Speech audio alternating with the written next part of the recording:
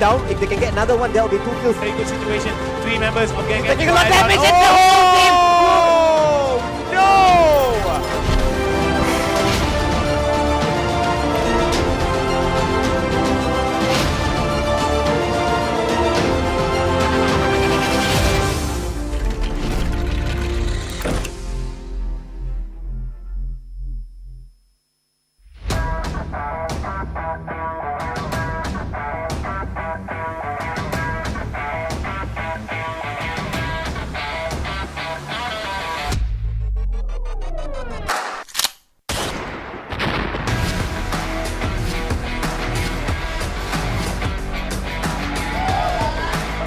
Oh, nice round.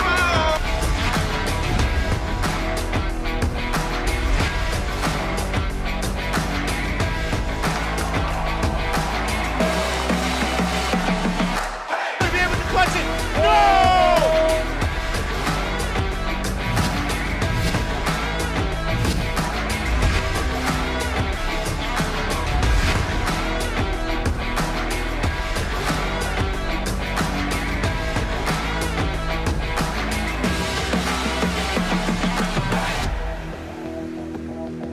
Okay, damage killer won't be able to spray a prey, unfortunately.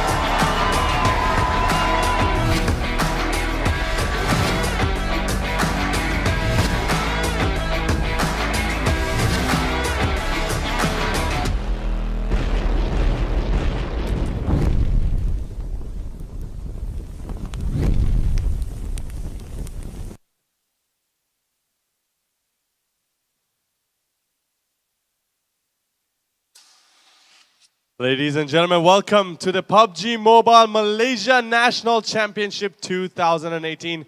I'm very glad to be here today because this is the first ever national esports event for PUBG Mobile right here in Malaysia. My name is Faraz and I'm going to be your host for today. And yesterday, if you guys weren't here, we had some amazing games. And I'm going to go over the details with you guys a little bit later. But I just want to let you know that we went through 4 different states of Kuala Lumpur, Johor, Sabah, and Sarawak to find the top 16 squads that are going to be battling it right here on this very stage for a prize pool of 60,000 ringgit. And of course, the pan that you see right behind me. So, we have to, of course, thank our beautiful developers of this very game, Tencent Games, and also our sponsors, Vivo, Udo, and Sunway Velocity Mall for making this possible.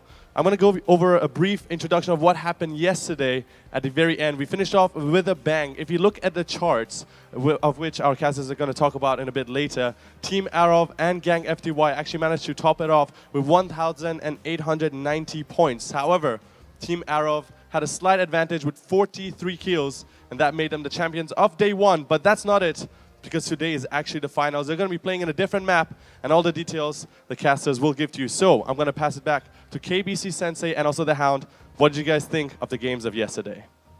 It was definitely a very interesting day of PUBG Mobile. If you guys don't know, I'm the Hound, he's KBC Sensei, and we're going to be your casters for today. It is the PUBG Mobile Malaysia National Championship 2018. It's been a rough ride for a lot of teams, but it's been a fruitful ride for other teams as well. So we've had some crazy fights coming in yesterday. Arov only securing 1 chicken dinner, however, getting so many kills. Gang FTY trailing behind.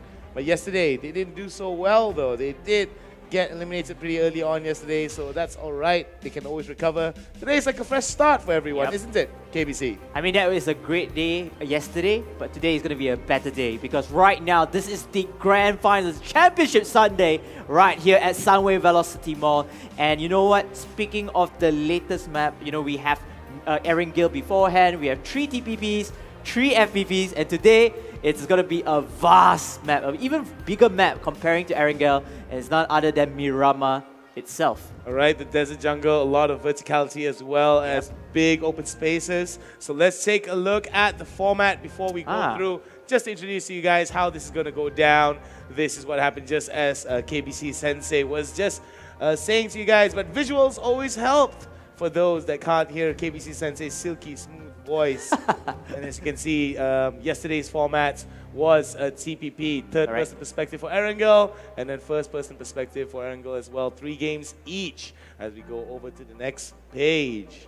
As today's format now is Miramar, same thing, same format, just different maps. So it's going to be interesting to see that during the qualifiers, every group only has 2 games in your hand, and this time around there's going to be 12 games. So it's like a marathon of games going into the grand finals, and it's very interesting to see how these teams were to adapt with longer games, longer matches. It's not just the battle of stamina in terms of your physical skills, but as well the mental drain coming in forward. But hey, it's a new day.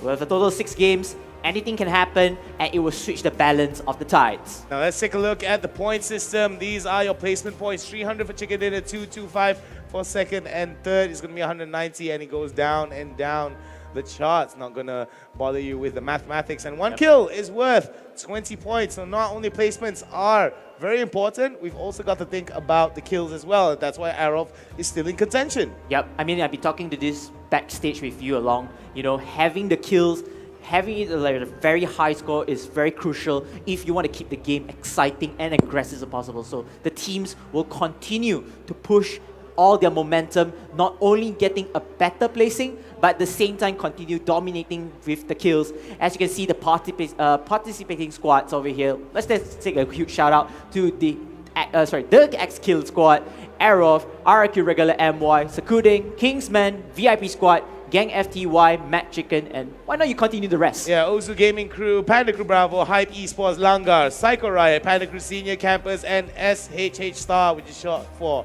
Sarawak Headhunters. So we've got all talents from all over the places. So let's take a look at our prize pool. This is what's going to go down. 20,000 ringgit for that first place prize, and 15,000 ringgit for second and third place is going to walk away with 5,000 ringgit. A considerable amount for those who are wondering. It is a big, big, big amount, and that's going to help further develop the team forward. Yes, and I mean the growth of esports in Malaysia has been so improving tremendously efforts, and having this prize pool is not only just growing the team but increasing the exposure, especially in the public, you know, saying that, hey, you know, I thought this is just a mobile game, it's just a casual game, but hey, we're taking it seriously, and this time it's the Championship Sunday. I can't wait for these teams to give us the best Battle Royale game out there. Now, you're getting ahead of yourself. We're talking a lot about today, but let's take a look with a little short video for you guys at home, and for those of you guys who are watching, a recap of yesterday's action. Let's take it out.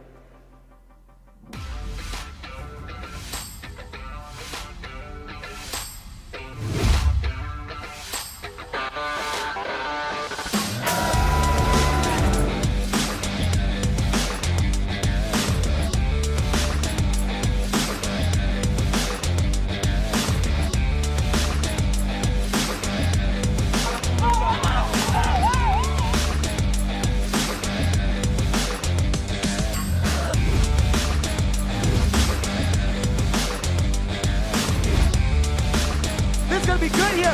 One by one, they go in. Maha's issue goes down.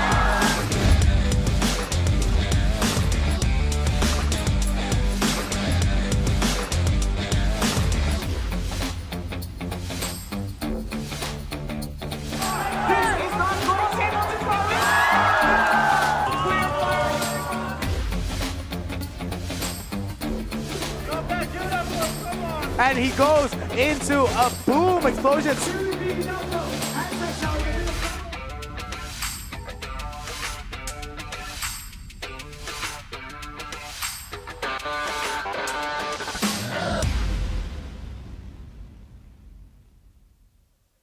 Now, that was just a nice video of yesterday. So if you guys missed out the action yesterday, you should be ashamed of yourself, and you should make it up to yourself by being here today at Sunway Velocity Mall with me, the Hound, and him, KBC Sensei. We've talked about yesterday, let's talk about today. Let's look at the scores and update each and every one of you guys on what's been going down from yesterday carried over to today.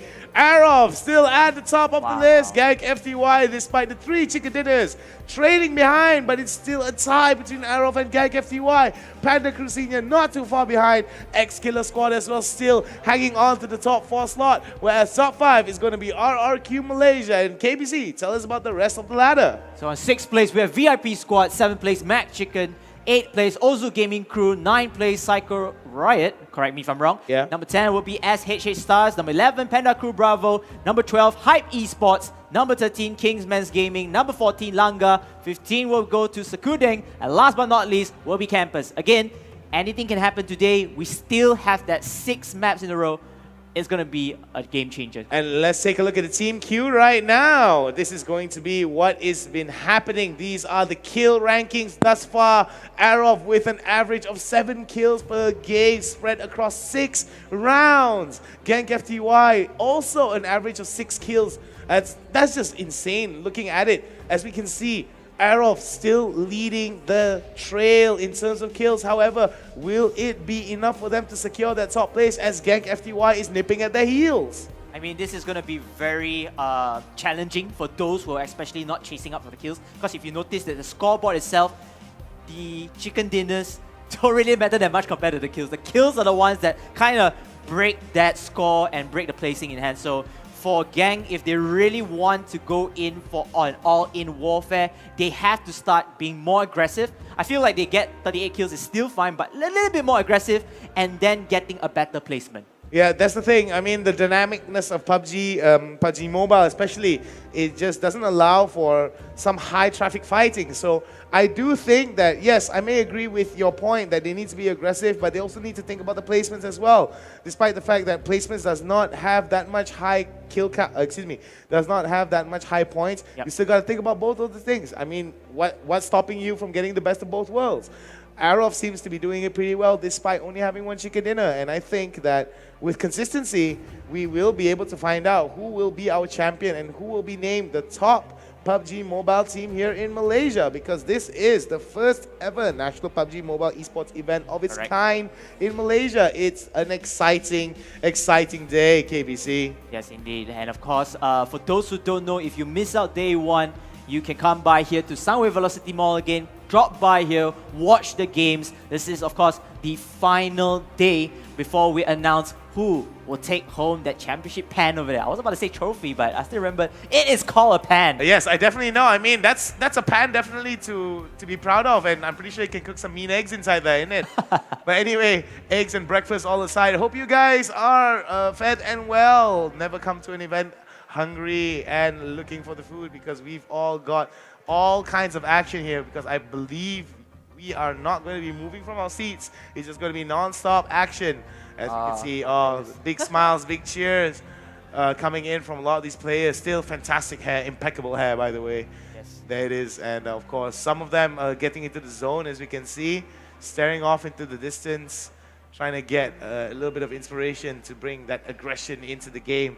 So we were talking a little bit about aggression, and we were talking a bit about Miramar and how that's going to hamper a little bit of aggression. But before that, some kill stats for you guys. 13 kills in total with an average of 2.17 per game, with total points of 260 all in for VIP's Jumper. Yes, indeed. And that is actually a very high kill count coming in. And maybe this is why he's in the zone. He needs to, calculate, the movements. Again, PUBG Mobile is not about just strategies in terms of team fights and placement, but again, it depends on your individual skills. And of course, you have to have the balls of steel to go in for that kill itself, because you're putting yourself at risk against other teams and other players to get hunted down. That's definitely something that you need to be very aware of, especially when you're going into the phases of the game that require a lot of movement and require to hug a lot of cover. I mean, as the game progresses, we're going to realize that cover becomes a highly sought-after commodity for a lot of these teams, and they want to put as much value as they can. Miramar may provide a lot of that cover for a lot of teams, but remember, despite the verticality and the unevenness of the terrain, it's going to be a big issue for a lot of teams to move from one point to the other without getting shot at. Yes, indeed. And of course, if you notice that Miramar is much more of a vast map, and Samoa is a desert map itself. Yes. Desert, you don't have much trees compared to Erangel. Yes. And it's very, very easy to spot off. So I feel that the players over here, if you can pick up a sniper rifle with a great attachment like an 8x scope, that's it. That is your key of winning things as long you're able to track down your opponents through the map and of course other awareness self. Yeah, I mean, you've got to be very aware of what's going on around you, and this is Ozu Gaming Crew's Samara or Imara. Not sure whether Samara. the X Samara, don't know whether the X is part of the name or used as a symbol to separate it. 11 kills. He's laughing. I think I must have said his name wrong, so apologies to Samara or Imara, whatever the name is.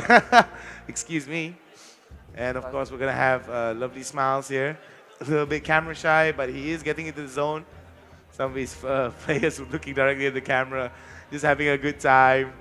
And this is what it's all about. Esports is not only about the competition, but it's also about the fun that we're having. As you can see from our highlights, from the recaps, everyone's having fun. Yep. Even us as the casters, we have a lot of fun casting the game. It's just a wonderful time to be just alive today, just casting some PUBG Mobile. A lot of things to be thankful for, and one of the things is to be here. Yes, and speaking of which, you did mention esports for everyone, so as the viewers out there, you are able to come down here, you get to redeem cool prizes, you get to join our stage game hosted by, of course, none other than Faraz himself, and most importantly, for those who are watching online, we got something for you. Yeah, so we've got some cool stuff to give away for you guys, but you got to make sure that you guys make the promise not only to me, but to yourselves, to sit down across the entire game and make sure you be quick. Remember, it all is going to flow up on the stream. It can come up anytime. Maybe now, maybe later, maybe right after we change the screen. You never know. So you've got to stay vigilant, and you've got to keep your eyes on the stream, because it's just going to be action-packed games throughout the entire day. Hint, hint, it's going to be appearing in the screen. Yes, definitely. Timestamp, I don't know. Timestamp, we don't know, but we've gave you the best hint already. It's going to appear on the screen. And of course, RRQ's Saz, S47, 10 kills with an average of 1.67 kills per game, with an average total score of 200 points accrued across 6 rounds. RRQ as well, they played a great game, but then again, they had to step it up. Again, day one, you know, playing at Erangel, I feel like Erangel is probably the most balanced map, I feel, in one end, because you have everything. You have cover, you have vast ground, you have close quarter combats, you know, to the far distance fights.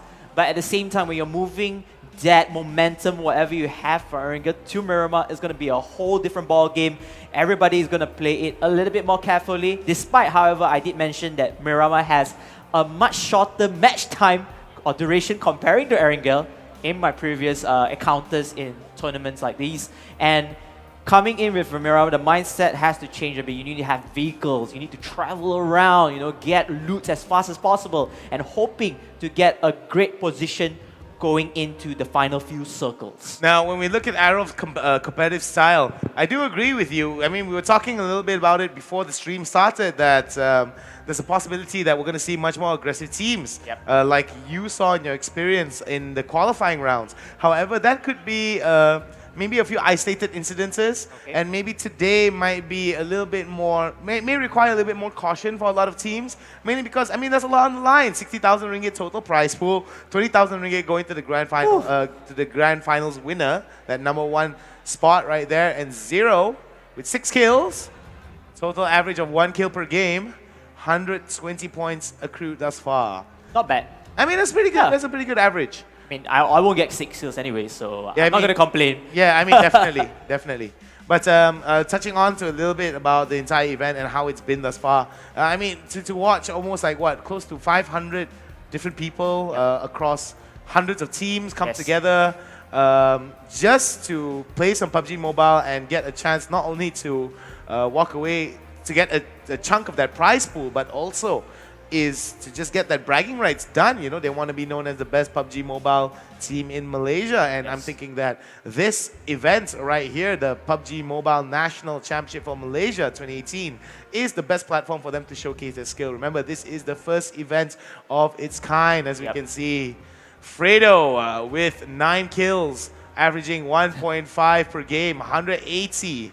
The legacy of Fredo from his other previous experiences in the professional gaming circuit will definitely shine through here. He is in the top 4 slot, but he has a lot to cover if he wants to make it into that 20,000 ringgit prize consideration, grand prize consideration. So that's going to be something that's going to be on Fredo's mind as he brings that competitive spirit with him into day 2. Correct. I mean, you know, you have a star player, but again, you have to have a good supporting cast as well. Definitely. It's a team game. It's not solos. It's not duos. It is a squad. You have 4 members. Everybody has to contribute something on the table. Now, speaking of which, you did mention that the prize pool, 20,000 ringgit for the winner. Total 60,000 ringgit. Yes. And it's I mean, this particular prize pool is not going to happen without the help of our sponsors and partners. Why not do a shout out, Dehan? Yeah, definitely. We got to give some love to Tencent, Vivo, and Udo because you do it better than you do. So we're all about the good times here. We're all about the fun times. So you guys got to make sure to come on down, check out their products because I'm pretty sure you're going to have a good time with their products. So they've got a little booth here. Yes. They've got some photo opportunities for you guys, so make sure to go on social media, Instagram, Facebook, Twitter, whatever. Make sure to hashtag PMNC Malaysia, and most importantly, just have some fun. Keep the memories, interact with your friends, interact with the community, and just have an overall good time here today. Nothing but love to each and every one of you guys who showed up here today. There's a lot of community members and there's a lot of supporters out here to show some love for their team. So make sure, whether you're on social media, to give some love to your winning team with the hashtag team name and win. If anyone's over here looking at us, drop by right down here to the Vanity Atrium side, as we do have some cosplayers as well, PUBG cosplayers. They are all dressed up and ready for the Battle Royale action. And it's going to be fun to see everyone here. I mean, PUBG Mobile is a game for everyone. You know, I have, you know, small kids over there, my nieces, my nephews, they were playing PUBG Mobile. And, you know, it feels very, very good to see, you know, having that same bond, the same part, even though we are years gaps away. And it's a good way to, you know, bond together through this game. All right, as we're going to be watching this, the players are getting ready right there. We've got some people from the community, as is, just taking some photo opportunities. KP Sim, formerly from Logitech now, just taking some pictures. We even have the frame for him as well. That's actually very interesting. Yep, that's nothing but love right there. And of course, all these players now getting into the zone. As you can see, some of them just focusing in, getting into the lobby, trying to get ready as quickly as they can. But as we talk a little bit about how the gameplay has been going on thus far, I mean, you weren't here for day one. Yep. Day one, basically, just to fill in, day one was a lot of really good shots, but I felt that a lot of teams like to play it from the mid-range rather than playing it from the long range. So I'm pretty sure that that could be the problem with the platform at times, just making it a little bit finicky with the aim, not being the best conducive platform to be getting some of these pixel shots. But we've been surprised over the past few weeks from casting from the qualifiers up until now that some of these players who play on the phone play just as well and just as smooth as players that play it on the PC, for example. So I'm thinking that we could see some very high-level gameplay today that is going to happen right here at the Vanity Atrium, coming to you live from Sunway Velocity Mall. And another, in addition, is just to say, you know, they are playing in the grand finals. The pressure is on, you know, comparing to the qualifiers, which they also play offline. But again, you're in the eyes of everyone. The whole nation right now is watching you. So perhaps they want to go in for weaponry and armory that focus more into that quick kill rather than going for far distance shots and one bolt action, sniper rifle, and etc. So again, we'll see how it goes because again, Miramar is a very, very huge map. Most of the gameplay ends in a very open wide area. I rarely see that if there's any urban warfare so far in Miramar, even it happened, it's going to be very, very slow or very, very rare in terms of the opportunities to be happening of that. But again, vast gameplay. It depends on the players' positioning, how they cover their positions, you know, how do they strike or first strike into the end of the battle and try to preserve your victory from there. I think striking while the iron is hot is definitely an idiom that we all can relate to when it comes to PUBG Mobile. However, I do feel that for some teams, they need to be very wary of how they want to position. And what's really important also is the fact that they need to actually make the decision as concise as possibly.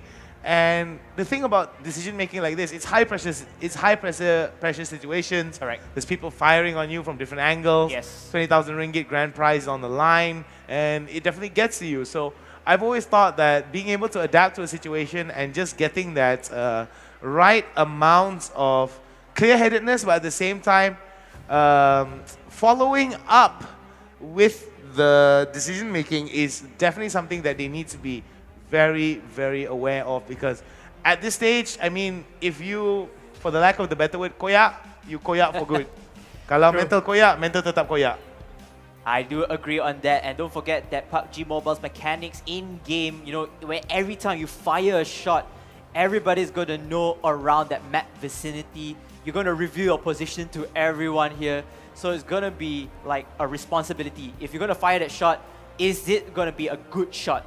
Or it could be turned out, you know, just like a double-edged sword. It's going to harm you in harm's way and just going to put your team in a very dire situation. Definitely, I mean, just to elaborate on that point a little further, KBC, is that, I mean, you've got to also be wary that it's different for solos because knockdowns happen, right? So when you get knocked down, you want to get the secure, right? So in a lot of instances, we saw yesterday that some teams will just fail to get the secure and gave free points to another team. So that can actually affect how the overall standings can be, and that is just what makes PUBG Mobile such a dynamic and fantastic game. The fact that there is just so many opportunities for teams to actually come back into contention. I mean, some of you guys maybe counting the other teams out and thinking Gank, yes, FTY, as well as Arof are going to go for it, but I've been told that we're going to go into the game.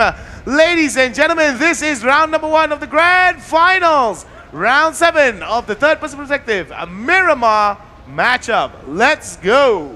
As you can see right now, the plane will take its flight from south to north. And this is actually a very good flight. I always like this type of flight because you are trying to cut into the middle of the map, and then you are letting your teams decide on which areas to land and loot. Again, you have to focus onto looting first. That's where you want to build up your farm, I would say, and of course getting the momentum. Afterwards, when you think that, you know what, my team is secured, we have good weaponry, we have good armory, let's go in for the kill, let's hunt down the rest of the members, and after that, trying to aim for the winner-winner chicken dinner. Yeah, winner-winner chicken dinner is definitely something that these teams will want to take into account here, as they are going to be fighting out for a lot of real estate. We do see that some teams are going to be landing close to each other. Kingsman Gaming is going to be landing with the Sarawak Headhunters here. I think it's going to be a bit of a Sarawak versus Sarawak team for gameplay, if we're not going to be mistaken here.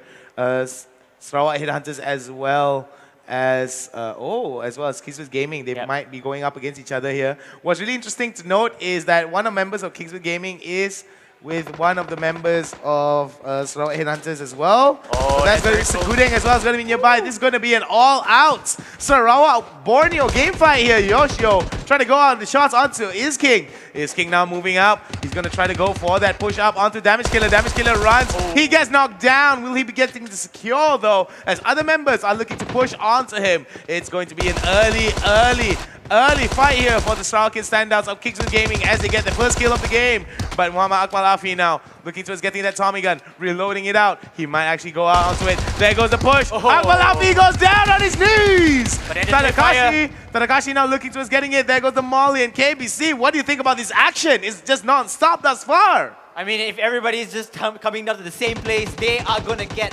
full intense pressure coming in. But then it looks like team number 9, they have the upper advantage. They're taking down team number 8 so much. And Sakudeng is in a lot of trouble in the early stages of the game. It is a very, very troublesome time, but it seems that coming in from the Kings now. Kings in a lot of trouble. Carol M24, the last man standing, 3-man down. He needs to work hard, he needs to work fast, and he needs to kill those that are coming in forward. But numbers are not against him. He only has a Winchester as well as a Thompson. He goes with the spray, and he's not going to be king. Sarawak Headhunters, Wadu secures the kill and secures their place, but can they breathe? A little bit of dancing right there.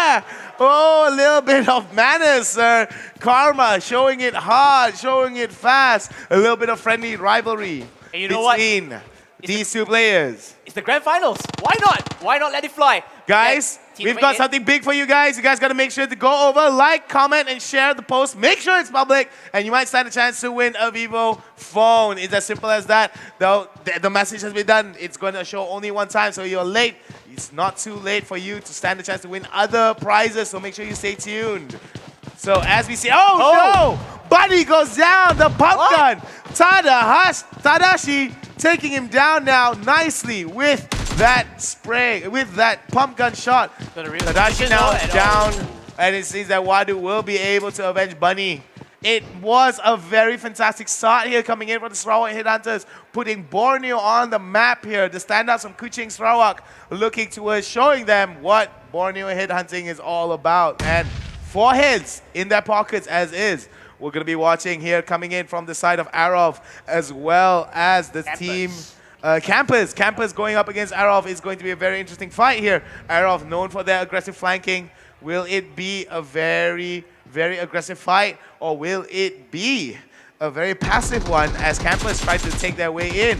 Red Eagle now with that 6 scope. Nicely done. Lobs the grenade, goes for the Kobe.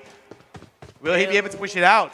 Will not hit anyone though, but then they're just trying to push in. Red Eagle is going to move forward here. Hopefully he can, but he gets 2 members perhaps. He's going to knock down at least 1 member and deny the knockdown. But then, Eagle! He gets taken down. What? That's a nice little spray here. We do see Edrix with that barrel hanging out over on the top side.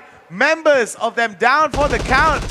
Arov still able to hold it and contest it, and they will be able to take them down. 4 hits in their pockets, and Arov with a fantastic start early in the game.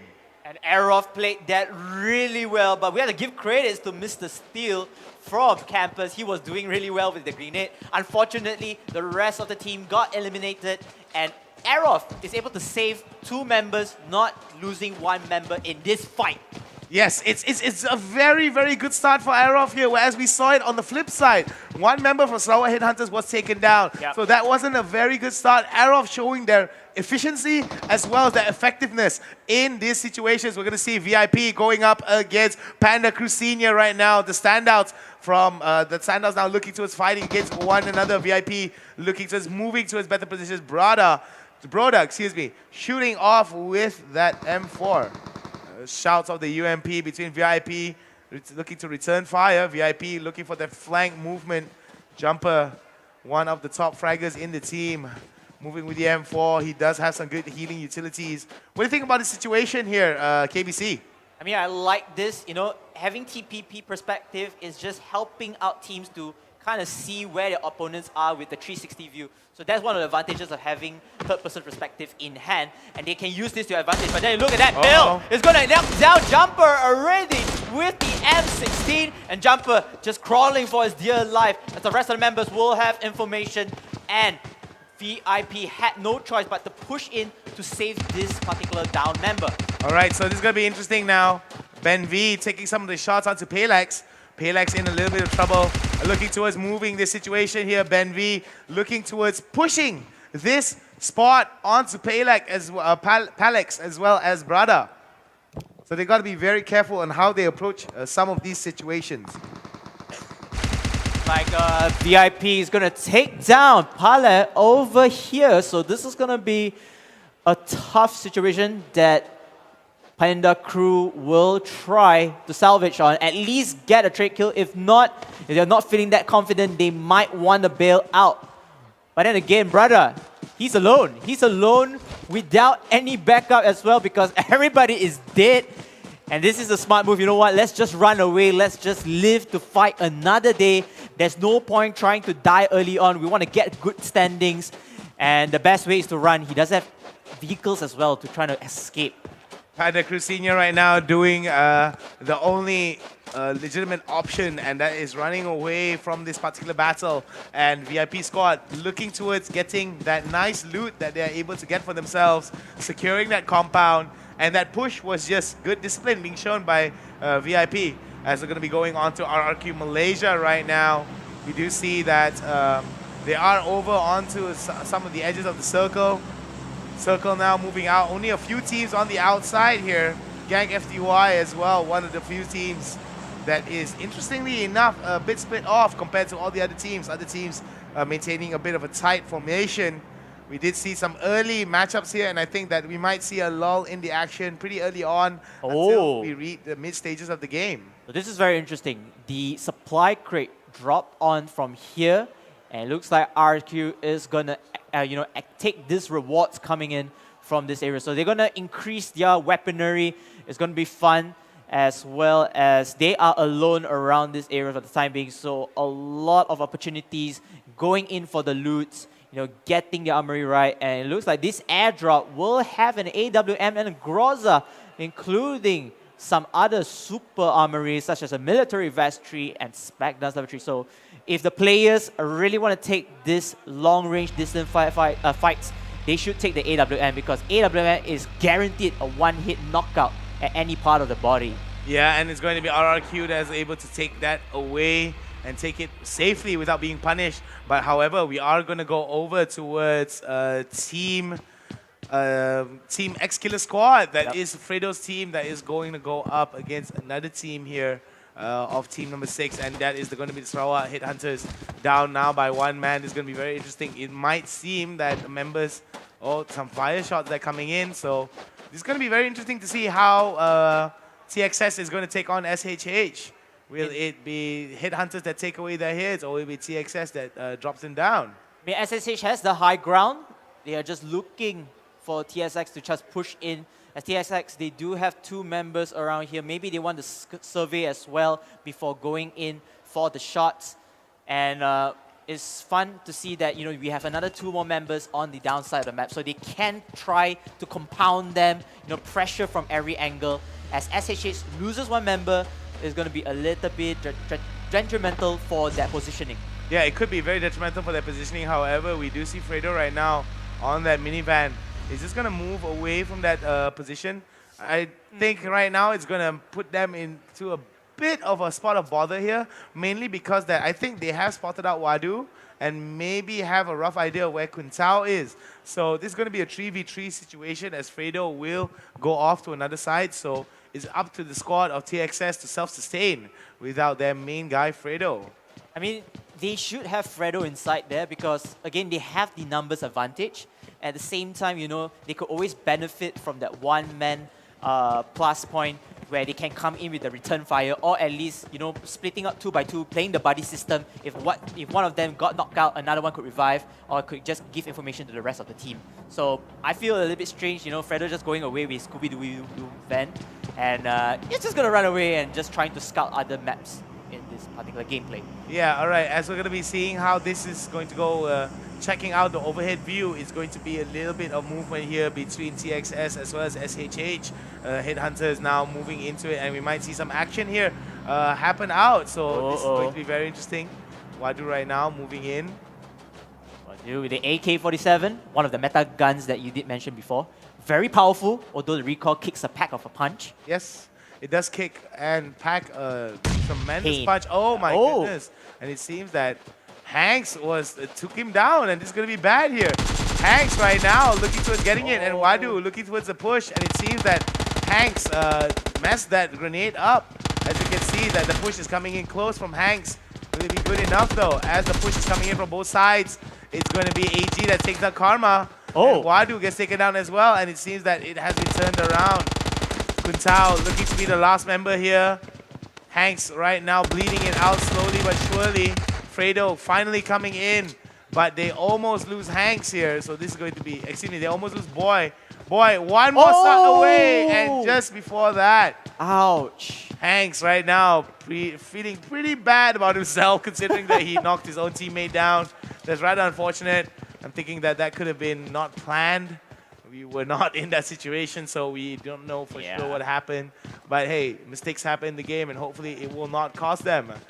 Well, in the conclusion, at least they get a consolation prize. They managed to take down SHH, which is the Sarawak Headhunters, and they're able to obtain at least 60 points away from the battle.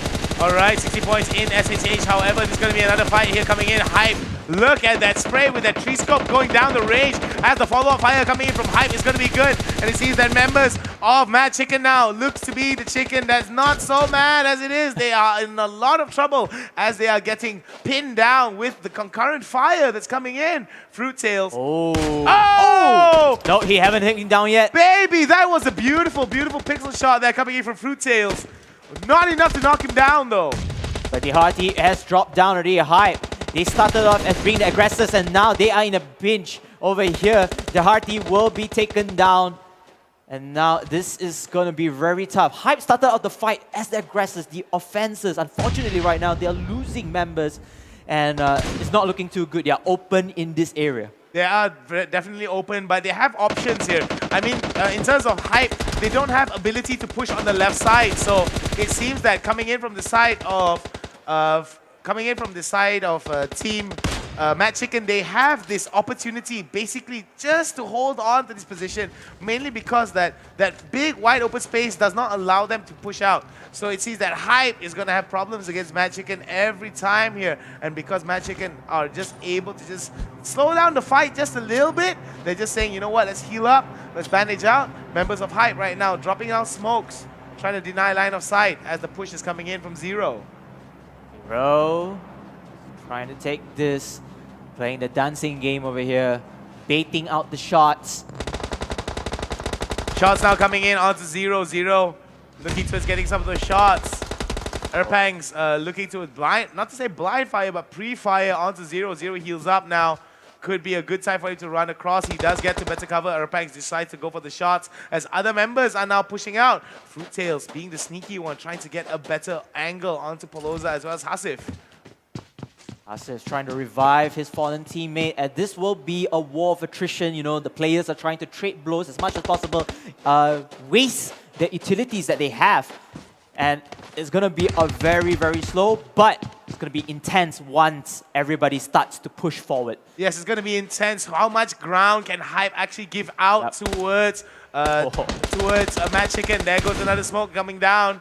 Hype now, this could be good, this could be bad here. The double smokes go down, and I think that smoke was just beautifully done just to deny as much cover as they can, and Hasif immediately goes for the flank. Could this flank actually pay off? As we see members of Mad Chicken now being pushed out, and it seems that Hype suddenly getting that injection of Hype, managing to get down a takedown here as Zero comes in to help. Members now, Rothschild managing to take him down. It's good, but from behind, Hasif with the backstab. As Hype only loses one member, Zero will live to see another day. Mad Chicken out of the game. I mean, you know, even though you lose one member, but then again, the flank was so beautiful. Just coming in, just distracting as much attention, taking away all of that pressure, and come right back with the backstab, instantly racking down Mad Chicken to pieces. But before that, Aerof right now, one of the highest kill teams to provide it. Now Panda Crew Bravo in a bit of trouble here. Panda Crew Bravo fighting it out against Aerof. Aerof peeking it out. They're going to be pushing it out from both sides. And it seems that oh my goodness graciously, the coordination coming in from Aerof is just too much. And without losing a single member, not even a member down, Panda Crew Bravo has been eliminated. I mean, what is going on? That was their graveyard. That was their death moment where there was so much confusion coming in from Aerof, with just denying every single angle, and they were just rotating from time to time. They were saying, hey, you know what? Let's lay fire on. You guys push forward. Slowly but surely, they confused every Panda Crew member there, and unfortunately, they had to bite the dust. All right, here's the online giveaway for you guys, the classic coupons. Now, guys, go on your phones as quickly as possible. Get it done, snap some pictures, get a screenshot, and be quick about it because it's gone. Just like that. Just like that. It's gone. The devil himself didn't even know you existed, baby. And that's the truth. RRQ right now, one of the other teams looking to push it hard, push it forward. Moving with vehicles, each of them having a vehicle to their own, and this is going to help them with logistics so well. 20 minutes into the game, almost 20 minutes into the game, it's third circle coming in. Speaking of the devil, it's already 9 teams left. Oh my goodness, 9 teams left with 32 alive as we look at the circle here. A lot of pressure now builds up. 20,000 ringgit grand prize up there. 60,000 ringgit chunk is going to go to that grand prize winner. It's all a matter of who's able to get it first. who will be able to fight it out first, and that's the most important thing. They need to push, they need to push, they need to fight, they need to test the limits, and most importantly, they need to be aggressive, and they need to be as aggressive as Arov if they want to stand in contention with this. And a little bit of a visual bug right there. Apologies to you guys watching. A bit of a minor mishap right there. We do see Arov's Red Eagle right now picking up the MK14 as well as the AUG A3, 4-scope, lots of ammunition. I mean, adequate amount of ammunition. By this stage, he's pretty much kitted out. It's going to be a very good time to watch how these players are going to be moving and escalating the action. Red Zone now pushing it out for some of these teams. RRQ moving towards a better position. So the recap of the previous playing circle, we do see that team number 7, which is Langa, and team number 14, which is Psycho Riot, they managed to go into that playing circle and they are able to somewhat take the early advantage to capture or predict where the final circle is going to land onto it. So that is actually a good move. But at the same time, I do hope that they are farmed well enough. They do have the weaponry and the armory to move forward, because when I noticed that particular circle, it could land at a vast land, like a no man's land over there, so they will really need a lot of cover. They need a lot of utilities such as the smokes, to blind or deny any entry frags coming in from opposite teams, or to keep themselves protected. It looks like another airdrop comes into play, and that will be the M249.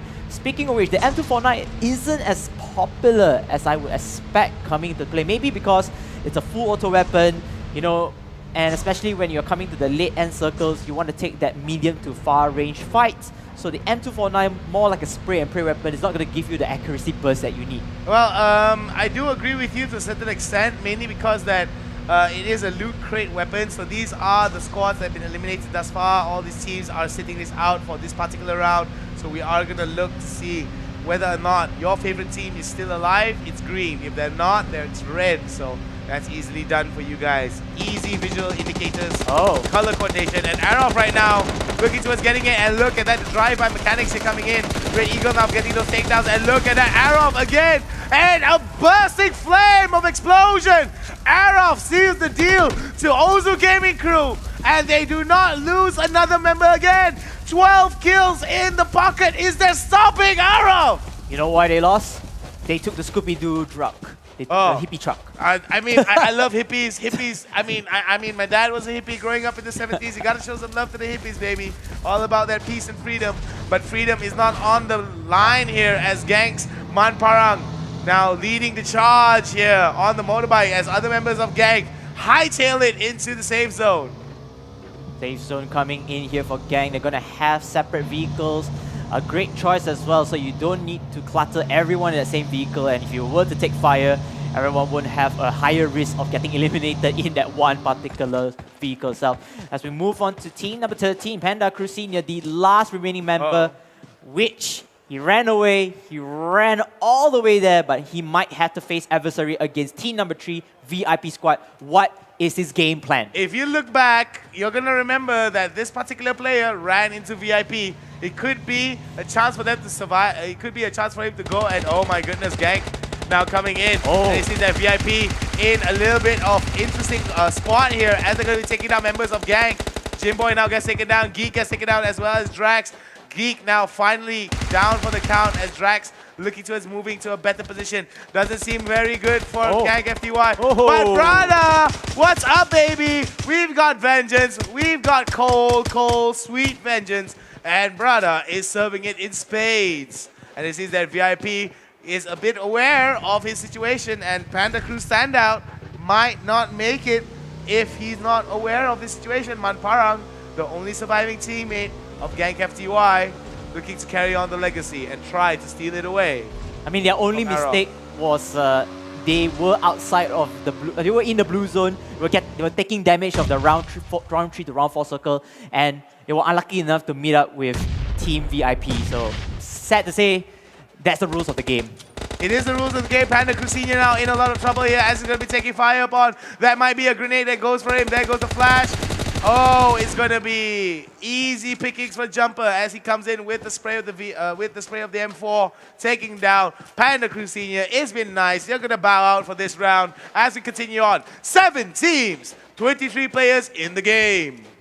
Like I said, it felt like a faster gameplay or game pace. We have seen a lot of action-packed moments coming in. And one thing, surprises me that in Miramar for PUBG Mobile is so action-packed, so intense pressure coming in from all teams. Everybody eyeing for kills, eyeing for positions. And it felt like it was a very, very quick style of pace. Yes, it is. I mean, they are playing it at a quick style, but you can say as well that a lot of these teams are still waking up. So, I mean, a lot of teams are like that. It takes them 1 game or 2 games for them to actually start going up. So, Aerof seems to be one of those hot, hot out of the reaches. Immediately, they just come in hot. And it seems that Aerof looking towards securing that top spot and saying, sorry guys, that 20,000 ringgit is ours. And as we're going to be checking it out, Gangs Manparang right now in the huts. And it seems that he might be in a rut if it's going to be a situation for him. Wow, he's going to just try snake his way out, or what you all like to call it, touching his way out touching his way out, yeah, touching gameplay. That's something that a lot of the PUBG Mobile players love and hate at the same time. It's a very controversial topic for a lot of people, I suppose. Yeah. But I mean, tactics and all aside, we do see that it's going to be interesting. They might miss him out. Psycho Riot now looking towards pushing out the Sabahan standout. Oh, this is very, very close. Just one house away. And if they got sight of him, that is going to be so sad. I'm pretty sure that he's just going to take... Oh my goodness, look at that. Just passing by. Yeah, go ahead. Just passing by. All right. Just casually, just hanging out. Manparang now using this information. How is he going to use this information? Is he going to use this information to come from behind, or is he just going to lag behind? Because the problem is, if he lags behind, then he'll be able to secure some kills for his team. But the problem is, pushing into the circle is going to be a problem. There are still 23 players with 7 teams still in contention. So this is going to be exciting, as we're going to be seeing. 2 teams now making up against each other. Is going to be Langar against Psycho Riot. Will it be Langar that Langars, or will it be Psycho Riot being too much of a riot for Langar? Let us find out. And if Manparang from Gang, he wants to play this well, he could let those 2 teams fight first, weaken themselves, and when opportunity strikes, he will try to get the kills and survive longer into the game. But this is the moment that he has to wait, because there's only 42 seconds left. Time is the essence, and he has to get out and get into the safe zone as fast as possible, because round 5 circle, the poisonous blue circle is going to be very painful. Shot coming in already. Shots coming in. Rose now going in for the spray. And it seems that Langar now is in a lot of trouble. They do return fire, but they're in a bad spot. Manparang now comes in. This could be an opportunity for Gang to come from behind and steal it out. This is coming in as we're going to be seeing it now. Gang is going to be coming in from behind, living up to their name. And it seems that Langar now slowly picking it up. They are spreading it out as other members now looking to join the squad. VIP squad now attracted by the gunfire. There goes the fire coming in, and let's take a look from Gang side. As we see it, they are going to be pushing it out. It seems that members of Langar do not know, and this is going to be very interesting to watch as the push is coming in from Langar, preoccupied by it, and it seems that Aram as well starting to come in. Alep gets taken down, and it doesn't look good for them, as we're going to see Langar as well going in for the shots onto VIP. Aram's Red Eagle now coming in. Psycho Riot from Sabah has been eliminated. We're going to see more and more fights here as more members are going to come in. RRQ, the next to go down. We are down to 4 teams, 12 alive. All these members now fighting for a lot of space here. And this space is impressive to see how Manparang playing it so patiently and so quietly. Oh, Manparang. He's going to play the zone. Out against. He's trying to fight the zone over here. He's still able to get it. He's still be able to get it. He's still fighting out against the zone here. Manparang in a lot of trouble here. Members of Langar just in front of him. He's fighting up against it. He does have a little bit of time, but he needs to keep moving. He needs to keep moving. He needs to go as quickly as possible. Oh my goodness, he goes again, and he goes for the other first aid kit. He has 1 more first aid kit. This will give him enough time for him to move in. He has 60 seconds. He sees Langar. Does he want to contest it? I don't think he should. I don't think he should. Zero now, does not see anything. This is only a matter of time here. This is final lifeline. One more, and he needs to push. He has to push already. He has to push now. Manparang's whole Gang's FTYs. Hopes are on Manparang right now. That second slot might not be for him as he pushes it out. Oh my God, he doesn't see it. Also doesn't see it, and he gets in. He gets in. He gets in. But will he be able to heal up in time though? 30 seconds on the clock. He has so much. Oh my goodness gracious me. Manparang now in a beautiful spot. We do see that he is the only Oh, one left wow. standing. This is going to be a trial against him. The odds are against Manparang as Langar coming in. Arov as well, still with 4 members. This is going to be interesting to watch. The AWM now onto the side of Boyka with the bear suit. And this is where the AWM will prove its worth coming into the later stages of the game. As you can see, it's going to be Team Arov getting the upper advantage. They have the urban style, they have cover, and they're going to wait for team number 7, which is of course Team Langa, going with Team Hype Esports to push forward. And they are in all good man terms. And Manparang, he's been playing the best survival game in this particular round. But now, can he still stick the line? He's going to charge it all the way there. Look at that! Manparang going to lay down one! Takes out one! He takes out 2! He's going to lay down 2, and he falls down! Manparang goes down to Langar! But how much of damage did Gang FTY bring to Langar though? This is going to be nail-biting action. No. Rosena down for the count. Heiko takes him down! And now 2 teams left. 4v3, and it's going to be Arov going up against Hype. Oh no, and Hype, they really are not in the favor of the few final circles.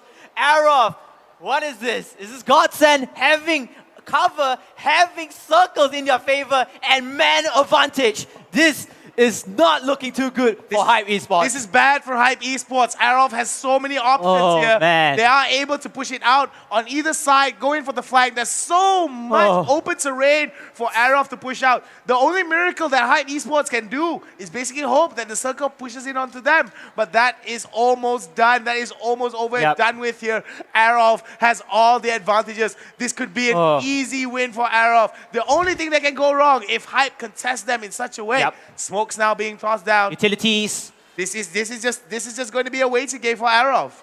This is a waiting game for Arov. You know, they're just going to wait. Hype, you know what? Just come to us as they are trying to do so. As one of the Hype members has been taken down, and that would be Zero.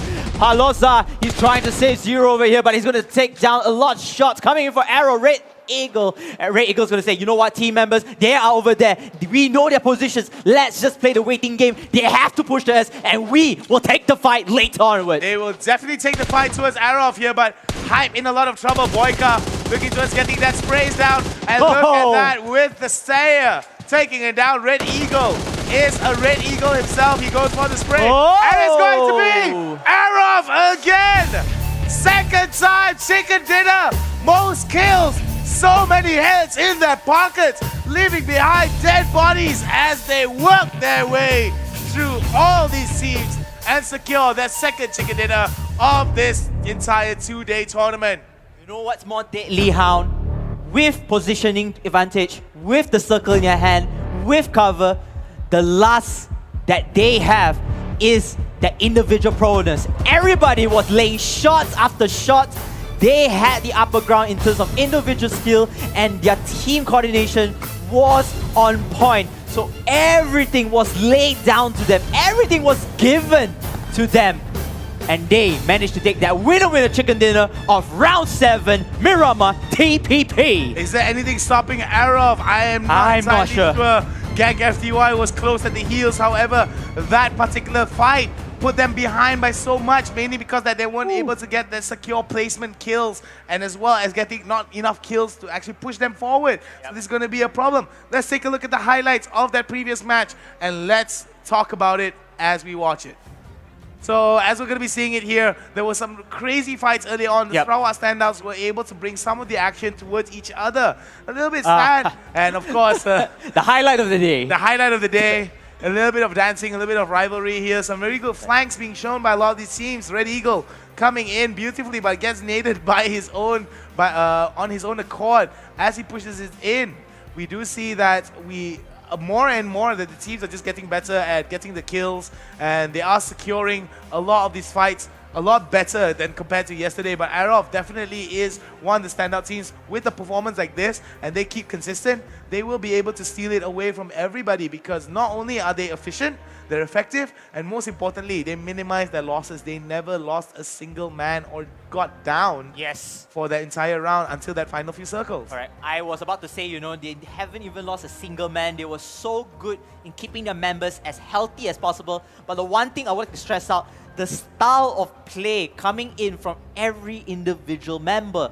You know, you have your shots on point, you have, you know, your tactics to juke your opponents, just repositioning at the right moment and just confusing them from left and right because, you know, as a player, you want to get as much information as possible, right, before starting the fight. So you want to get the correct positions, you want to get the correct info, like, hey, they're going to push forward to us, let's hold the ground, let's anchor this position. But Arrow's gameplay was so confusing, was so fast-paced as well. It just created so much confusion, I would say, to all the teams. They were like, you know what, they're going from here. No, there was another member over there, and by the time you know it, your members are dead.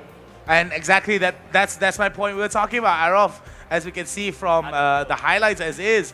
A lot of Arov highlights here, definitely, and they did eliminate a lot of the teams. Broda right here trying his best to just upset people. Gag FTY, just a single logistical mistake put them in a situation where they could not return fire onto VIP. Very, very bad. And I mean, it sometimes is just what's the word for it? Just trying to get back into it. Yeah, just, correct. You know, I mean, it's been a day. They had long games yesterday, so maybe they still might be asleep. Yes. But now I think it's the time where Gang FTY is like, guys, it's time to lift up our socks, you know, Right. pull up our socks and really bring in our A game because Arov seems to be looking to push their lead further ahead. I mean, Gang FTY, like I said, the only mistake was they came in late into the playing circle. By round 1 and round 2, you still can tank the damage, sorry, my bad. But at round 3 and round 4, the circle gets a little bit more painful. You need to be aware of not only the poisonous circle, but the members or the other opponents that were in the circle already and they're waiting for you to come by.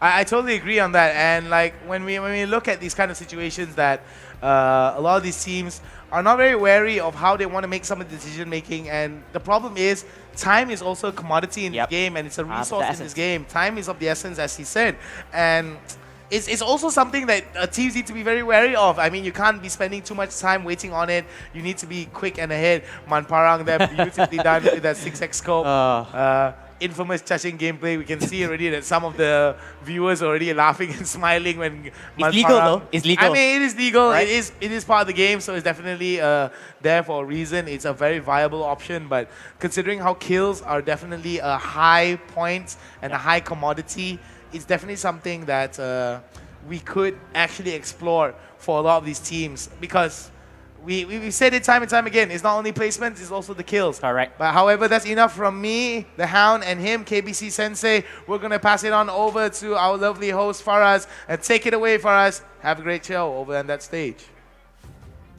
Thank you so much, the Hound, and also KBC Sensei. I'm here with your winner, Boycott from Team Arab. Give him a round of applause. But he's not alone. He's here with his baby boy, Daniel. He was a little bit stressed coming up on stage, so he brought Daniel here with us to, you know, calm down a little bit. Boyka, how are you doing right now, man? I told you, he's a little bit stressed. Should we interview Daniel instead? How are you doing, Daniel? Okay, he's stressed as well, all right? I just want to ask you one question. You guys got the chicken dinner in the first game yesterday, topped off the charts as the winners of yesterday, and got the chicken dinner early in the day today as well. First game. It's a different map, and that means regardless of the map, you guys can win. I just want to know, how are you feeling right now? Are you confident enough to win the championship, PMNC 2018? Not so confident, but we still gonna try our best for the other round. All right, they're going to try the best. One more round of applause. Come on for Boyka and Daniel right here. We're going to go for a short break. We'll see you right after for the next game.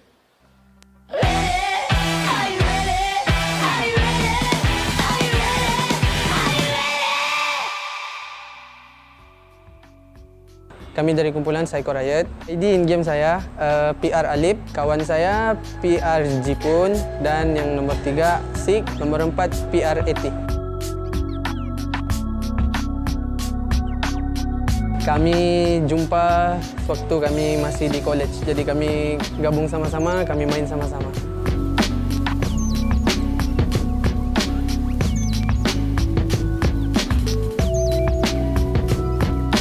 Insya Allah semuanya kami serahkan dekat Tuhan. Senjata favorite saya selalu guna M416 sebab dia punya recon tidak terlalu tinggi. No, he still needs to go for the ace though. He's got to be working fast. He's got to work fast to get that kill. He needs to get one more. He's going to get one more. Oh, from the back. The backstab from Gibex. And this is Psycho Riot with a crazy amount of kills. 16 kills. Terima kasih kepada tim-tim lain sebab selalu training sama kami sama-sama, selalu support kami, bagi kami semangat.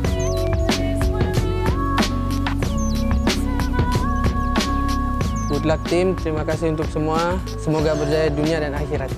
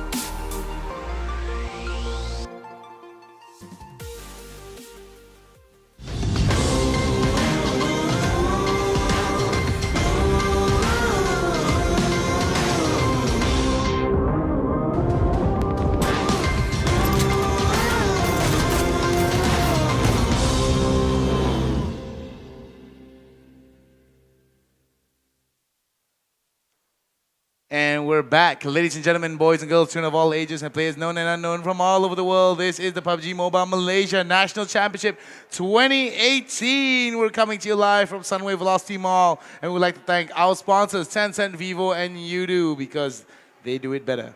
Yes. All here. All here. All there. Just showing to you guys over here. Right. And it was a great game, exciting, entertaining, exhilarating first round of Miramar TPP right here at Sunway Velocity Mall. Well, it has been some crazy games, and before anything, we would like to introduce ourselves. I'm the Hound, he's KBC Sensei, and we're here live, and it's crazy. The crowd is starting to pick up. More and more people are coming in to check it out, and that's great. Got to see some members of the community take pictures with one another. That's always fun. We'll have the updated scores for you in a while. We'll show that to you guys in a bit. But remember, 20,000 ringgit up for grabs for the grand prize winner of the total prize pool. 60,000 ringgit. That's a big, big chunk of that 60,000 ringgit going to the grand finalists. Arov looking very strong, like how they did. So let's take a look at the standings while we talk a little bit about Arov and Gank FTY. So Gank FTY was still able to maintain their top spot. However, VIP Squad was able to push themselves up by 2 slots. X-Kill Squad goes down by 1, as well as RRQ. Hype Esports jumps to 5 spots here, up to number 7. Wow. Mad Chicken and Ozu Gaming take 1 drop down, as well as Ozu Gaming dropping 3 spots. Langar going up 2, as everything else remains fairly unchanged. Yep, indeed. And Aerof, they extended their lead to at least 500 plus points, which, you know, just after that performance, you know, everything was given to them. They played their cards right, and they never made a single, or you know what, least mistakes coming in here, and they managed to, you know, make the gap even longer. So I did mention, I did saw the interview. They weren't really confident yet because again, it's still very new. You know, there's still so many games in hand, but they will not try to give up because they're going to go their fullest in this game. And let's take a look at the team kills thus far coming in. So Arov right now with 7 rounds in the pocket, 64 kills, 24 kills ahead of Gank FTY with an average of 9 kills per game, per round. Remember, we've already had 7 games already in the pocket as it is, right? Excuse me, 6 games in the pocket. Today was our 7th game. Yep, correct. Right?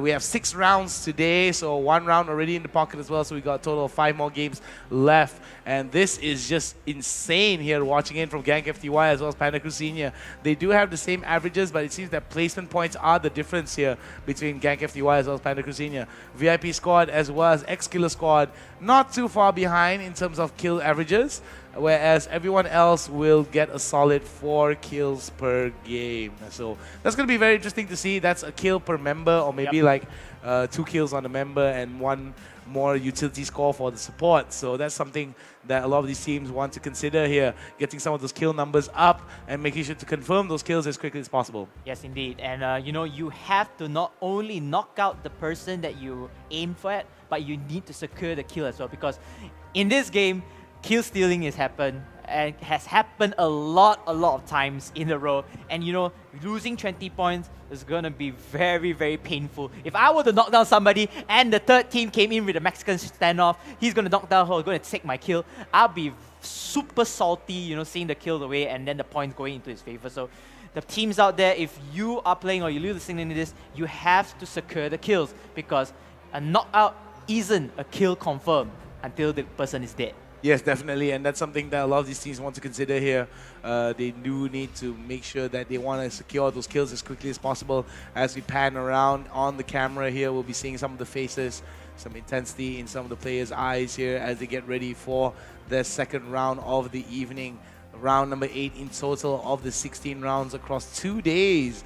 And this is a combination of weeks and rounds of players just fighting it out on PUBG Mobile, fighting their way to be here, qualifying in each of their states to not only be the best in their state, but also look for a chance to get that title across all of Malaysia. Eyes are on these players as they are getting it underway and are about to go into the game relatively soon. So KBC, let's talk a little bit about gameplay. Let's talk a little bit about standout moments. What was your standout moment from that last game, and what were your most interesting thoughts in terms of any of these teams? Do they strike your fancy? Do you feel that teams need to improve certain matchups or they need to work on specific things? I mean, the most standout highlight, definitely Team Arof. I mean, they played till their hearts out, their minds out. Everything from individual talent to landing your shots and eventually the team tactics, fast-paced offense, and getting the kills and the winner with the chicken on the low. And just a huge, like a little bit of shout out to the taunt, that mini taunt coming in from SHH. That was really funny. I think that was done in good. I think that was done in a good ways. Yeah. Good sportsmanship, I suppose. Friendly I mean, taunt. friendly taunting between because it was a Sarawak versus Sarawak thing happening. So I think that's a little bit of a shout out between them. They were like, "Hey guys, we got you this time. Let's see whether you get us the next time." So I'm pretty sure that rivalry is happening. Will they be able to do it again, or will we not see even the Sarawakian fighters go up against one another here, as all of these players put their hopes in each other? And of course, in the circle, as they try to fight out for that 60,000 ringgit chunk and that chunk of 20,000 ringgit that they're trying to fight out of. Yep, and they did it. And you know, something to fix on today is, you know, besides positioning, I feel like the teams have to be a little bit more aware of their surroundings. Like what happened was one of the last remaining members, Gang FTY, which is Man Parang, he is able to crawl all the way from behind, and the opposite team, if I'm not mistaken, was Team VIP, if I'm not mistaken. Yes. One of the teams. They were all phased. They were all like, you know, they weren't even sure where is he coming from. You know, and coming from PUBG Mobile with the in-game mechanics, every time your opponent moves in your vicinity, you should be able to check the footsteps, the gunshots especially. So this opens things up, especially when you're knowing that you're gonna get backstabbed from somebody. So map awareness is 1 point. Number 2, don't mess with the playing circle or the blue zone. Round 3, round 4, just get the hell out of there. Just go inside to the playing circle as soon as possible, because you don't want to face adversaries from the next painful blue circle and your opponents who are waiting within the playing circle itself. Yes, it's definitely going to be something that they want to be very wary of, mainly because that when they want to move into situations that present high loot, there's a possibility that sometimes there might be other people that might be dropping onto the same spot as well. So we did see it happen towards the Sarawakian teams, and we did see it happen towards some of the other teams as well. But looking at how some of these teams are performing, we do see that there's just a level of understanding whereby a lot of these teams they know where to go, they know how to move in, and that is what they're going to be fighting for, the coveted pan on the stage next to the loot crate along with the prop guns. Remember, those are not real weapons, those are toy weapons. So I'm pretty sure some people were a little bit bewildered when they saw replica weapons, toy weapons that way. It is part of the prop, so hope that you guys do not fear nothing. We do see now that Marshall's now standing by, getting all of these players done. A big shout out to all these people for making it all possible. Yep. I mean, it's very interesting, the format that you have every single team sitting side by side to each other. And, you know, in the Battle Royale game, it's fun to see this type of setup, because you might be, you know, meeting up with an opponent who could be your final 2 teams side by side. That's there. Just calling out the play styles and the calls coming in here. And, you know, we want to give a shout out as well to the game format. The game format, you know, enables teams to keep on trying, and like you said, maybe early on they weren't really warm up, they're still feeling asleep, it's still early in the morning. So having 3 third-person perspectives in the same map, you know, just runs the fuel, runs the psychomotor in the players themselves, so they will get used to it and a little bit much more warm up for better game fights later onwards. Yeah, I'm pretty sure that we're going to get better. I think we're just going to get better and better as the game progresses. Yes. I did believe that games just got a lot more entertaining as the game progresses. A lot more teams were trying harder and harder to win. And that's something that a lot of these teams need to be very wary of. They have the potential, they have the capabilities, but whether or not they'll shine out like the diamonds that they are is yet to be seen, because there's just a lot of factors here coming in. And sometimes it can be very... how to say it? It can be very scary sometimes to have people push onto you and you're not able to hold on to certain positions. Correct. Just because that not only do you have to handle the pressure, but you've also got to handle the fact that people are pushing onto you from different angles. You can't have a clear, concise escape plan because when one flank falls, another fold opens, and Yes. that just can be very unfortunate for a lot of these teams. However, we are going to go into round 2 of the day, a total of round 8. Third person perspective, Miramar. This is the PUBG Mobile Malaysia National Championship 2018 Grand Finals. We're going to see the same flight path again for all the teams. They are going to separate into their respective drop zones. And now the players will have to choose whether or not to take at the further end of the map, because once again, Miramar is a huge map, and hoping that the playing circle will be in their favor. So if you're going to be like, in prison or somewhere in Puerto Paraiso, you can be very, very far apart, further apart from everyone.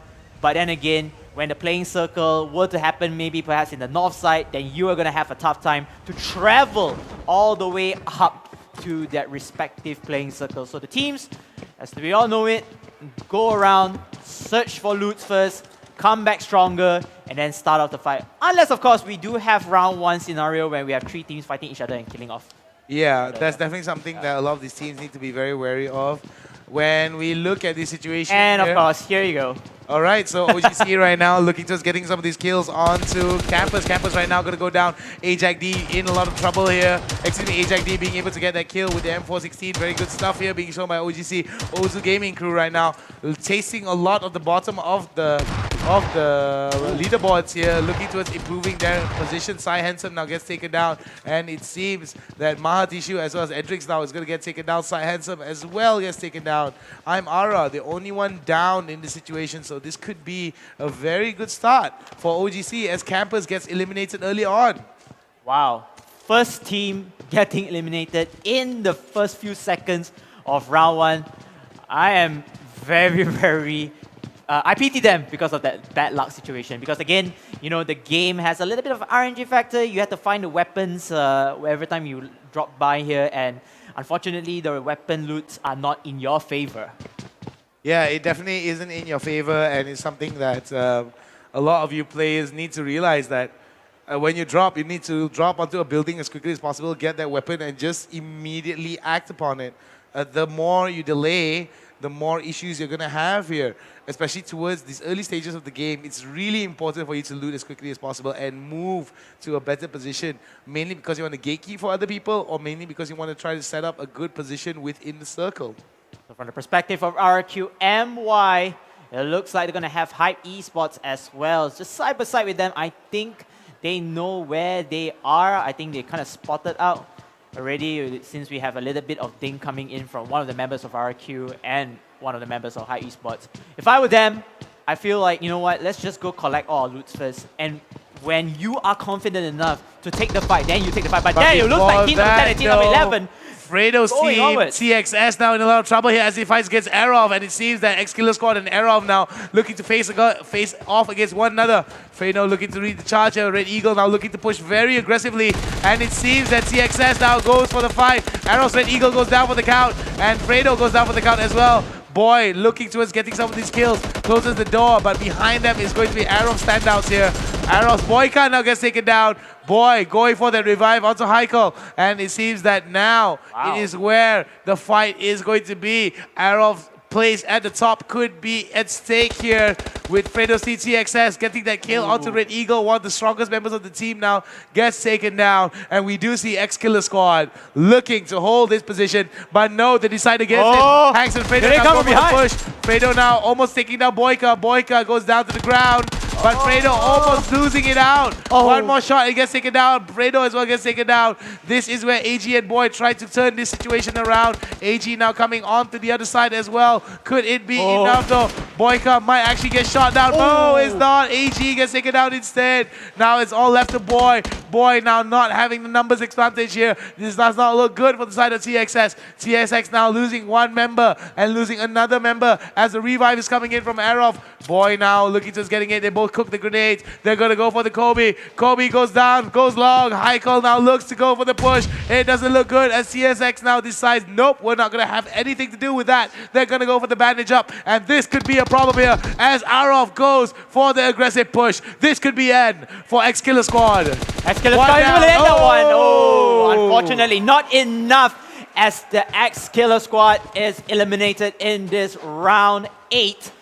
And unfortunately, despite such intense battle fights where it could be in the favor of either sides, Arov came up victorious in that battle. The thing is, I felt that there was a bit of lack of communication coming in from the side of Killer Squad. They could have just gone for the flank a little bit better. They could have actually been a little bit more coordinated with how they wanted to push that. Fredo and Boy, I felt that, Fredo and Hanks, I mean, Hanks, they went forward and I felt that there was just too much cover. There was not enough cover for them to cover that much ground.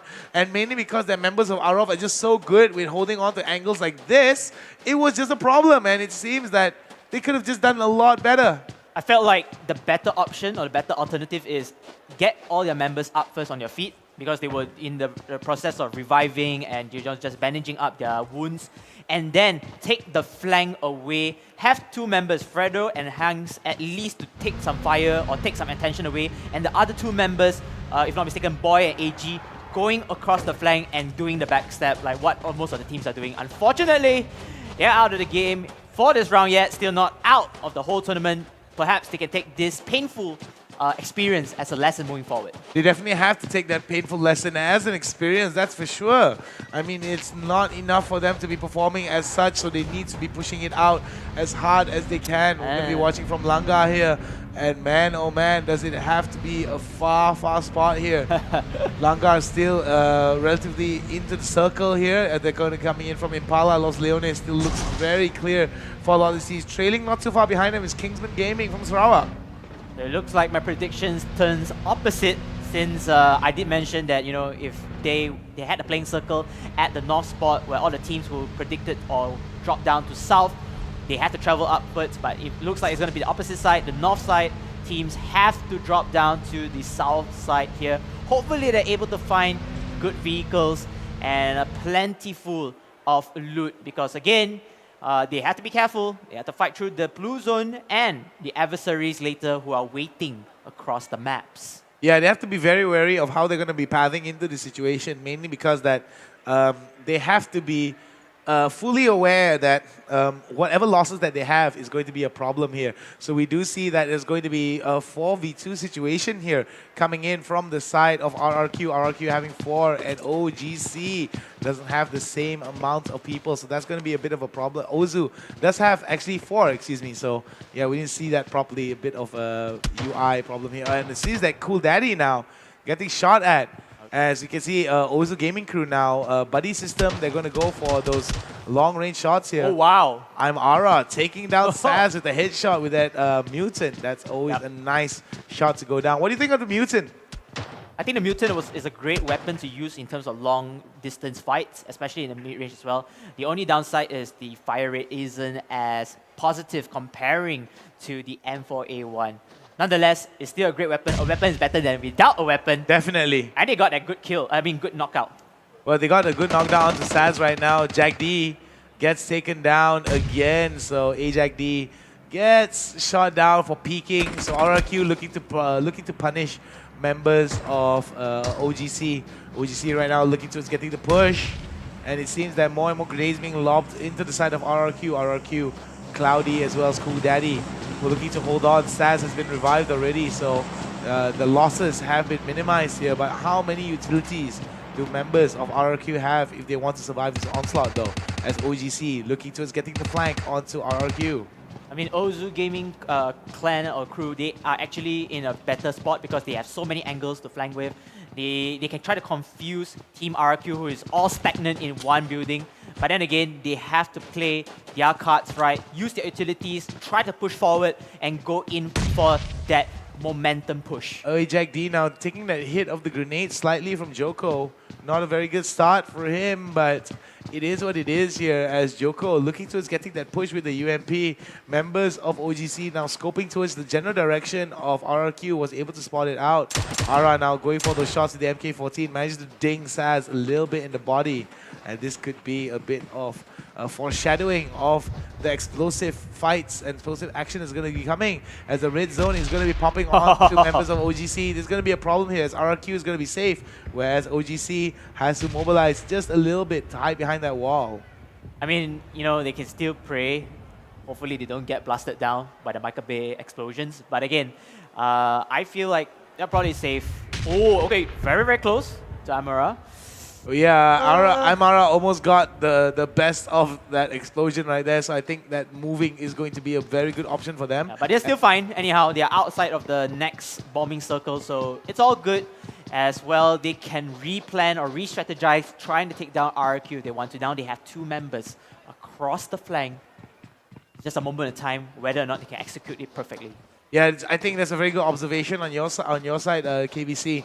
We do see that OGC now moving towards a better location and trying their best to get the jump onto RRQ, but RRQ keeping very tight here, having a very tight formation, so OGC doesn't have that much information to work on. They don't have that much of an idea, but it's only a matter of time before Mysterious is able to spot them out. It looks like he sees the smoke, and he sees Cloudy, Saz, as well as Cool Daddy. So this is going to be where he communicates to his team, and this is going to give him a very good general idea of where the flank is going to be. So if they are able to go in front of RRQ, then this is going to be a problem for RRQ if they decide to cross the road. The only disadvantage RRQ has is they're so stagnant in that one building, and it's very easy to pinpoint, okay, if they're in that building, these are the pathways that they will take. With the help of the smokes, hopefully it's able to give them a bit of cover protection, but then again, you can see that OGC, they're just waiting, just like praying down the praise. And hopefully we get to see a great gunfight coming soon. We'll definitely see a great gunfight here as Cool Daddy and other members of RRQ now moving. It seems that the RRQ Cool Daddy is going to be leading the charge here. And look at that, the tight formation here is going to pay off for the side of RRQ. They might actually run into members of OGC. This could be where the difference is made. Some of the shots coming in from their side. Saz right now, pretty sure is signifying towards his team. Some of the shots are coming in. Cloudy as well gets shot back by Ara's MK17 Mutant. Very good stuff here being shown from the side of Amara. But I think it's only a matter of time before they decide to push it out. They do have cover advantage, but it's only a matter of time before the flank falls coming in from the side of RRQ, and they've got to be careful that they don't be there when that flank falls. Judging from the weaponry, I feel like RRQ can take this fight. I mean, they have a lot of pushing power if they want to, but at the same time, this is a middle to far distance battle, so they really need to have that fast side. And it looks like, oh, Jack is able to take some dings towards Cloudy with the SKS. He's trying to reveal the positions. Cloudy's trying to try his luck again before he's been knocked out. Cloudy getting shot in the face for his peeking, and it seems that Jack D was able to punish members of RRQ with a beautiful down on that SKS, but can he do it again, and will he be able to secure those kills? They need to push out. Oh, some good shots onto Cool Daddy. You know what's the weakness of this particular playstyle coming in from RRQ? They went in from a huge building to a much smaller building, much more compact buildings. You notice, right, there's not many windows that you can even take fire, so judging in from Indra, he can just look at all of the other windows. He just wait for them to pick out and just lay down the shot. So I'm not sure why RRQ did that. They want to move to a different, better position, but they ended up in a much more compact, smaller housing area. So, well, sometimes the benefit of not having the cover that you want is just something that we have to deal with here in PUBG. I mean, considering the dynamic of the circle and teams pushing onto you, you've got to adapt to the situation. And it seems that RRQ is showing a little bit of their experience here, adapting to the situation that's being provided by OGC. But it seems that OGC looking towards punishing members of RRQ here as they're moving out, which is good.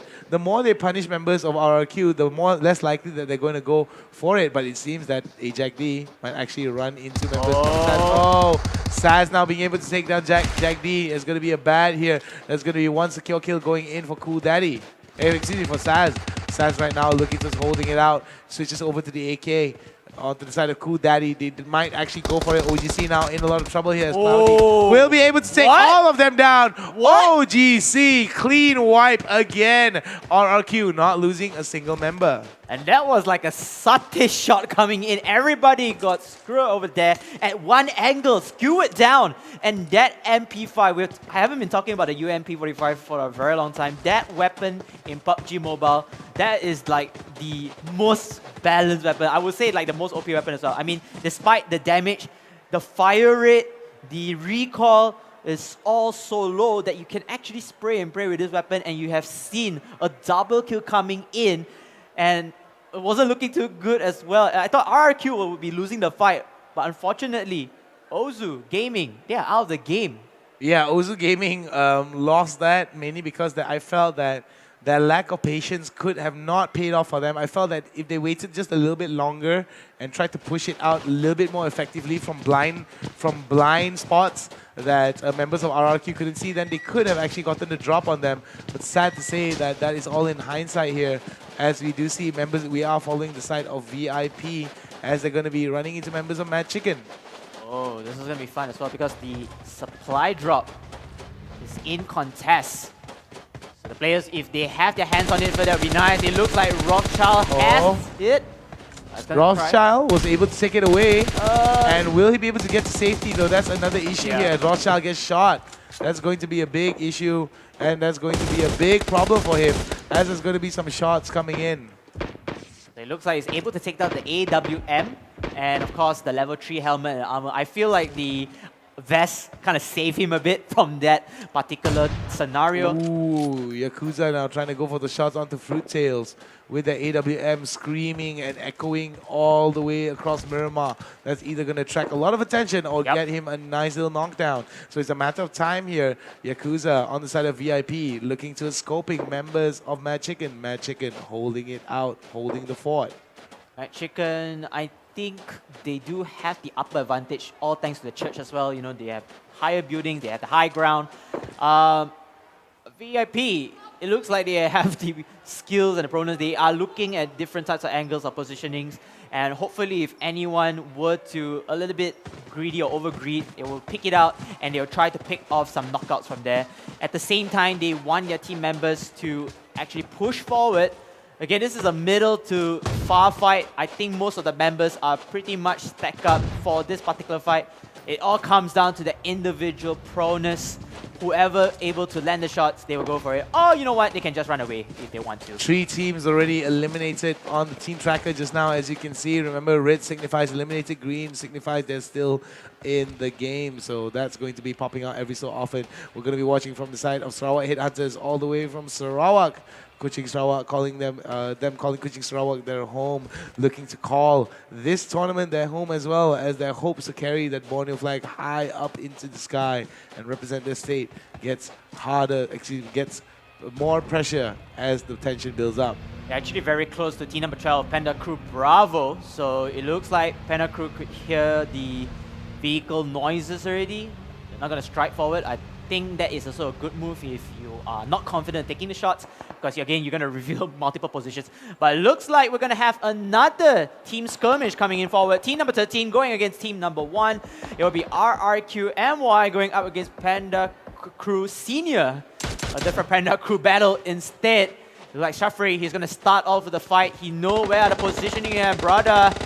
He's been playing the solo man. Now he has some help and backup here. He's going to go in with the flag. He's going to take a Joko first. And he's going to lay down shots over here to RRQMY. And this is such a good fight, a good flank. Everyone, they were all confused. RRQ, they're going to get cornered down by multiple members. Another member falls down for Panda Crew. RRQ is just dominating the positional play, and they're going to land down shots. They're going to kill, secure the kill. 20 points into their back, and looks like Panda Crew are all scattered.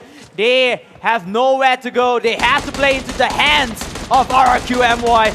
S4Z landing shot left and right over here as Cloudy and Shavriz will fall down, and looks like Team Panda Crew, it looks like they have a little bit of salvage moment here as they are able to heal up a bit, forcing RRQ to defend.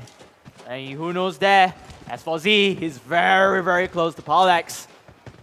All right, there goes the grenade. Tosses there. It's going to be Palex going up against Saz here. I think both of them 3v3, 1v1. 3 members are down for the count here. Saz doesn't see him. I think Saz doesn't hear him. And it seems that Palex could actually be on the left side here. Aro getting eliminated off screen though. That's going to be very interesting to watch. As we're going to be seeing here, Shafri now being cooler, being revived on the side of Palex. RRQ, Saz, as well as other members of RRQ looking towards pushing members of Panda Crew. This is where Panda Crew tries their best to salvage whatever positioning that they have here. Palex now looking towards dropping it and trying to work that positioning onto members of RRQ. RRQ right now goes for it, and RRQ member goes down. Cool Daddy goes down and going to get secured here as the shots are going to be coming in onto Cool Daddy. Both sides are going to be shooting pretty well as Palex now looking towards getting it on the top. Saz comes in and gets the double kill. A double kill, death from above the skies, and S4Z is able to clean up the rest of the members of Panda Crew Senior. And we did see an off kill on the team elimination over there by Arov. So it looks like it's going to open things up for the rest of the top teams. Yes, to play. it is. It's definitely going to open it up, considering that they were the 12th, I think the 13th team to get eliminated. So that's going to be a very interesting set of... I mean, it's going to be a very interesting, how to say, turn of events here, and how it's going to affect our direct leaderboards here. I think they finished off at 13th place, if I'm not mistaken. So they only got 60 points. They only got 50 points, yeah, if I'm not mistaken. Oh, yeah. 50 points, sorry. Yeah, so that's going to be very, very hard for them to climb back up. But considering that the lead is up, they need to also be wary that Gank FTY is still alive and they're still working on it. So if they get anything higher than a 5th place or 3rd place, then I'm pretty sure that they'll be able to get some really, really good points out of it, because Chicken Dinner is 300 points, and I believe that Arov is still a very huge margin ahead. So kills are going to be very important for the side of Gank FTY, as well as placements here, mainly because of this turn of events. And I'm pretty sure that members of Gank are ready with the fire under them going forward. Not forgetting about Gang as well, it will be Team RRQ who has also finished off that kill or the squad wipe, and they are able to put themselves a bit higher into the rankings later on it. So now it's all about the color, and we did miss out an online redemption. That's classic coupons over there. So whoever is watching there, if you guys have your eyes peeled onto the screen, hopefully you're able to win some classic coupons back home. Yes, definitely something that you guys want to be very wary of here. Chumachera as well as Minas Del Val is going to be where the final few circles is going to be. A few loot crates there as we're going to be watching from the side of Soso here, watching in from the side of Langar. He might actually get some of these shots onto Sarawak Headhunters. Sarawak Headhunters now in a bit of a problem here. If they get spotted out and if they don't go into cover, they might lose members. They have the high ground coming in, and it looks like it's going to be a team fight, a 3-team standoff over here. As team number 9, they're just going to drive away, but they're going to lose one member from the knockout, and just going to ignore him. Kingsman Gaming now in a little bit of trouble here as VIP looking to improve their spot and climb higher and higher up the rankings to try to dismantle the members of Kings Gaming here. However, it seems that coming in, we do see more and more members of Kings Gaming right now are going to go down. Mad Chicken is going to be pushing on to Kings Gaming. The only member left now is K-Roll M24, and will he be able to survive this? Rothschild now in a little bit of trouble here, and some of these shots coming in from K-Roll, but behind though, almost gets shot, but Fruit Tails takes down K-Roll M24, and it's going to be Mad Chicken that walks away with the upset onto Kingsman Gaming from Sarawak. Kiss goodbye to Kingsman Gaming for this round, and another team is out of the game. We still have 10 more teams, and it's the 4th circle of playing. It looks like team number 3 is gonna confront team number 7 squad here. going up against Langar. So Langar and VIP squad, they might actually run into each other, but it seems that Langar now gets Langar figuratively coming in from the side of VIP. VIP now looking towards working their shots in, but it seems that August Rians was able to take down members of Langar here. Langar going down to their knees. Afid, only a matter of time before he gets eliminated. Rose now over to the top side. Rose in a bit of trouble here if Rian decides to go for it. And actually, I think he spots him out.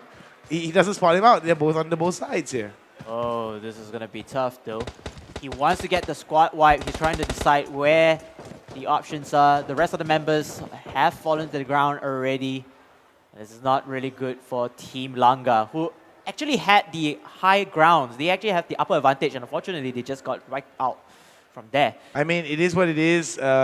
They try to take the risk, but sometimes it just doesn't pay off. Yep. We do see here coming into the 5th circle. We are approaching the 6th circle in another 90 seconds as we see members of Sarawak Headhunters as well as Gang FTY pushing it out. Wadu now taking a lot of fire by Drax, excuse me, as Drax now looking towards pushing it out. We do see members of Gang FTY very healthy, but not enough in terms of kills though. So this is where they might be able to turn it all around. There are still 9 teams with 28 players in the game. We don't know the exact squad split up, but this is going to be very interesting to see how these players are going to be handling these situations and how these players are going to be fighting it out. For Gang still alive. They really want to try to use this opportunity to cut down onto the lead of Team Arok. And Sarawak Headhunters, they're going to make their life a difficult task because if you notice that they do have the angles here, but the playing circle is in the favor of Gang though. As you can see, a few off-screen kills coming in from respective teams here. As we move on to team number 5, Mad Chicken. Mad Chicken showing mad props here as they're taking down members of RRQ, and I think members of RRQ now have been eliminated. RRQ out of the game, and it seems that we've got a new player, and it's Mad Chicken with 6 kills in their pocket. They might be able to climb higher onto the rankings here, provided that they keep this consistency up. We see now coming in from Sarawak, the Sarawak Headhunters, SHH now looking towards getting that good spot. They go into a vehicle. Members of Gang FTY not too far from them, so could this be Karma's way of biting back at Gang FTY by coming in from behind? No, it may not though. As some of the shots are coming in, Karma takes in a little bit too much damage from the side of VIP squad and the Gang FTY.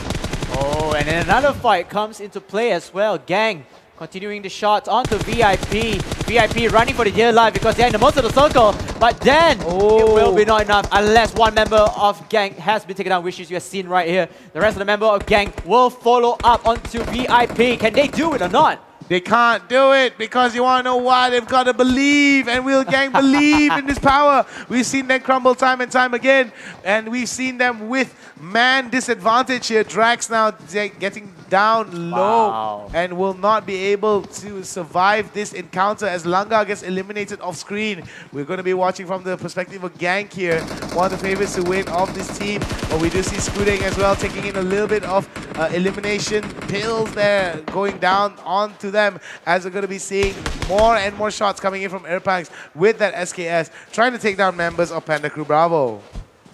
That Chicken going up against Panda Crew, and of course another team is also in their eyes, Psycho Riot. So it's going to be very entertaining to see how these 3 teams are fighting to get into the playing circle. Whoever goes into the playing circle first, they do have an advantage, but they have to be careful also for the other 2 teams who are waiting around the circle. Man Parang will be taken down. Man Parang now in a lot of trouble. There goes Geek with the smoke grenades. They're being tossed onto Man Parang's side. I think that they'll be able to safely revive here if they use this piece of terrain, but they've just got to be careful. 5 teams, 17 alive. We are down to our final 20 players here as we reach the final few circles. It's going to be sick. Circle 7 in 5 seconds. Pangs, I think that would be Team Mad Chicken. They managed to get a kill over here, off camera. It looks like team number 12, Panda Crew, they're going to use this opportunity to move forward into the playing circle. They want a great position, but they have to be careful. Team number 3, VIP. They're just running like headless chickens because they're going to get shot by Team Panda Crew. Panda Crew going to continue the fire. The fire comes in and it will take down some of the members. So there's a bit of casualties coming in from the both sides of the team, and they have to fight to the mercy of the circle. They have to move in forward. Round 6 of the circle is going to be painfully staking as Panda Crew running again, and unfortunately they've been taken down. Naoki leaving the last member standing. He needs to go in. He needs to heal up. And Naoki now going for the heal as quickly as possible here outside of the circle. Excuse me, inside of the circle. And he's going to try to push it out. He does have another member of 420 here. Mad Chicken being eliminated already. And it seems that there's going to be 4 teams out for grabs here. 9 alive here as other members now taking in a lot of damage. We do see Gang's Jimboy as well as Manparang as Geek now moving towards a very interesting situation that could put them into trouble here. As well as Psycho Riot having one more player across from all of them. So could he be the sponsor? Naoki now in a little bit of trouble here as the sprays are coming in from the side of Geek. That single taps from the M16 is definitely very effective, but 420 and 420 just hanging out on the inside, just saying, nope, I don't want any of that and I'm not going to peek. Gonna pick indeed, and we do see that the teams are still trying to fight. At least 2 teams, Team VIP Squad and of course Panda Crew Bravo, trying to fight into the National Circle. The rest of the teams are safely at the edge, and we always have this saying that if you're at the edge, you get to play a better game. You're able to fight through the circle from time to time. So being at the edge of the circle just gives you a little bit of cover, and you can somewhat stay into the ground over here. But you still need to constantly move into the circle and hoping that the circle is in your advantage. A few items or utilities has been thrown out already. VIP Yakuza at here. Yeah, VIP right now looking towards getting it, and it's going to be the last final few circles. There we go. 420 gets taken down. Agus Riaz now in a lot of trouble as he's going to be able to take a little bit of that circle. But how much of that circle will he be able to tank though? As Gang FTY proceeds to close in the claws here. VIP in a bit of trouble. 1 member down and out already, as well as another member down for it. It's going to be Shix that gets taken down by Manparang. We've got another one. 2 teams left. 3v3. And it's going to be Gang FTY. Yeah. And finally, Gang FTY, they prevail in this round and are able to pick up another winner chicken with a decent amount of kills, and hoping that with this round, they are able to cut down the lead of Airrock. Oh my god, Aerof definitely has a lot of potential, but it seems that with a lackluster second round of today, they were cut down short, and their lead seems to get closer and closer with Gang FTY, because Gang FTY is slowly nipping at their heels. As you can see, Manparang taking off his jacket. Job well done. Job well done. Definitely a big pat in the back there. He's ready to give the winners interview later. So yeah, I'm looking forward to hear what he's going to say. Yeah, I'm looking forward to seeing Faraz actually conduct the interview. But before that, though, we're going to have to take a look at the scores, which is being tabulated as we speak. But before that as well, there's also a little bit of the highlights that we're going to be watching as well. So that's going to take a little bit of time. Any thoughts on that particular game? How it just was Gang FTY? And as we talk about it, let's take a look at the highlights as well.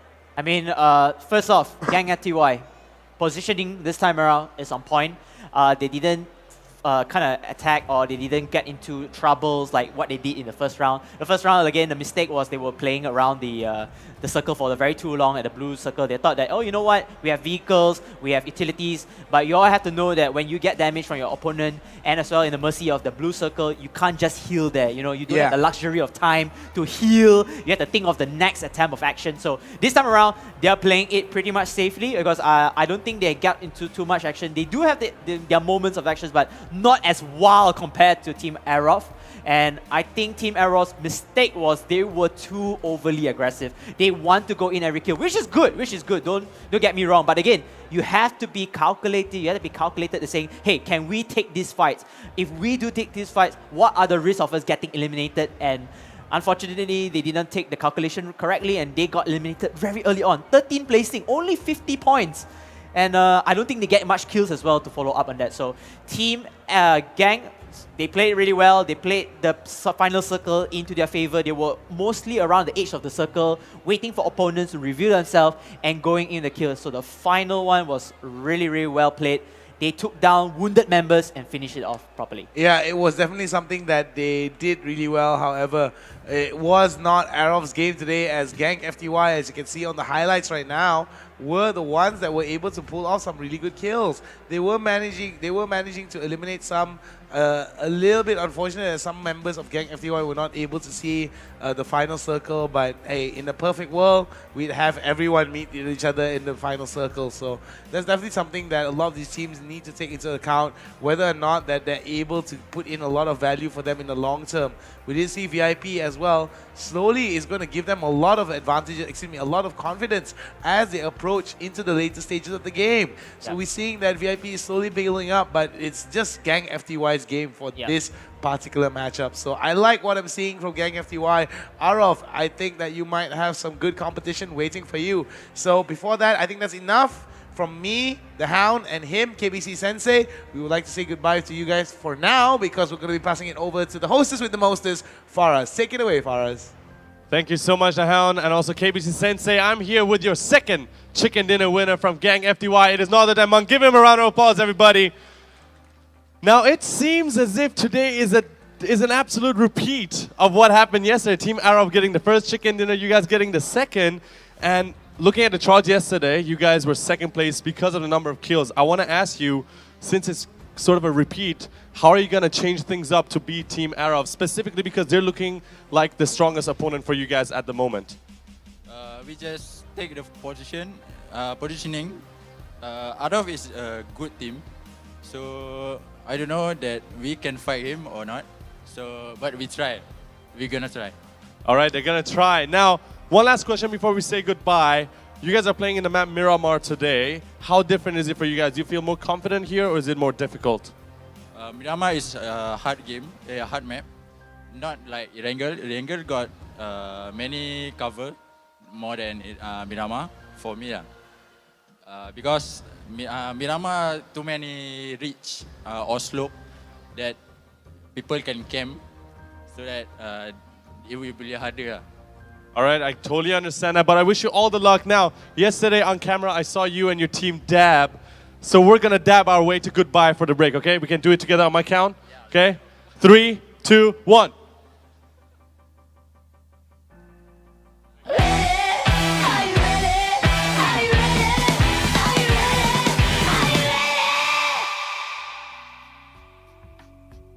Saya OGC X I'm Ara dan saya dari kumpulan Ozu Gaming Crew.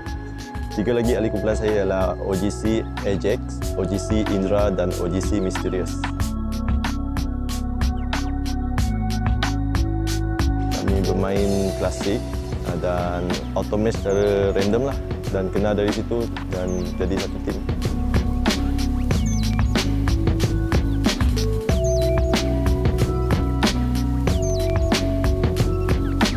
Tim yang lain-lain banyak yang hebat-hebat. Peluang mungkin adalah bergantung pada nasib dia lagi. Confident kami memang confident kami boleh pergi jauh. M416 because recoil kurang senang untuk kawal. He's still there, team number 7. 3 teams still by Mamba will fall. Where is his friend? Where is Berusama? Berusama need to make this happen, but Berusama will fall. Pada tim yang lain, semoga berjaya lah. Dan sama-sama lah kita cuba untuk melangkah lebih jauh lagi dan majukan sukan e-sport negara.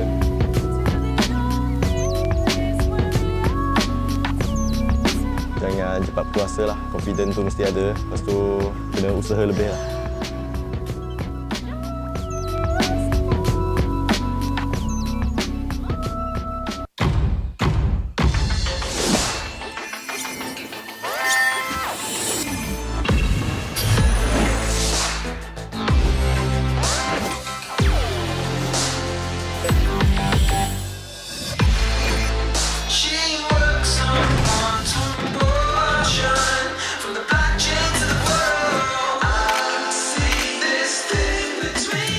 Innovative dual display. The future is next. Vivo.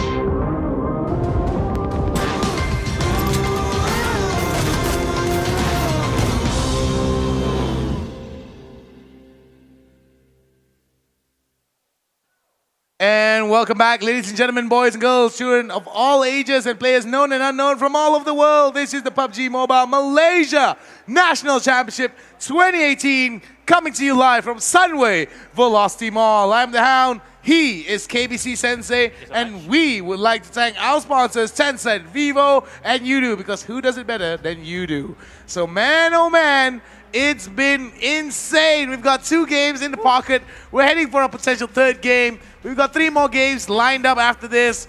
It's been insane. It's been up and down, and finally Gang FTY is able to nip at the heels of Arov. And what do you think thus far in the previous game, and what are your quick thoughts? I mean, it was a huge improvement coming in from Gang FTY. They played better this time around. They played the better positions. They went into the playing circle early on, and they are able to create or to effect dominance among all the other teams out there. And of course, speaking of insane, I have to put on my vest because all the teams are also insane. They are on point. This vest is going to protect me. And my dear friend here is an MMA artist as well. He's gonna punch up here, so I have to be protecting myself from every time. He's got to be careful. This is a 1-inch punch right here. Ouch. All right, so anyway, for those of you guys who don't know, we are coming to you live from Sunway Velocity Mall. We need members of the community to make some noise. If you're here to show some love for Arov, make some noise. I want to hear you scream. Oh my goodness. Guys, come on. Guys, come on. It can't be just Faraz working you guys up to a fit. You guys have got to be hectic. You guys got to go crazy. I want to hear you guys scream. Now that's what I'm talking about, baby. We can't spell fun without you, and you guys make a fantastic part of the community. Let's take a look at the standings, KBC, and break it down for us. As you can see the standings, we now see that there is a drop of the particular points in here. Arov, sorry, my bad, will have 2,740 points. Meanwhile, Gang FTY hot on their feet, 2,570 points in here. So they still lack of the kills. Fortunately, they are still able to take away because Arov was out of the game early on in round 8. VIP squad, they go up 1 rank. Before Panda Crew Senior, they drop 1 rank here. So there's a bit of switching in here. Both teams are still equal grounds. They still can come back from here through the upcoming rounds ahead. Team RQ MY going up 1 slot. Mac Chicken going up 2 slots. The X-Killer squad, they get eliminated really early. So there's a 2 down here. And Psycho Riot going up 2. Hype Esports, SHH Stars on 9 and 10 placing. Ozu Gaming Crew 11, 12. Panda Crew Bravo 13 will be Langa, and the rest, Kingsman Gaming, Sakudeng, and Campus are all equal rankings. Let's take a look at the team kills and see who's still leading on the top of the kill standings here. It's still going to be Arov. Trailing behind them is going to be Gang FTY. We're going to be watching as the average kills get higher and higher for the side of Arov. Gang FTY trailing behind by 3. And everyone else, not that much of a huge margin. It's either a margin of 2 or 1 from everyone else in the standing. VIP squad slowly nipping at the heels of Gang FTY though, as well as Panda Crew Senior in terms of kills. So they are actually making it more competitive. It's just they need to get some of those placement points if they want to be able to succeed in this matchup. And just a friendly reminder for those of you guys in attendance here today, there are barriers set up, and please respect those barriers. There's a lot of cables around, and we don't want to have any technical issues or any delays whatsoever. We want to keep the contest and keep the tournament going as quickly and as smoothly as possible. So please be sure to respect those barriers and not step on any cables that may or may not disrupt the flow of the show. And there you can see some of the ladies there showing some support. They're getting all shy and stuff. They just decided to go away. But yeah, not many people are as comfortable as being on the camera like how we are, KBC. But that's part of the job, I suppose. It's going to be a fun time. Remember to hashtag PMNC on all your social media outings and all your social media posts, whether it's on Facebook, Instagram, Twitter. Make sure to hashtag PMNC, and of course the squad that you want to win. We're going to be watching all of these squads here as they're going to be getting ready. Checking yourselves out there like, what? I'm on camera? Team VIP, I mean, they played a very decent game early on. It was a much better positioning comparing to the first round of today. And I feel like they're going to get into the groove. But at the same time, you're already into the 3rd round. And, you know, you still have another 3 more rounds indeed. this is the time where I feel like that whoever team is lacking right now, this is your best moment to come back. Like, you really need to come back from all of these setbacks already, because, you know, it's going to be tough. If you're going to lose this round, the other 3 more rounds, you know, other teams are trying to fight for their positioning, and you're going to put yourself in a very, very, very tough position to play this tournament. I totally agree with you on that, KBC, and that's something that a lot of these teams need to be very wary of, and they need to take the part. I mean, they need to be very particular with how they drop, and as you can see already, man, focused up on screen. Big yawns right there. I mean, it's been a very long and tiring day for a lot of these players, as we're going to be seeing some members watching from the crowd. Some of them still very shy. Not too keen to being on camera. Apa malu boskur, apa malu boskur, jangan malu bosku. And of course, our lovely hostess with the mostest, a little bit underprepared, not awkward penguin. Definitely something that we all can get behind. Impeccable hair coming in from our hostess with the mostest Faraz, but nothing as impeccable as this man's hair right there. Still has the most fantastic. I say impeccable hair, he looks at the screen and he adjusts his hair. Look at that mechanics, ladies and gentlemen. Beautiful. I don't know about you, but Sunsilk should definitely consider him as a model. I mean, look at that hair. I mean, you know, I like the players, you know, they're just playing alongside with us. You know, they're being a very good sportsman, showing sportsmanship about, and, you know, this makes the fans more appreciative, you know, because they're not only players in the game, but they are talents as well outside. Yeah, I mean, these guys are to be respected. I mean, it wasn't easy to come. I mean, there was just almost 500 people that actually registered across hundreds of teams. So they had to not only conquer themselves, but they had to conquer a lot of other teams that were standing in their way to just be here today. So if you guys are wondering whether these teams deserved it or they got here out of luck or like just sheer just being in the right place at the right time, you may be right, you may be wrong. I know you're entitled to your opinion, but these guys fought really hard to be where they are today. So this is something of a testament to a lot of these guys, and it's definitely going to be one of those days where it's just going to be long, action-packed days of PUBG Mobile. And man, oh man, with nothing but thanks to our sponsors, Tencent, Vivo, and Udo for making this possible. This is the first ever national PUBG Mobile esports event in Malaysia. So we need everybody to make some noise. We're about to get underway. And KBC, what are your thoughts before we head into this game? I'm hoping to see a better game fight over here. You know, having a lot of gameplays. The teams are most likely awakened. Everyone is in their A game at the very least. You guys are in the grand finals, the final day, the championship Sunday. One team will walk away with a huge chunk of that 60,000 ringgit, as the winner will take home 20,000 ringgit. Can you imagine what I can do with the 20,000 ringgit? I can imagine you can improve your life, you can change your life, that's for sure. 20,000 ringgit, I mean, that's a lot of months off of my Myvi, that's for sure.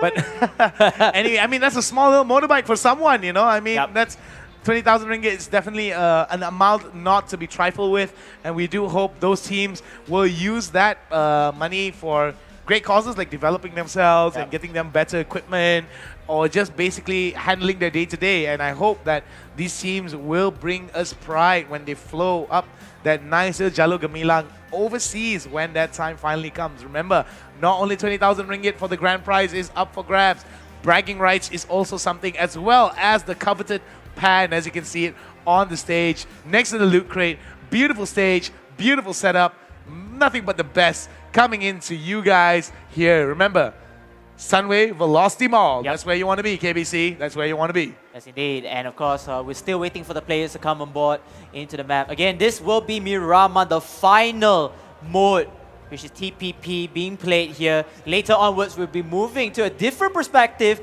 first-person perspective, which is a much more interesting part. You can't do the 360 somewhat legal hacks. You turn around and see your views, and this will be more towards individual skill proneness. The players have to be on point on their shots, as well as tactical team play will play in here. So I'm going to be looking forward to see more games playing into this round. All right, now, ladies and gentlemen, I need you guys to count down with me as we go into game. Okay. 5, 4, 3, 2, 1. 1. Let's go into game number 3. This is round 9, the final round of the third-person perspective on Miramar. This is the PMNC 2018 Grand Final. And Grand Finals it is. The teams will be going with the flight path, a similar flight path to the past 2 maps, but this time around, it's more towards the right. So now, again, it's the same way. All the teams will be scattering into their drop zones hot. They want to get their loot hot as well and going into the fight with full power. All right, ladies and gentlemen, hold on to your seats because I believe this is going to be a very action-packed matchup. It's going to be from south to northeast, and Campo Militar is going to be where some of these people are going to be dropping. It could be a very good spot for them. However, I do not like how it is just at the corner of the map. It could be a problem if they don't get any vehicles. So this is going to be interesting to see how this is going to go on. What do you think about these drop points? KBC Sensei, go. One thing for sure is everyone is able to drop into their hot zones or preferred zones. I would like to see a team going to El Paco because that was pretty much open and there was a lot of buildings to kind of loot out.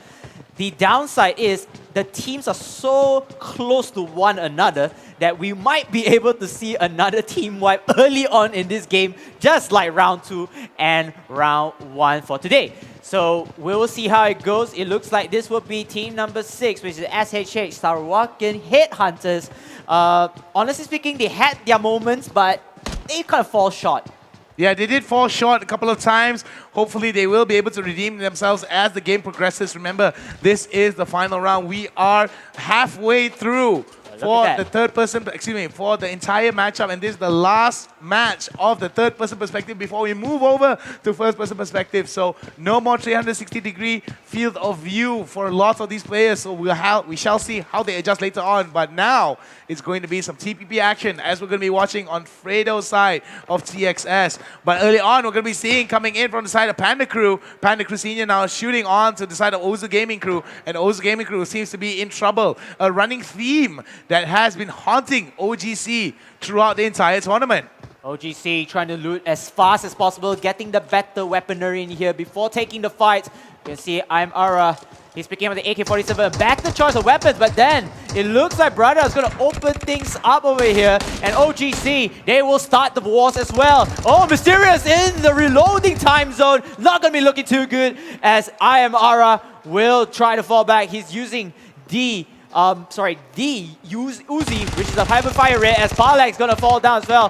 Panda Crew in a lot of turmoil, leaving only Shafi and Brada MVF left alive standing, and they are still under farm.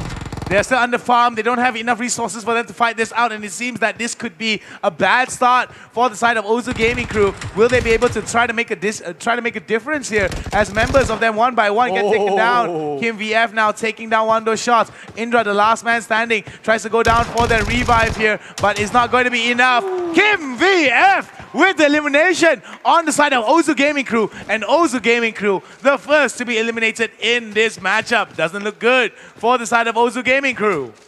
And Panda Crew Kim, he played really, really well. He went with the high ground. He had the advantage. And then, you know, with TPP's advantage, you can see 360 views all the way. He had that intel already. He said that, hey, you know what? He's reviving his member. I'm going to go in. I'm going to sweep them out. And that will be first team, not to jinx it, ladies and gentlemen, first team out in the very early seconds of the game. Very early seconds of the game, and doesn't look like a very fruitful loot phase for the side of Ozu Gaming Crew. However, the circle looks huge at the moment. It's going to get smaller progressively as time progresses on. We do see members of Gang FTY hugging pretty close towards the circle and the coast, so that's going to be interesting to see. Over at Impala, however, we do have to see some teams that are going to be hanging out in that situation. We might see them handling out some dishing punishment if they get the proper firepower.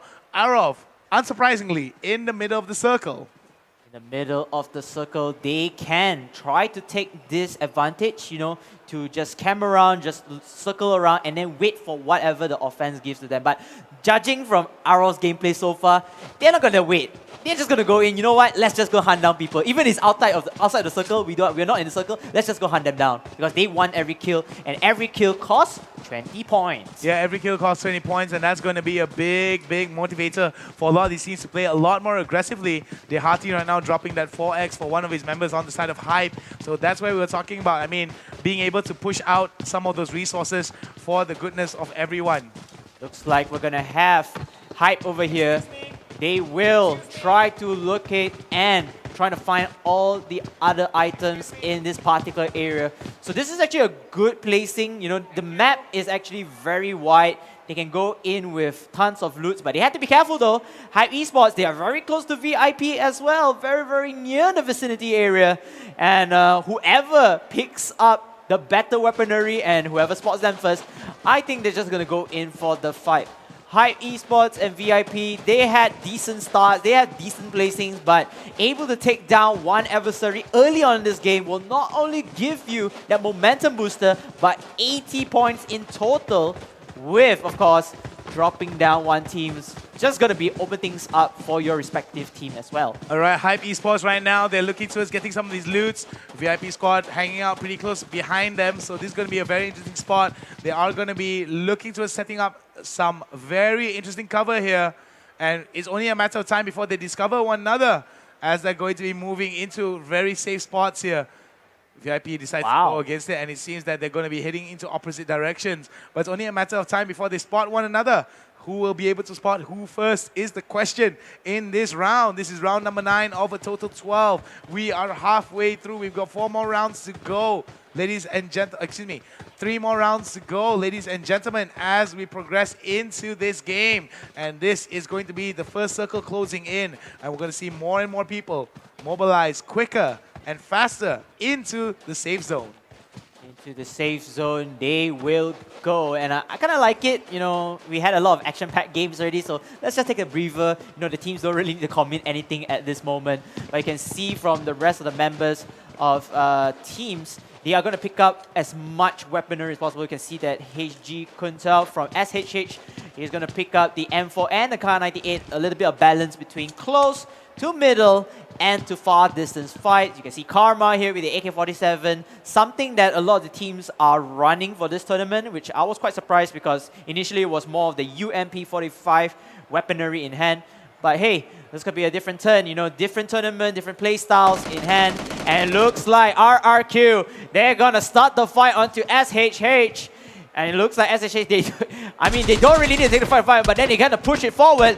And it looks like RRQ will have some dings on themselves as well. Both teams suffering a little bit of casualties, but nothing too serious. And this will be the war of attrition that we might see right now. A possible war of attrition happening between Sarawak Headhunters as well as RRQ. We're going to be watching Saz here, who will be watching onto that line of sight, trying to deny the flank folding onto other members of SHH. So RRQ right now holding it out. Wadu, Bunny, Karma as well as Kuntao getting some really good sight lines to set up on the side of RRQ. And this is typical of RRQ. They want to be holding on to these tight angles. Throws out a Kobe right there from the side of Bunny. Boost coming in from the side of Wadu. So this is going to be very interesting to see how they're going to be mobilizing and taking advantage of this cover that is going to be held by the side of RRQ. Will SHH decide to push it in, or will they be able to try to get the upper hand onto RRQ by being patient? Oh, this is fun. RRQ had one member isolating himself at the opposite side of the building. So they're going to try to bait down SHH, trying to go in with the flank, thinking that there's nobody there. But as for Z, he can go in with the counter flank if he played his cards right. You can see that SSH, they have advantage. They can move in at any positions possible, where RRQ, again, still stagnant at one building despite having enough cover compared to the previous round. But then again, look at this. Oh boy, he's giving a lot of information already. Even if he doesn't take the shot, he can give so much information. Oh! Oh! Ayya! Oh, that one shot out to Karma, and Karma hightails it. Another shot coming in from Saz. It's not going to be enough to take down Karma, though. But that shot was beautiful coming in. If it was landed right onto the face and he wasn't wearing a level 2 helmet, it could have been an automatic down. But there goes another hit by Saz. Beautifully done. And it seems that more members of RRQ looking to push. Cloudy taking down Kuntao. And it doesn't look good for the Sarawak standouts of Sarawak Headhunters. I mean, RQ could have just played a little bit more careful, get more information, more intel first before landing the shot. But hey, they have the confidence. They say, you know what, let's go for it. S4 able to land out one of the perfect pixel shots of this round here. And he's managed to ask all his rest of the members to come and back him up as well through the buildings that we have. And now there's so much information from SHH over here, spraying and praying. Cloudy with that 6x scope trying to go for that spray. Luckily enough, was not able to hit. He seems to be low on ammunition. He doesn't have that much utilities, as well as the fact that his vest is a little bit dinged up here. The damage is going to be coming in. That means that it's only a matter of time before that vest breaks. So he doesn't have that much options here. It's either he moves or he continues his overwatch onto the side of SHH, but it seems that SHH has already come and marked him here. So it's only a matter of time. He gets hit again. If I was SSH, I would reposition, regroup whatever I have in terms of my utilities and try to take the fight again, because RQ right now, they have the momentum, I feel. And SSH, I don't think they want to risk anything. As you can see that they are retreating already over there. So that is also a good play. Just say, you know what, let's fight to live another day. And again, we don't need to take unnecessary fights, especially you want to survive and try to get that top spot in this round. All right, now Bunny was taken down just now. Nicely done. Bunny was able to take down Cloudy with a beautiful SKS shot that just happened off screen. And off screen as well, Campus was eliminated early on, so they will be the second team to be eliminated so early into the phases of the game. Not a very good start for Campus as well, but let us go back into the focus, into the perspective of RRQ Saz with that M24, looking for hits to shoot down. As other members are looking towards moving into the circle here, we are going to switch over to Hype. They do have vehicles in their stand here, so that's going to make them even easier for them to move into certain situations and to certain locations. See that Hasef was able to spot out. Going to go and work with Zero as well, and they might actually decide to contest it, or they might even go towards Minas Generalis and try to get some good loot and try to get some good utilities before they head on to the final few circles. Yeah, I really appreciate the little bit of this hat there. It's all planned, says Hasef. That was Styles points, by the way. We'll give him 100. We'll give him 100 style points. Hopefully, we won't have to deduct any of those style points if he lands on his roof. We're not giving out points for charity, that's for sure. But anyway, jokes all aside though, KBC, what do you think thus far? Do you feel that Miramar was a little bit more aggressive, or do you feel that teams are slowing it down a bit as the later stages of the game are starting to unfold? I noticed that there's a little bit of slowdown. Teams are a bit much more wiser, much more cautious. Again, this is the final map where we'll be playing this TPP perspective, so why not make it count? Just slow the pace down. We had two high intense, high momentum gameplay coming in already from the first two maps. And again, this third map, most likely they're just going to slow it down, get all the loot as possible before, putting all their effort, all their energy in the upcoming circles where they will need to take war scenarios later onwards. All right, there we go. Some classic coupons for you guys, so be quick about it. So for those of you guys who are in attendance right there, screenshot, snap it real quick. Oh, it's gone. And it's gone, just like that. Just like my feelings, it's gone. So anyway, jokes about my feelings aside, KBC, how are you feeling today? And I'm pretty sure you're excited to cast up PUBG Mobile. What do you think Gang FTY need to do to secure themselves that top position? I think Gang FTY, they have to play the better positions. I feel like the second round, whatever they can emulate from there and whatever they can take back from there is crucial up in the upcoming rounds in ahead. And as for my feelings, I'm hyped, man. I'm really hyped. I missed out the first day. A little bit embarrassed of myself, but hey, at least I came for the Championship Sunday. That's for sure. Championship Sunday is where champions are made of. Every Sunday morning is where champions are born. So let us join this journey of our potential best PUBG Mobile Malaysian team as they fight for domination as well as bragging rights and a chunk of 20,000 and a chunk of that 60,000 ringgit prize pool. Right. Remember, grand prize winners walk away with 20,000 ringgit, and man oh man, that's life-changing for anyone. Oh man, 20,000 ringgit in the line. And this is why one of the reasons they are slowing this pace down. You know, they're just going to go from building to building, looting it up. I respect this gameplay. I feel like the teams are much more cautious. They are much more calculated, much more composed. They don't need to take fights that they will put them in risk. And, you know, every fight that you take, you have to make sure that can your members, can your team survive to fight another round, or, you know, the utilities that you invest on, you know, the time that you invest on, whether or not are we in the playing circle or outside the playing circle. So that's good going in. Team number 13, which is of course Panda Crew Senior, have multiple vehicles outside. So this is actually very good. And looks like they will try to scavenge across the map. They are in no man's land actually. So they're going to go small buildings to buildings from time to time to see whatever loot they can pick it off. They do see the flare that's coming in from the southeast. Play zone is towards the southeast as well. So that could be a very interesting point of contention for the side of Panda Crew Senior, depending on how they want to be playing this out. But they have to be very wary of this, because if they decide to come on in, it's going to be very interesting to see how these guys are going to be handling these situations. Yes, indeed. And now they are going to step onto foot. I don't think they need to go in with aggression. It looks like team number 5 over here, Mad Chicken. They might have eyes onto RRQNY. Looks like the airdrop will provide a little bit of firepower. MK14, a very fast bursting rifle. Very useful as well if you want to go head to head with somebody with a little bit of a military vest level 3. So good armor, great damage on the weapon if anyone were to pick it up. But again, you have to take a risk if you want to go through that supply drop, you want to take that opportunity. You have to take note that people are also hunting down the air supply drop, and you don't want to get caught in the crossfire. Team 15, which will be Hype Esports, going up against Team 10, the Axe Killer Squad. Fredo, a competitive player in Malaysia, very well known. Unfortunately, his team is not clicking at this moment. So what is their answer for this round? Well, the thing is, as much as they're not clicking that well, it could be an issue of maybe miscommunication or problems with how they're calling out some of these shots. So this is going to be a big problem for the side of TXX that they need to fix immediately. Mainly because that when you have that kind of problems in the stages of the game, that's where it can make or break a team. They are still at the top 10, but that can change in an instant. We've seen it happen for Gank FTY as well as ROF a couple of times leading up to this point. This is the grand finals. Mistakes like these may cost you so much in terms of how you're going to be winning this out. Remember, so much is at stake. Not only 20,000 ringgit, but so much bragging rights on the lines as well. So will we be able to see how they are able to push this out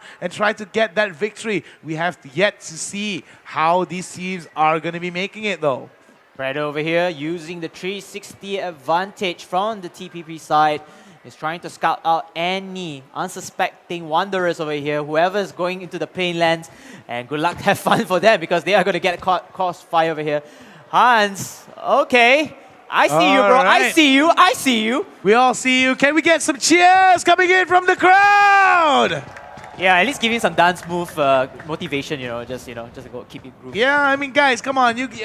As much as you guys are here participating and watching, and I know that you guys are really focused into the game, you guys got to give some cheers. You guys got to give some cheers, because man, oh man, there's a lot of action that's coming in from a lot of these teams. They're just showing as much as they can, and we do see some grenades being popped up here, and we might see some action coming in from these two teams. Now, the disadvantage that Hype has right now is they are at the lower side. TXX, they have every single advantage into the top lane, and you already can see Hans already taking down Zero. Zero is already down, and he's going to force the rest of the members of Hype Esports to try to push forward. Zero will have the smoke to cover it up before the Hearty comes into play. But then the rest of the members of TXX, they're going in for the shot.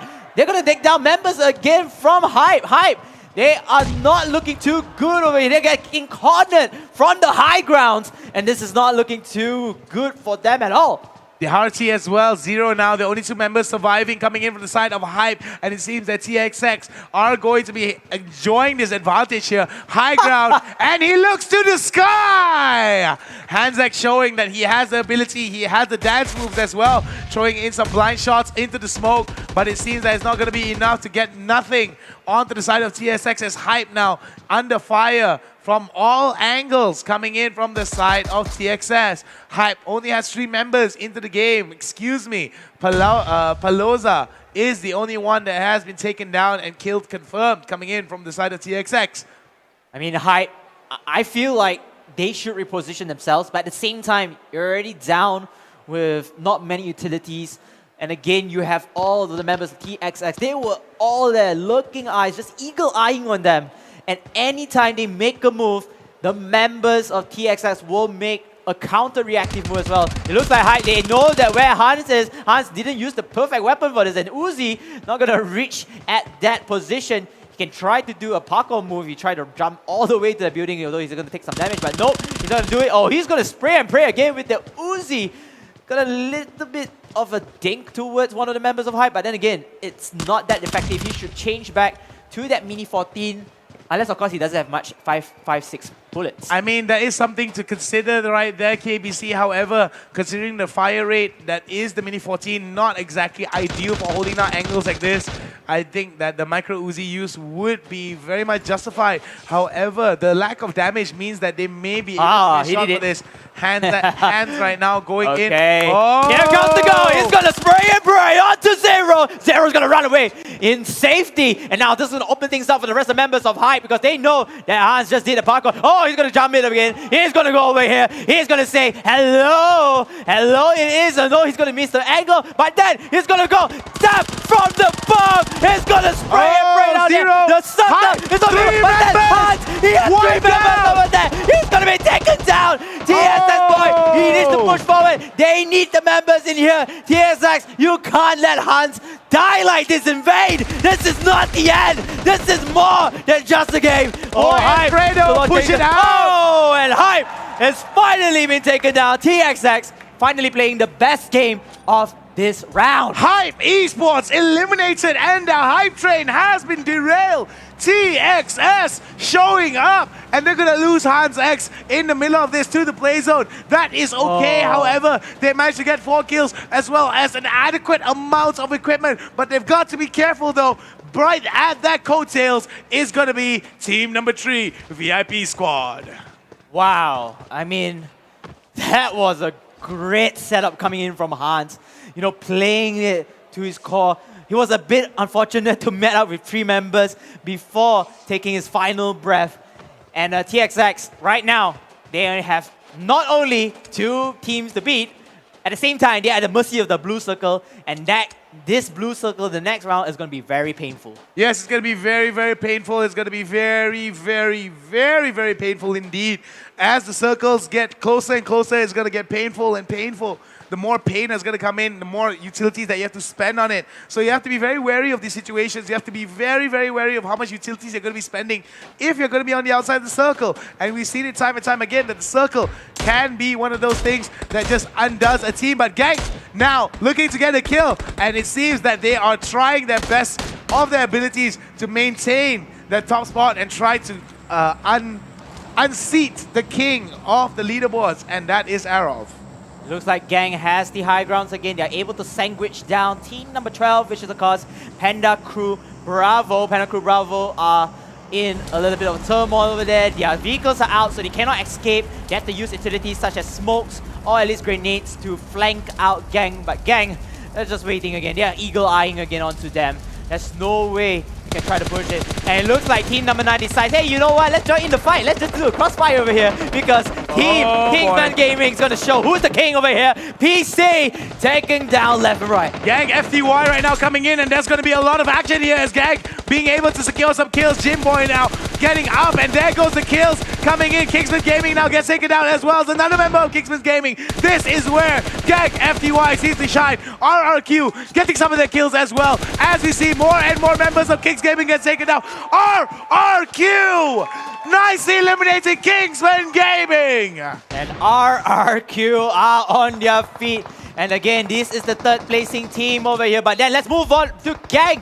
Gang, they are going to push in as well. It looks like we do have an off-screen kill coming in from the opposite team, but Gang has so much advantage. Look at this. Oh, They're going boy. to pressure down Team 11, which is called Aerof. And Aerof, this is the battle between the Titans. First place and second place. First place and second place now might potentially go off against one another, and this is where the fight is going to go down. And it seems that Gang FTY trying to set themselves a long line of sight here against members of Aerof. Aerof, they don't look good. They don't look very full in health. And it seems that Navy spotted out. Dear boy takes some of the shots onto Heiko. And it seems that Aerof right now, they know they're in danger. They've got to be careful. They're being gatekeeped by the side of Gang FTY. And we see more and more pressure building up from the side of Gang FTY onto Aerof as other members of the teams looking towards getting into this fight. This is Aerof. This is Gang. The top two teams facing off against one another.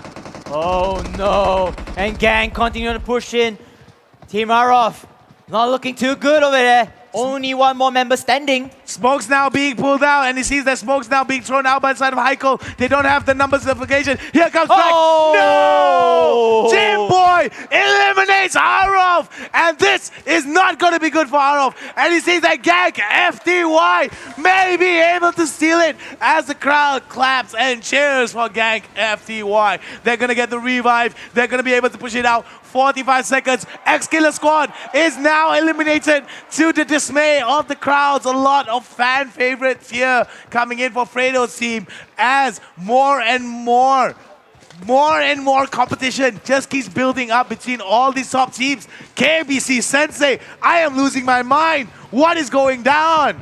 I mean, going back to Gang's playstyle, they are all very disciplined in terms of the gunfire. They know their positions. They're in the high grounds. They have everything in hand, and they are able to preserve and to win that victory against their Titan foes, which is none other than Aerof.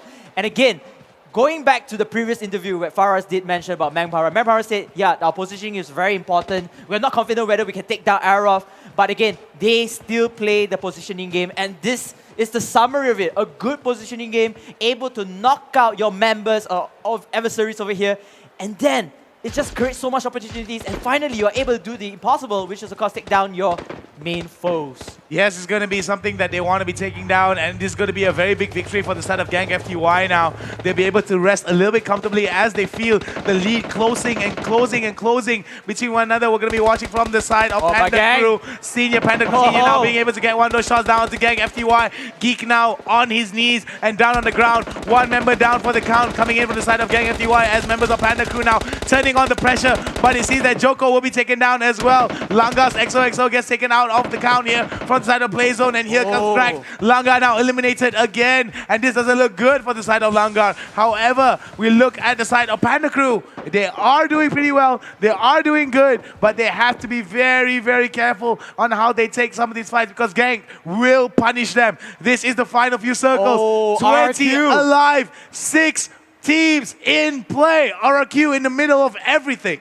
And RRQ, they have the upper advantage as well. They do have cover coming in. Cloudy will land a shot onto the knockout of Parlex, and then they will land another shot as well. Then we do have other teams as well in the skirmishes, and this is gonna be a dog-eat-dog battle. A dog-eat-dog battle, that's for sure. Shafri wasn't able to take that shot in, mainly because the smoke was just popping in at the right time.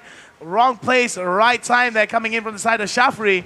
And man, oh man, this is going to be a very strong contention here as members of Panda Crew now try to spread out. They have 7 kills in their favor right here as we watch. Also Sakudeng, one of the standouts from Sarawak, in the middle of everything as he's going to be shot down by Jumper. VIP joining into the fray, and we see more and more teams closing in. More and more. We see the pressure build up for a lot of these teams as Gang FTY spreads out. Other members looking in. We do see RRQ now looking towards getting some of those kills. VIP now looking towards getting some of those shots. And that will be Mad Chicken that gets taken down. VIP in a lot of trouble. 2 members up for grabs here as 1 member down on the ground. Mad Chicken has been eliminated, and it seems that Cloudy now coming in to take down members of Panda Crew. And Panda Crew, another member going gloss down to the side of Gang.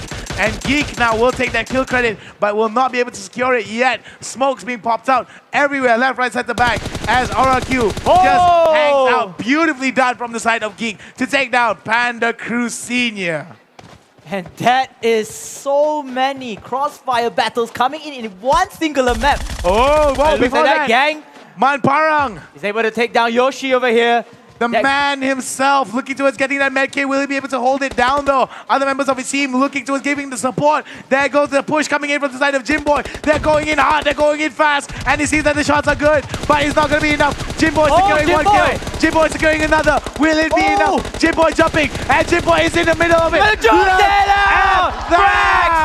Jimboy with the Duke School. Sakudeng out of the game. We've got 3 more teams left. 8 alive. Top 10. Let's go. 14 kills coming in from the side of Gang FTY. And our RQ, even though they are in cover, they are not safe by the hands of Gang. And of course, we do have one more member in VIP Jumper. But then again, it will be Gang and RQ to face this off. This is the battle. Manpara right now playing the Overwatch crew, playing the Overwatch game right here. And he sees that RRQ in a lot of trouble here. Jimboy going in for the long range sprays, but will not be secured by himself. He'll be secured by someone else. Gang now looking to get in that position. There's going to be very good here. RRQ now in a lot of trouble here. They're going to feel the pressure coming in from the side of Gang. Gang now looking towards pressuring, looking towards gagging and living up to their name. Sans now, the next casualty to go down on the ground. But Parag secures it. And Cool Daddy is the last one left for the side of RRQ. As members of VIP are going to go down. Could this be another potential gag? Could VIP pull off the miracle ace in the case? And we see it. Double split screen. We're going to see it from the side of VIP. 1 versus 4. 1 versus 4 is going to be the situation here coming in from the side of Gang. Gang right now throwing in those grenades. Not sure entirely where to go. VIP, the tension is high as member, the last surviving member of VIP, looking towards getting it. But no, he might not survive it. He might not survive it. Gang FTY again with chicken dinner. And Gang FTY proving that smart tactical play, great positioning, and teamwork makes the dream work. And that, ladies and gentlemen, is their second winner chicken dinner for today. Wow, oh wow, and it seems like Gang FTY is slowly building up their momentum, and it seems that they already found their identity and they are playing it as aggressive as Arrow did. And this, I feel, was just one big benefit for the side of Gang FTY. Not only were they able to secure a close to 20 kills in that previous round, but they were able to eliminate Arrow early on. Oh wow, a little bit of friendly taunts over there, but then all is fun, all is in the name of sportsmanship. That was a good gameplay coming in for Arrow. You know what, let me just scrap out good. That was the greatest gameplay. I think, like I said, as the time passes by, as round passes by, like you did mention before, the games get better, and of course, the crowd gets better as well. The crowd gets better as well. We would like to thank our lovely location sponsors, Sunwave Lost Mall. Let's take a look at the highlights as we thank our sponsors. Very special thank you to Tencent, Vivo, and Udo, because who does it better than you do? Here we go. We're going to be checking out the highlights here as we are going to go underway. Here comes that beautiful pixel shot. Boom, shakalaka from the side of Saz. Hitting the side of that helmet will not be able to take him down, though. This highlight, yes. I still remember Hans. He's just doing one-man show, rambling all the way, death from above, able to create so much confusion. Of course, the playing circle is also not in their favor, but then he's able to sacrifice himself and eliminate Team Hype with the help of his members here. So that was actually a very nice play coming in from the X-Killer squad. X-Killer squad definitely did have some really good plays. However, Hype coming in, they did try their best to stop X-Killers from actually going in. And here we're going to be seeing from the side of RRQ taking in some of those long-range shots, taking now Carol M24 as was running past that crosshair there. Very bad positioning coming in from the side of M24, Carol M24. But it was a very good show here coming in from the side of Gang FTY, consistently just being at the right place at the right time, dropping in some of those shots and just taking down members of them one by one. I do like what I'm seeing here coming in from the side of Gang FTY. RRQ as well, they had some really good moments today, but the saddest moment has definitely got to go towards Arrow. Very disappointing coming in from them. They were able they were unable to actually survive the fight that was coming in from the side of Gang FTY, and that is all the difference that it made for the side of Arrow here, mainly because that if they're not able to secure some of these early positional fights, then it could be a huge problem for them. Yep. Mainly because that they need to be very, very wary that the fact that Gang FTY is just at their heels.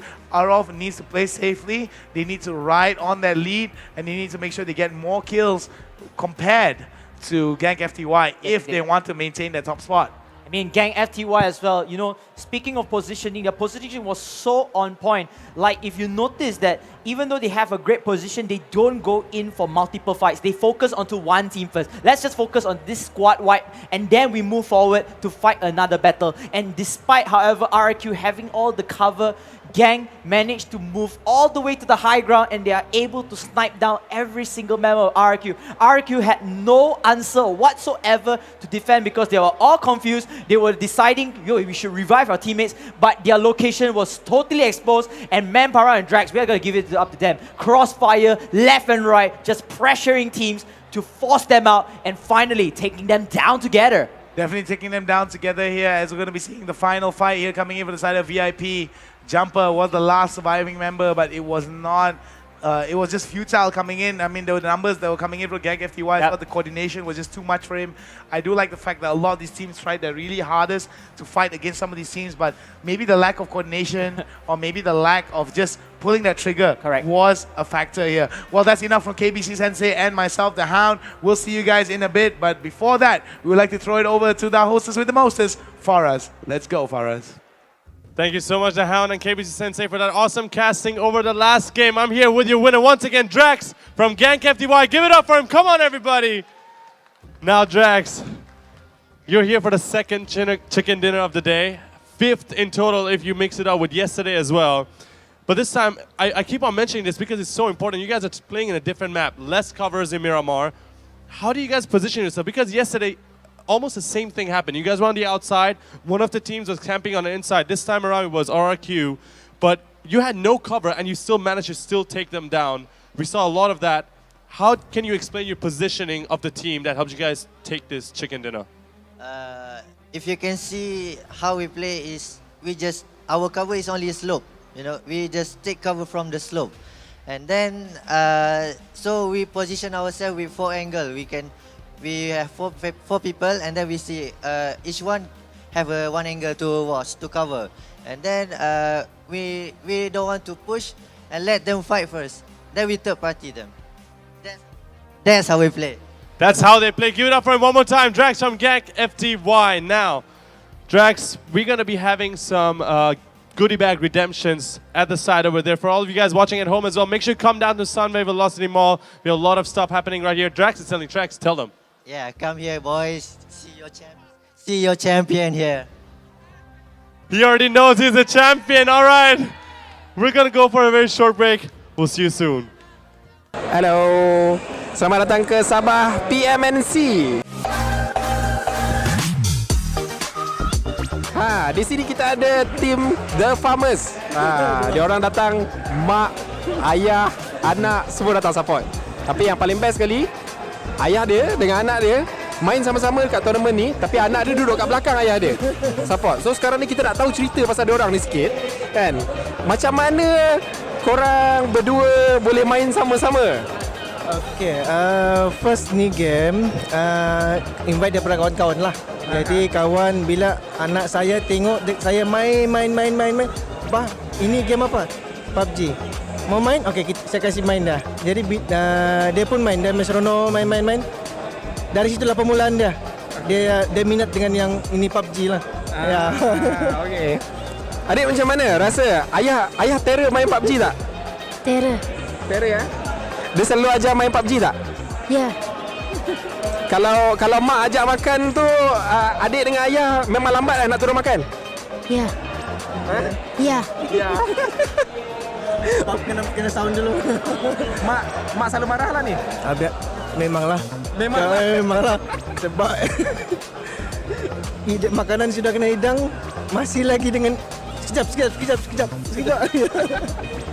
Okey. Macam mana kalau hari-hari bersekolahan? Ayah ada larang anak untuk main, suruh dia study dulu baru main, macam mana? Keutamaan adalah pelajaran lah. Masa cuti Sabtu saya akan telefon saya akan dorong pegang lah untuk main permainan sebab yang paling penting pelajaran bagi untuk saya anak-anak lah. Masa depan tu pelajaran yang dulu. Itu. Games untuk enjoy untuk supaya dong tidak kita sekarang ni zaman teknologi. So dorong kena tahu benda-benda yang benda canggih. Semua dari ujung jari. So apa-apa info semua dari handphone. So media yang main peranan sekarang ni. Itulah. So tapi peranan saya untuk anak-anak pelajaran penting dululah. Games tu tetap ni lah untuk kedua lah untuk anak-anak ya. Okey. Last ada apa-apa pesanan tak dekat mak bapak kat luar sana dengan anak-anak dia orang in terms of PUBG Mobile? Bahawa anak ni bagi saya dia satu sokongan untuk kita. Biarpun kita nampak dia kita mesti kita perlu sokongan dorang juga. Anak-anak sebab anak-anak ni kita nak bagi dorang nampak masa depan tu macam mana. Itu bagi saya lah. Dan supporter daripada dorang juga, kalau tidak susah juga. Ya, sebenarnya pun yang saya bawa ni saya mau dia tahu yang style yang macam mana main gamers punya betul.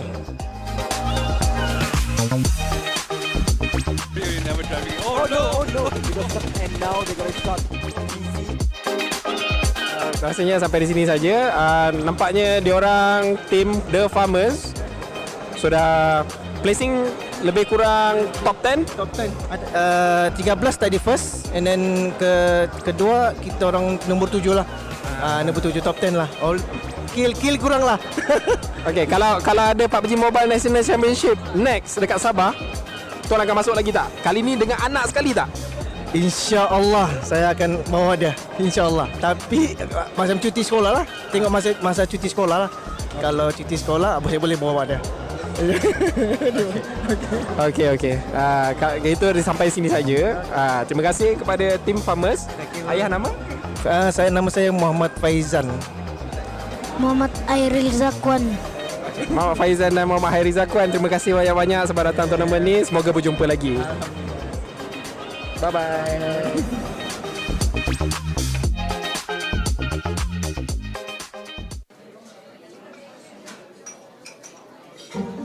Ever wondered why you're paying so much for your mobile plan? It's like being forced to pay for the worst all-you-can-eat buffet when all you really wanted was some satay and fried chicken. What you usually end up with is a whole lot of waste, just like your current mobile plan. I mean, seriously, who still uses SMS? SMS cucu ya, Nick? WhatsApp, babe. Slow skate, Nick. Don't text and drive. And do you really need unlimited access to dozens of apps you haven't even heard of? And as for unlimited mobile data, There'll be 10 ringgit, so water is free but not coffee. see what I mean? What you do need is You-Do, the customizable mobile plan that lets you choose exactly what you want and how much you need.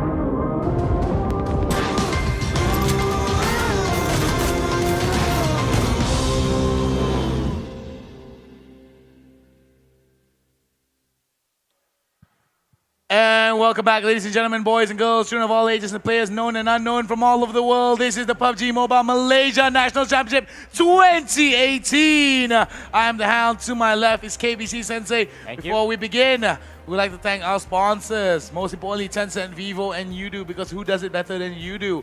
And of course, coming to you live here at Sunway Velocity Mall. I'm excited. I'm a little bit tired, losing a little bit of my voice, but it's all good because we're able to cast you some quality PUBG Mobile games. KBC Sensei, share your thoughts on the previous game and what you're looking forward to for this next match, which is going to be in the FPP game mode. Oh, FPP is going to be a huge difference comparing to the third-person perspective mode. So this is going to be very interesting now. The teams don't have that 360 angle view advantage like the others as well in hand. And of course, we have many more features in play. But before that, you have something to say? Let's take a look at the scoreboards as we talk a little bit about that. So this is what's happening right now. Gank FTY with 5 chicken dinners, and now they are at the top spot with a big score difference here. 67 kills, despite the fact that Arov has 72, so not too far behind here. Coming in from the side of Arov. I think what has to happen right now is Arov needs to be very wary of how they position themselves in the next few games, because any more eliminations will just create an even bigger gap between Gank FTY as well as Arov. And of course, we have VIP Squad on 3rd place, Panda Crew Senior, and on the 4th place, RRQ MY, Matt Chicken, the Killer X Squad, and Psycho Riot, all in their equal positions. Not much changes from time to time. On the 9th spot, we have Hype Esports, number 10, Langa going up 2, by the way, as SHH Star, Ozu Gaming Crew, and Panda Crew Bravo dropping down 1 spot each, before moving on to Kingsman Gaming, Sakura, and Campus as the bottom 3.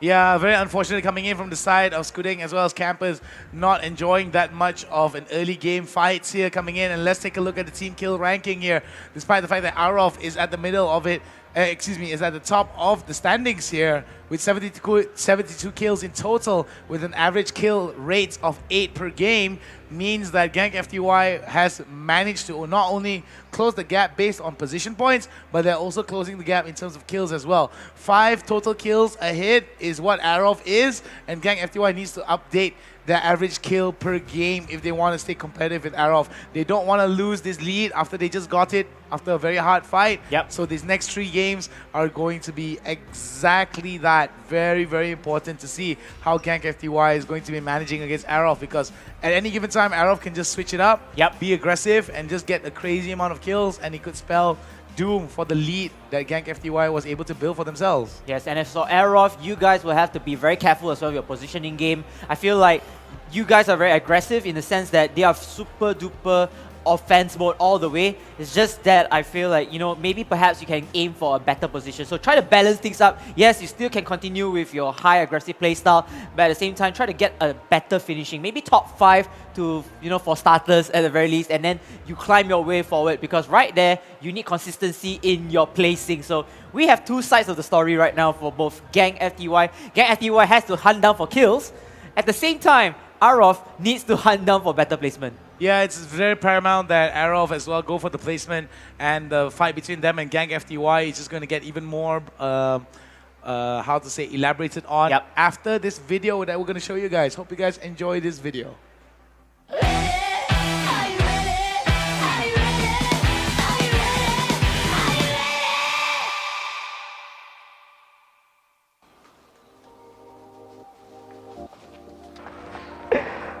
Alright. Dengan step.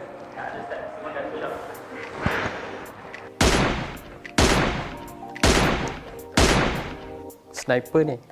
M24. Saya rasa ni crossbow. Info ni.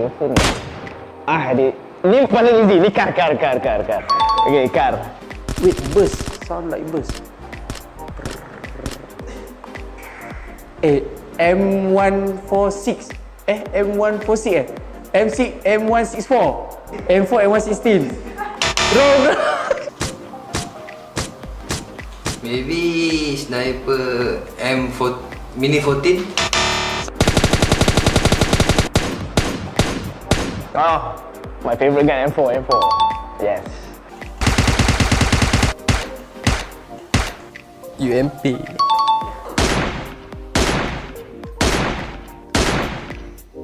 M24.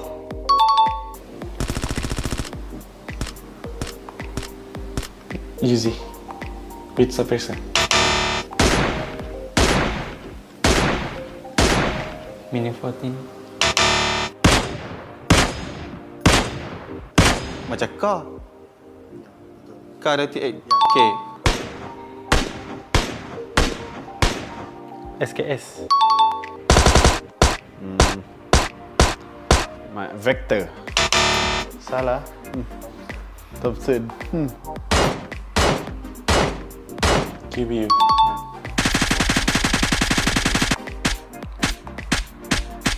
Groza. M762.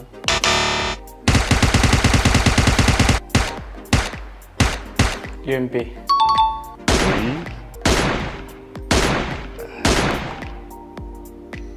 SKS. Singapore kalau Singapore M24.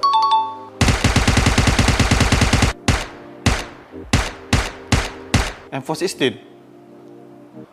AUG? Salah. Bukan lagi. Apa nama ni? QBZ. Salah. Apa dia tu? UMP. Ya Allah, asal lain bunyi ni tak sama dengan aku.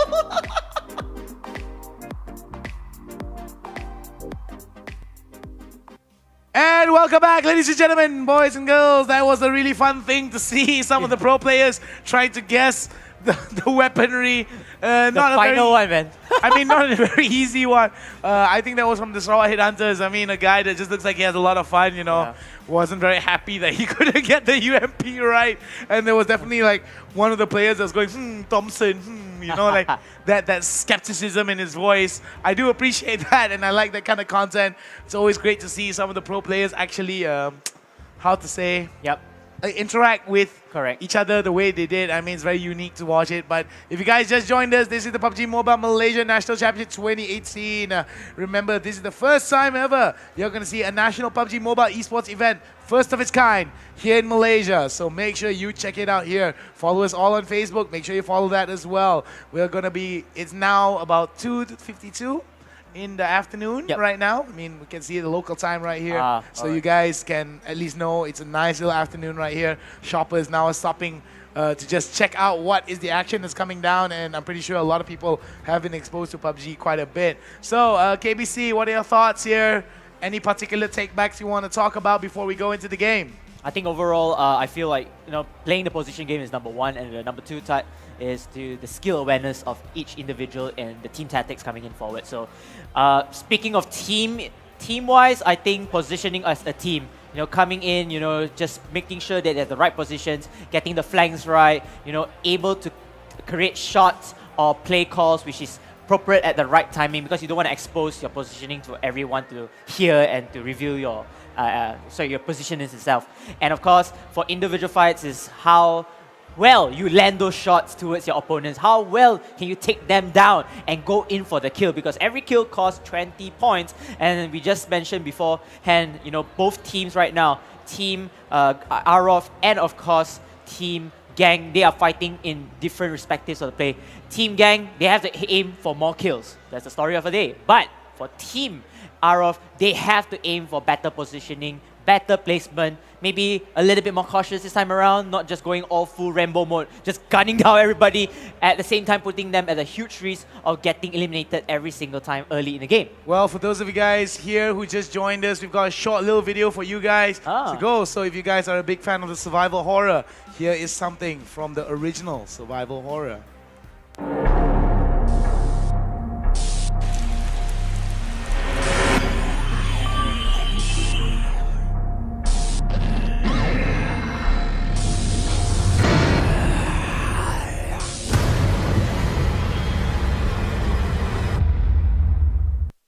Well, that's something for you guys to get excited about. PUBG Mobile is going to be collaborating with Resident Evil 2. I mean, the developers are going to be working together to bring you guys special content.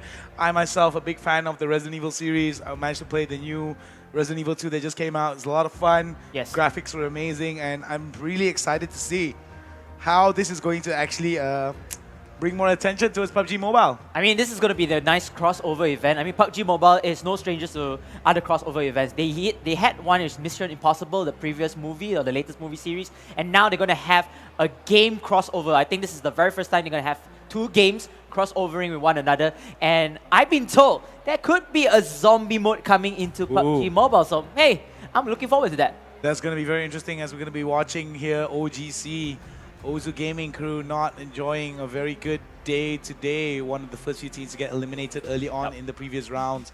And it seems that they are just barely picking up momentum as we check them out. They are going to be going into round 10 with a little bit higher spirits, hopefully. And they will be able to cinch out some kills here early on. There was a point where in the first round today, they were able to get some of these fights, but it seems that the lack of commitment in terms of the kills put them in a situation that was not evident towards them getting ahead. Yep, I mean, those fights were not favorable to them. At the same time, they just got picked off easily. One of the reasons was the last round, especially. They went in with no weapons to be found. They got hammered by the opposite team who have just picked up every single weapon that they could find. And they were just headless chickens running around trying to save each other, but it was little too late. They got eliminated early on in the few seconds coming into the game. So hopefully this time around they are able to go to a different drop zone, but it's a much more comfortable one. And with Mirama's FPP mode, it's much safer, I feel, because you only have one field of vision. So that field of vision, if nobody's going to see you from 360 side, they're not going to hunt you down without that information. Well, that's going to be some information that a lot of these teams are going to try to put forward and try their best to utilize in getting some of these fights in their favor. So we shall see that some of these players now getting hydrated, getting ready to enter the breach and fight it out as much as they can, because today is the day we will find out who not only is going to walk away with 20,000 ringgit off that 60,000 ringgit prize pool, but who also is going to be walking away with bragging rights. The top Malaysian PUBG Mobile team in Malaysia. Hundreds of teams, hundreds of players have come here today in order, they had to go through hundreds of teams, hundreds of players in order for them to prove their worth here today. And it all boils down to the next 3 games that is about to go underway, KBC. Yes, indeed. And a lot at stake here because the last 3 games, anything could happen. Again, we have so many storylines, we have so many narratives to be tell about this game. You have the Titans, the top 2 Titans over here, which is of course Araf and of course Gang FTY. But not only that, you do have other teams as well trying to aim for that championship. So anything could happen if those 2 teams flop in the next 3 rounds. The 3rd and 4th placing teams will go up here, such as RRQ MY. We do have Panda Crew as well on board. And again, it opened things up. You know, the Battle Royale game and the format that we have is a long, tiring marathon, but it's going to be a rewarding one till we hit the finish line. It's definitely going to be something that is going to be working very well for them. And as we can see here, Imara with the stats was not able to call that in time. Sorry about that. We were very much in our conversation just now. Yes, 14 kills at least. 14 kills, yeah. So that's going to be something that they are going to be enjoying here. Despite the fact that they are at the bottom of the ladder, they were able to cinch in some good kills. It's just that they need to be very wary of their placements. We do see now that, judging from what is happening on screen, players are just now getting ready. Final checks are being done, making sure that no equipment is experiencing any issues or any kind of technical faults. We want to make sure that the flow of the show is going to be good. And for those of you guys who don't know, remember, Tencent, Vivo, and Udo, these 3 people are the reason why we are here today. So thank you guys very much for being the sponsors of the first ever National PUBG Mobile Esports event in Malaysia, brought to you by MET. So we've got some awesome stuff lined up for you guys. There's giveaways, there's codes to be given away, and most importantly, you'll be able to walk away with some awesome memories. Make sure to take some nice photos. Make sure to interact with the crowd, because these memories will last you a lifetime. Yes, indeed. And of course, speaking of online giveaways, if you guys are live right here offline, you can go ahead and enjoy the various activities. We do have PUBG cosplayers as well. You can take a photo of them. It looks very cool as well, you know. And of course, there will be a redemption site where you can claim yourself some cool PUBG mobile goodies. And you can see we are looking at Jimboy. Jimboy having 17 kills. Oh, thank you so much for the thumbs up. Peace, brother. Average 1.89, including 340 points. I mean, Jimboy has been so dominant in the qualifiers. He was the one that created so many unique plays, impossible clutch situations.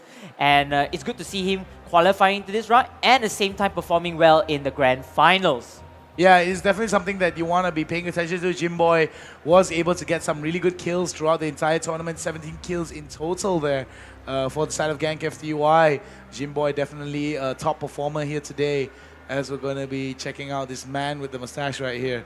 So serious his face, as they're going to be getting ready to get into the game. I'm pretty excited to see what these teams are going to be offering and how these teams are going to be playing up against one another, because there's just a lot of possibilities here that we are going to see, and I feel that some of these teams are just not tapping into their full potential yet. Yep. So I just feel that it's just a matter of time before they just get better and better and better, and I just feel that there will always be this level of this level of understanding between these two teams that they just need to be very wary of how they want to be playing some of these situations, and not only go in just for the fights, but they also have to be very, very wary of the decision making that puts them into really bad situations. I mean, we saw that happen a couple of times with VIP as well as some of the other lower tier teams. So we hope to see that some adjustments can be made as we head into the final leg of our tournament. Yes, indeed. And FPP mode is a whole different ball game. Players right now, they will have only one particular vision of view. It's going to be just their face and the weapons inside, and it's going to take a lot of individual skills to land down the shots, comparing to TPP where you have different factors being played out, like, you know, environmental awareness, positional awareness as well. And, you know, just coming in here with FPP, some teams strive on FPP alone. Yes. Yes, so not all teams can strive both TPP and FPP. There are some teams that are very, very dominant in FPP, and hoping that these teams, they can, you know, spark a little bit of momentum, especially for the middle to lower tier teams. All right, I've heard from production that we are going to go into the game relatively soon. So, ladies and gentlemen, I need you guys to count down with me later as the game starts. So we're going to be counting down from 5 up until 1 later. So you guys make sure to count as loud as you can. I want to blow the roof off this place. Can I get a yeah from you guys? Guys, come on. I need you guys to wake up. Can I get some noise from each and every one of you guys? That's more like it. That's not loud enough. I need to get some noise. That's what I'm talking about. That's going to be the pan that's going to be coveted by a lot of these teams. Remember, 20,000 ringgit. And oh, look at the guy. He gets all shy already. That's just unfortunate there. OGC right now just getting into the game. And remember, we will count this down together. So I want each and every one of you guys to count together down with me as we're going to be loading into the game relatively soon. KBC, it's an exciting day today. Any final thoughts before we head into the game? Let's hope that all teams can give us a great gunfight, a great gameplay in overall general velocity. All right, ladies and gentlemen, let's count down together. 5, 4, 3, 2, 1. Let's go! Ladies and gentlemen, we are in round 10 of the grand finals of the PMNC, and it will be FPP Miramar. The plane path took a different type of route this time around. It's going to be from east to west, and this is again a very, very well balanced flight path. Every team can move from every part of the map if they want to do their drop zones and getting their loots to start off. This is definitely going to be very interesting, KBC, mainly because that they are going to have a lot of options here, considering that the flight path is going to be cutting the map into a diagonal kind of way, a semi-diagonal kind of way, which I think is going to be very good. Montenuevo, Picado, Ladrilla, El Pozo, Crater Fields, Water Treatment, Hacienda de Petron, Cruz de Vel, El Azhar, Junkyard, Minas, La Bendita, Los Leones. These are going to be some of the places that are going to be highly contested. Chumachera, Minas del Val, and maybe Valle del Mar may not be in a lot of people's minds right now, but we do see that at least a couple of teams are going to be going towards El Pozo. We do see a team going towards Campo Militar, and there's just going to be more and more action as it unfolds. Kingsman Gaming coming in from Sarawak now, dropping in onto a vehicle. What do you think about this drop? I mean, this is going to be a good style to start off with because number one, there's a meta where you can pick up the vehicles at, no man's land and you're able to travel across buildings or locations faster. So I kind of like this movement, and not only they found one, they can have found two. Creates the buddy system where they can support one another and don't just clank up all 4 people into one vehicle if they want to get exposed of that. So good move coming in here. Lucky for them as well, they are able to find vehicles in here, and it looks like team number 5 and team number 10 are so close together. Mad Chicken with the X-Killer squad, and it looks who's here to spray down the pain of the Mini Uzi. And it seems that Mad Chicken right now looking towards getting that Mad Chicken as they're going to be going on down onto the side of TXX right now. Looking towards getting their revivals in. AG and Boy now in a little bit of trouble here as Rothschild looking towards pushing it out. Rothschild, he's just waiting for his sprays to come out and the rest of the members are out. But he's going to fight AG first. He's going to land down some such. AG is able to survive that a little bit of massacre coming in from the UMP. But then again, TXS, they are in a little bit of pinch of salt. Well, pinch of salt is definitely something that they have to be very wary about here, as members of Mad Chicken may put the X-Killer squad in a little bit of a problem here, assuming that they will spot this out. But not too far behind, though, is going to be Panda Crew Bravo. Wow, this is going to be another Mexican standoff if these teams were to meet up with one another.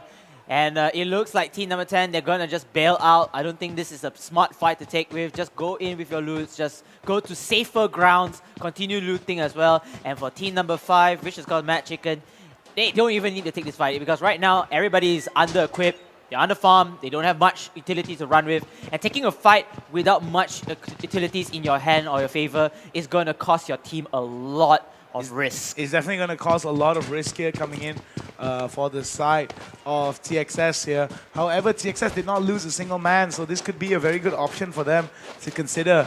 They have to move in a very particular way if they want to stay away from a lot of these shots here, because any of these shots can actually put them in a very bad situation. Remember, this is round 10. No more mistakes can be made here.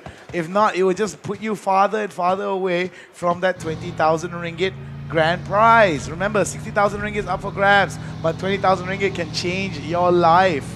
As we're going to be watching it here closely, we're going to be watching the teams now moving in a very, very good position. Coming in from Psycho Riot, they're going to be passing by onto Impala with a vehicle, so this is going to be good for them if they start out. It's going to help them with logistics and put them very good in the circle positioning. And again, the vehicle meta has been one of the textbook plays out there. Teams just going into no man's land, just picking up vehicles if they can, and then they'll just go savaging from one place to another and just moving from time to time. So this gives them a lot of freedom in a way that, hey, we can still go to different drop zones.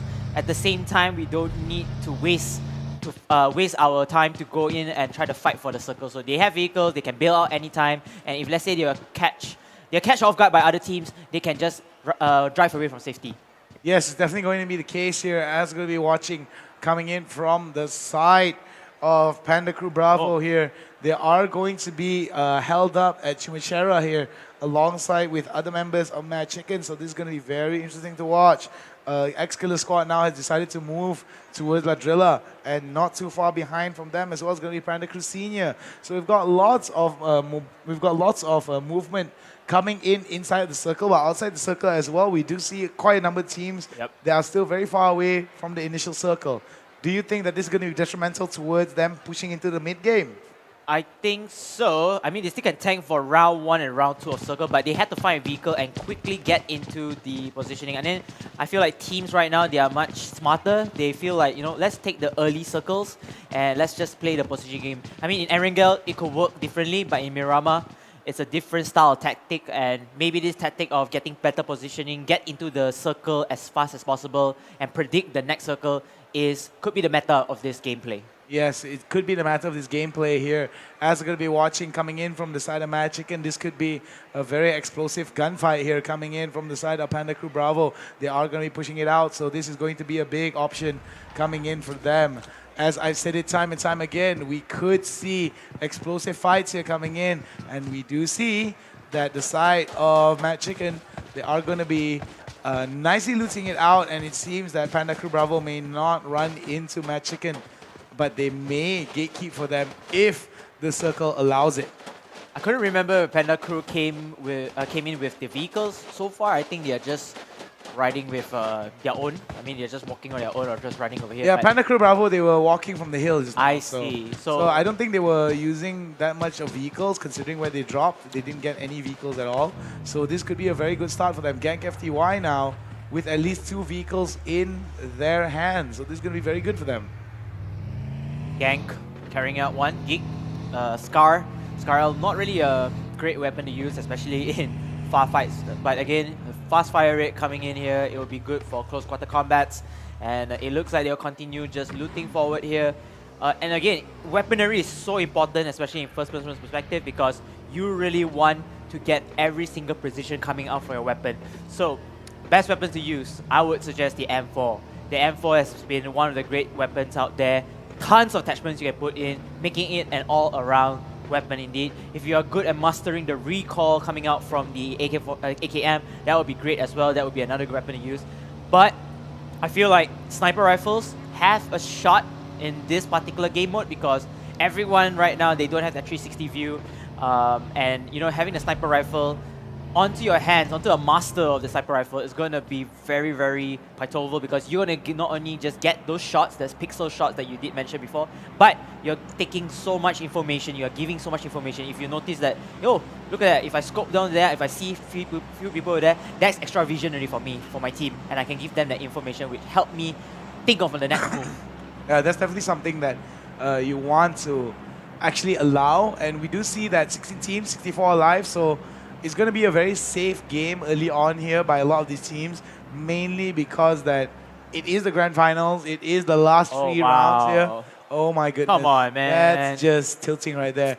I remember one of the qualifiers, I think it was the Sarawak one or the KL one. I think it was the KL one, where one of the loot crates was stuck on the roof, and the team just spent a good amount of grenades just blowing it up and trying to push it down to the ground. So hopefully that's not going to be the case here for that loot crate, because that loot was definitely very expensive and will definitely boost up the firepower for a lot of these teams. Yep, and indeed, and if you're using grenades in especially at urban warfare and there's more than 2 teams there, you're just going to expose your positioning and just going to cost more of your utility. So unfortunately, looks like they're going to try one. Psycho Riot, they're just going to try their luck trying to push this box of lots of expensive items. Goodies as well, by the way. We got they got it. Hey! And the crowd goes wild.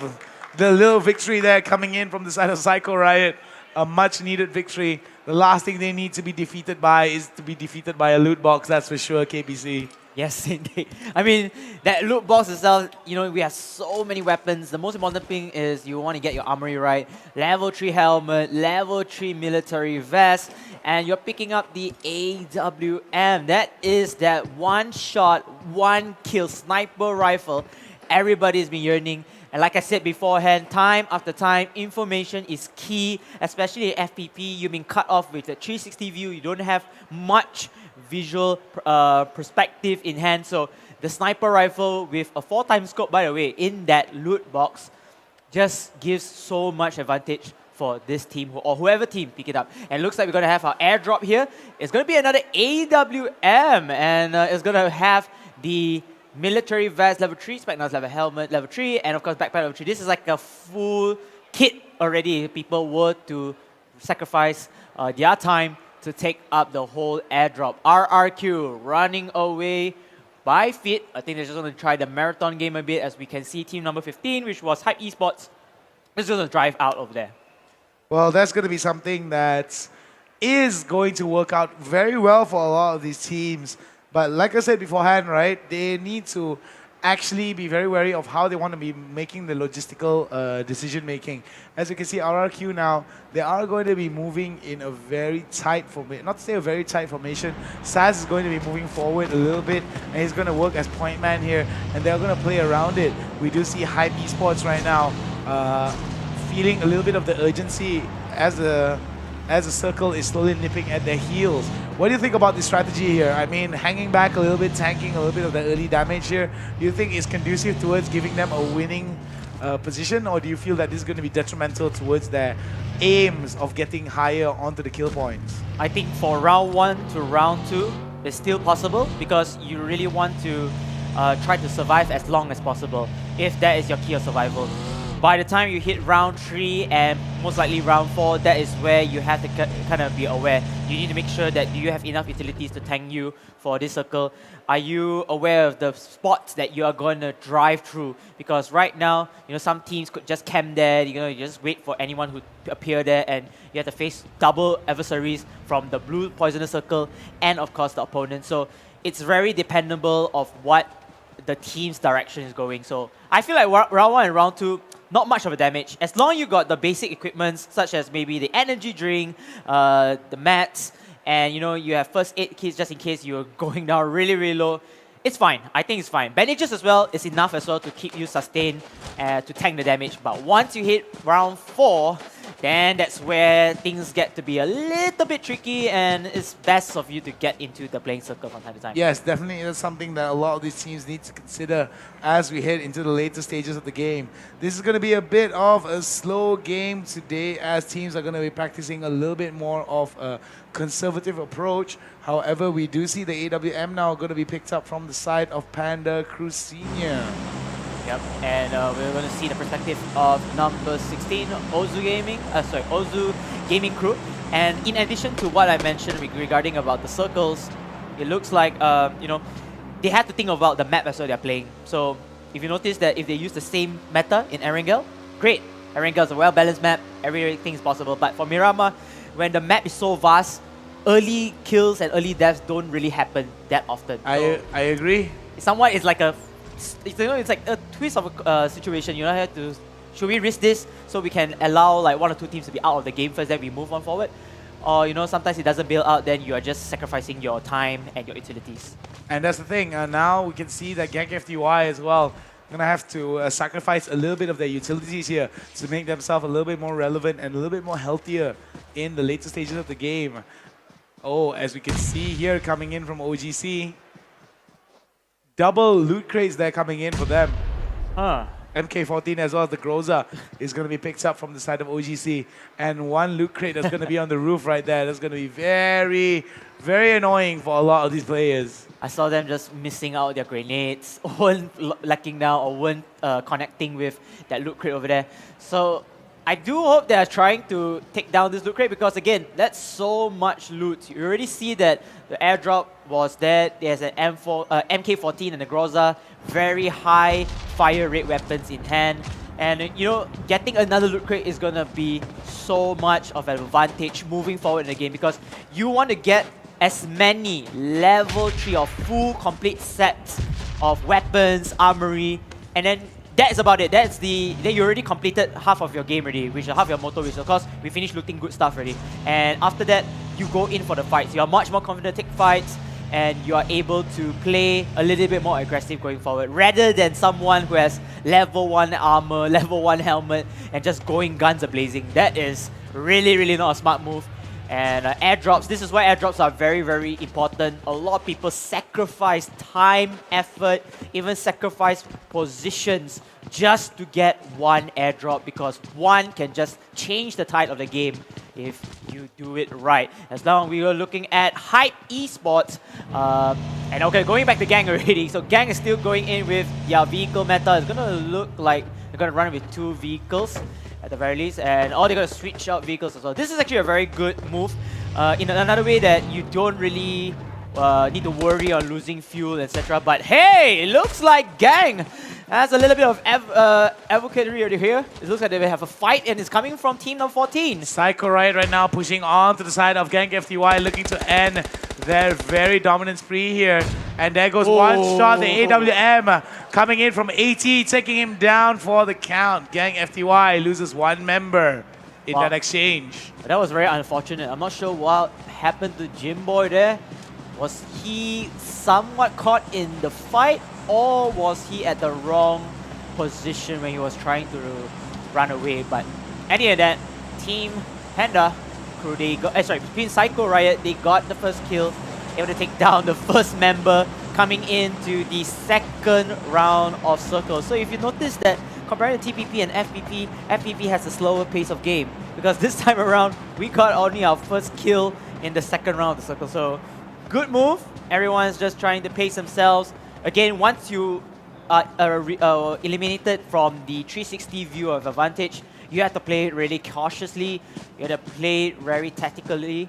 And it's going to cost you some time. But meanwhile, looks like Psycho Riot, oh, they're going to have a lot of information. AT is going to miss out his AWM over there. Oh, he's going to ding down Geek to a slither of health. Gang, they want to get this airdrop, but then they did not have enough utilities to at least control this airdrop from there. And AT is just stalking them, just waiting for the right time, hoping to snipe them down. That AWM, although it did not take down so many people or knock down anyone, but it's going to take a lot of resources coming in from Gang. They're going to lose armor points, they're going to lose health points, which will be like an investment coming forward. It's definitely going to be an investment for them. Whether it pays out for them in dividends will be seen momentarily as we watch from the side of OGC and RRQ. There might be an explosive fight here coming in. Will it be OGC's time to shine? They weren't eliminated first, so this is going to be a very good spot for them. But remember, only one kill thus far here towards the second circle, and this is going to be very interesting to watch as we see both teams are on level playing grounds, but it seems that OGC may have a better option here. As we go back to a Psycho Riot, it seems that they're going to try to spoil the aim of Gank, but Gank though, Drax was able to shoot down one of the members here, Jeep XN, with a beautiful shot with the AWM. There goes another shot of the AWM, Alip as well as Shix and AT looking towards moving behind that particular cover and getting that revive done. Shix right now trying to scope out, trying to get the general direction of where those shots come from. And it seems that Gank right now looking towards fighting it off, showing what kind of prowess they have. Manparang on that SKS, trying to fire forward to stop Psycho Riot from pushing out. Looks like Gang will not take this fight. It's smart as well because you're going into the round 3 of the blue poisonous circle. So again, as I mentioned, from time to time, going into round 3 as a circle, you make sure you have to have enough utilities to sustain the damage coming in from the blue poisonous circle. At the same time, you have to be wary of your surroundings, where the enemies could be just waiting for your presence and take you down. So good move by Gang. They already lost one member, so the risk of taking this team fight is not worth it.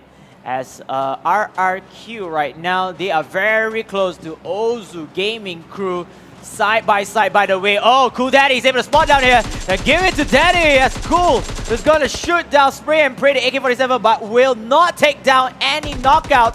The rest of the members will fall in. Cloudy has been phenomenal in the last round. He's going to lay down a knockout over here. OGC, they're in a lot of turmoil. They have to make sure where the members at, and they're going to land on the shots. I Am Era, he's going to take down as well. A little bit of Gang over here. Cloud finally fell down. And the fights continue. Uh-oh, Joko now coming in from the flank, and it might be a good one. Amara goes down to the knees and will be finished off from the side of Saz as well as Joko. This comes to be like a pincer move coming in from the side of RRQ, and there was no contest. RRQ walk away clean with only one member down that will be salvaged with a revive. Ozu Gaming Crew, the first team again to be eliminated in this round. Back-to-back early eliminations coming into the game. Oh man, this is not looking too good as we have an off-screen elimination as well as HH Star got eliminated by Team Hype Esports. So now 2 teams out of the game in round 3 of Circle. Slower pace of gameplay, ladies and gentlemen. But again, the action is just about to start. We're going to move back to the perspective of Gank. Drax driving away. And it looks like Manparang is down, so it looks like there's a confrontation coming forward and leaving only Drax and one of his members alive. And it looks like, oh no, Kingsman Gaming, they are able to take that lucky shot. And Manparang, GG, you're out of this round. And 20 points going to the favor of Kingsman Gaming. And they're going to take the spoils of war as well from their fallen foes. This is what you want to normally do because you know what, they might have greater equipment and you just get a huge upgrade going for the kills as in hand. Now, Kingsman Gaming are going to drive all the way forward. Drax also driving to the edge of the circle, but he has to be careful though. Team number 2, which is of course Campus, living to their name, camping around there as well, so they are not going to face any adversaries, as we will see that the circle will be in the middle of Chumachera. And this is going to be very interesting. You notice that the circle is a lot of slopey parts. There's high grounds, lower grounds, but not much cover. Yeah, I do agree that there's going to be a lot of uneven terrain here, and it looks like Gank are going to use it to their best of abilities. Arov as well is pretty close behind towards some of the other teams, and this is going to be very interesting to see how they are going to use this to their advantage here, because man, oh man, there's a lot of issues for them to actually overcome. Campus pretty close by to them as well, and they don't have the numbers advantage like they do with Manparang and Jimboy, if Manparang and Jimboy would still be on the team. So this is going to be very bad here. Coming in from behind, we might see Kingsman Gaming from Sarawak push in, and this is going to be very interesting to see how this development is going to work for Hype.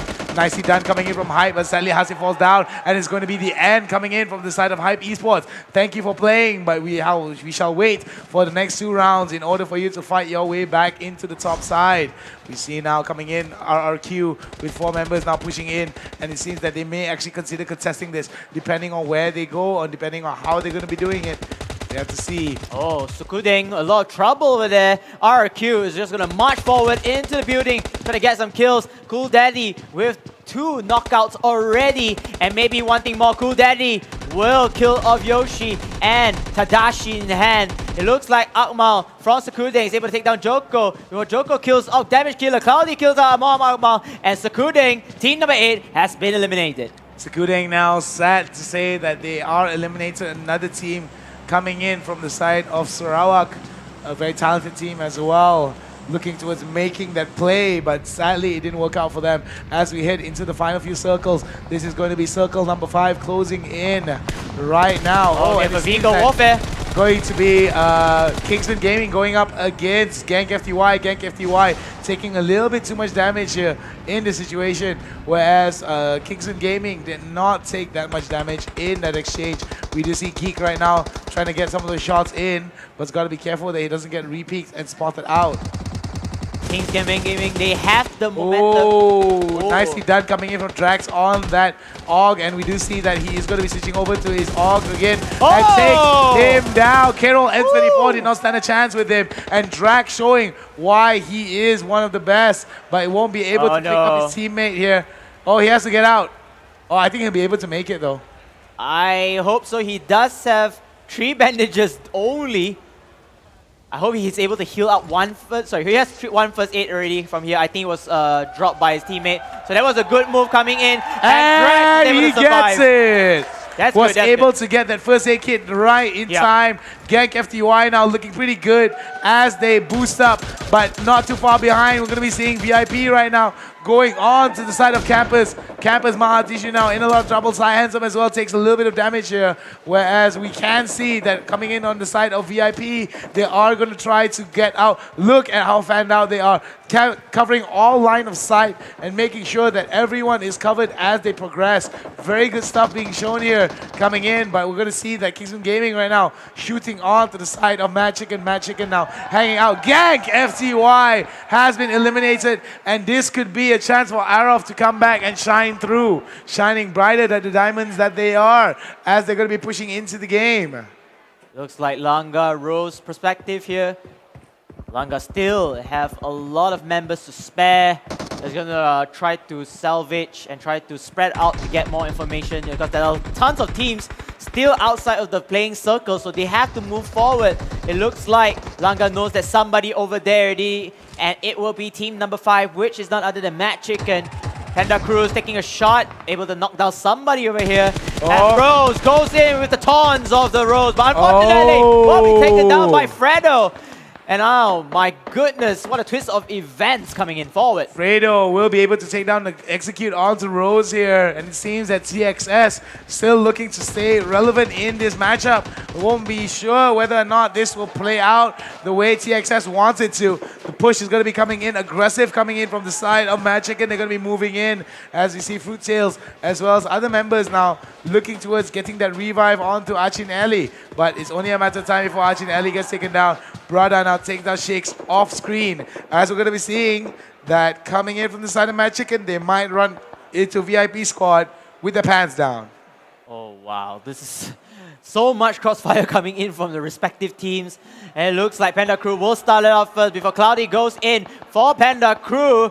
And then RRQ will play in as well. Arvov will take the fight as well. So there's going to be a lot of skirmishes coming in forward.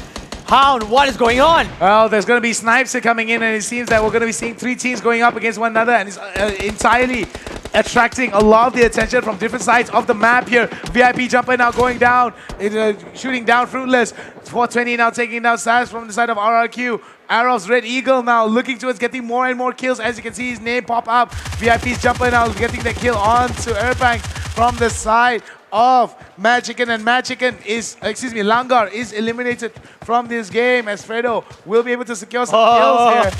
Oh! Archie Ali now gets taken down. You just jinxed them, I just jinxed them. Kingsman Gaming from Sarawak will now be eliminated. We got 6 teams with 16 alive. Ladies and gentlemen, make some noise!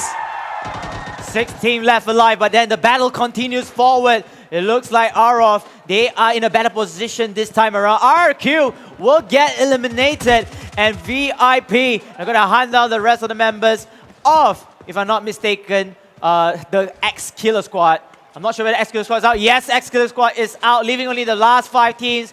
AROV, they are still healthy and strong. This could be the round for them.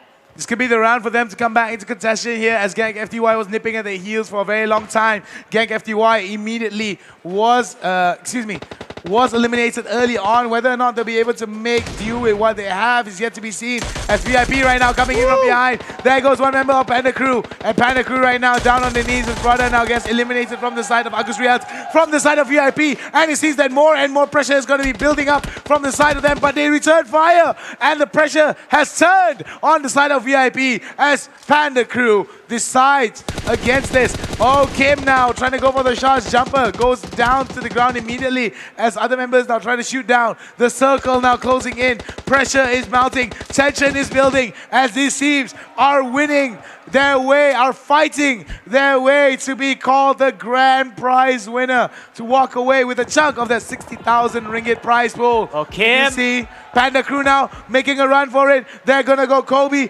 as well. Psycho Riot as well gets taken down. Psycho Riot has been eliminated as well as Naoki, the last one coming in from the side of that. He's going to be bad here. Naoki, the last man standing here, trying to go down. Takes down one, will not be able to take down the other. And Panda Crew comes up on top. Panda Crew beat Panda Crew indeed, but then it's down to the final 2 teams. It will be Arov going against Panda Crew. Kim, who has been so hot from the start, a lot of kills under his belt. Can he try to carry his team for this victory, for their very first winner chicken dinner in this day?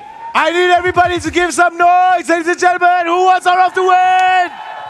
Who's on the side of VIP of Panda Crew? So there's a lot of support coming in here. We do see that the heads are going to be popping out. Some shots that are coming in from the side of Heikel here, not going to be landing. Boyka's going to be taken down. Oh, Boyka gets taken down. It's going to be bad for the side of Arov. Arov right now looking towards getting the push. And it seems that Kim VF right now, beautifully done with that 6x scope and that spray of the AUG. And it seems that more and more pressure is going to be coming down. Could that be? Red Eagle gets taken down. It's up to Heikel against Panda Crew. Panda Crew now looking towards pushing it out and ending it. Could this be the upset? Oh my God, Heikel in a lot of trouble. There could be a lot of ways this could turn wrong. The revive coming in. Could it be in time? The smoke being popped up on the side of Arov. They're trying to hold it out. Kim coming in. Again. Oh my God, forward. Heikel has been taken down. Boy, the last man standing. Panda Crew. And Kim able to carry his team for their very first winner chicken of day 2. And you can see the emotions, the pressure has become pleasures right here, because right now they have their first winner chicken dinner and they are your champions, all winners for this round 10. Panda Crew showing up today. Panda Crew Senior just showing what they are capable of doing. And brother, as well as the rest of Panda Crew, were able to actually bring out some of the best here, upsetting Arov and hopefully pushing them further away from that chicken dinner spot. Whether or not they were able to do so really depends on where Gang FTY was and how many kills they have managed to secure. So, like I said beforehand, kills, placement, everything is on the lines here. There's a lot at stake before we go into the next few games.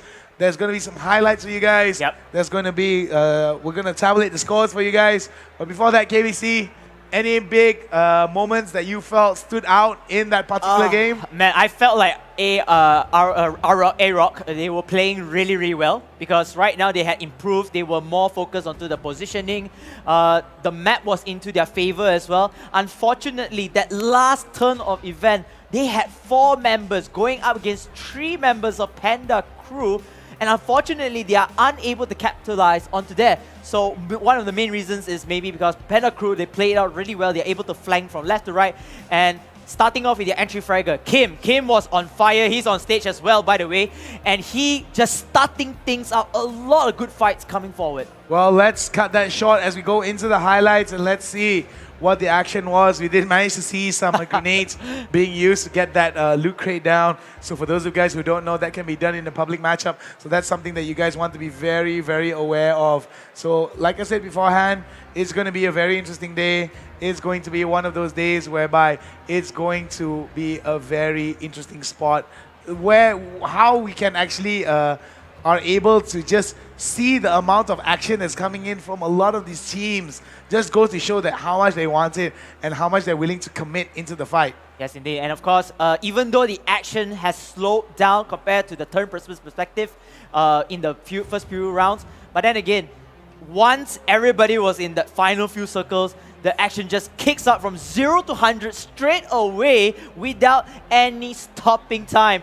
And we have to give credit to every single team. They tried their best. They tried to isolate the fights. They tried to make every fight count. But unfortunately, there's always a team standing by to take them down every time they got wounded from the previous battle. So, you know, it's all about the stamina game. You know, can we last this fight? And again, you have to quickly be on your feet. You have to quickly heal it up and get ready for the next fight. And that could happen in just a split amount of seconds or minutes. Yeah, it can. And as we can see right here, this was the final few fights coming in from the side of Panda Crew Bravo. Excuse me, Panda Crew Senior. They were able to come in. Beautiful show of sprays that are coming in from the side of Kim VF with that 6x scope and the AUG. Very, very good and precise here. Members of Arov, I think they were panicking a little bit, not entirely sure on how they were trying to approach the situation. But it really goes to show that even a team like Arov doesn't handle pressure really well, and especially with so much on the line, and they feel that their dominant grip towards the top of the leaderboards is getting pried away from by Gang FTY. The pressure is definitely building up upon them. And I think, you know, with Kim, you have not only just giving credits to Kim, but you have to give the rest of the members some credits as well. They really supported him from behind. Team Arov, they were so confused. They were more focused onto the first 2 members. And when Kim was so close to them, they wanted to take the shot. They got backfired by the supporting cast. So everybody played a good role in it. And it was a good fight eventually for the winner chicken dinner. Well, I think that's enough from me, the Hound, and him, KBC Sensei. We're going to be passing it over to the second best hair in the show today. I mean, the first one goes to the player, of course. Faraz, take it away. Thank you so much, the Hound and KBC Sensei. Of course, I'm with the man with the best hair right here. Came from Panda Crew Senior. Clap it up for him, everybody. Come on. Great game. Talk to me about the pressure. You guys were going up against Team Arov over there. You had basically no cover, and you managed to pressure them. Talk to me about how you guys managed to do that. At first, me and Shafri were planning to push to the right side. We know where the last enemies are. We know where the last team is. They were like under the slope. So we just keep on pressuring. We kept on firing them. We kept on damaging them. While Palex flanked them from the left. They did not notice Palex because they was focusing on me and Shafri. We just keep on pressuring them, damaging them one by one. And then at the last moment, Palex managed to flank them, and then we managed to secure the game. All right, you guys are getting a couple of chicken dinners right here. What is your goal at the end of the day? What do you want to go for? We want to go for that first place. We are very excited right now. I think we can, if your luck is on us, we can try catch up to the first place. All right, thank you so much. One more time for Kim, everybody. Now, before we throw it to the break, you have apparently the nicest hair here. I want you to give me the best hair flip before we say goodbye. Okay, can we get one? Look in the camera for me and do the hair flip. Do it. Oh yeah, everybody. We'll see you guys right after the break.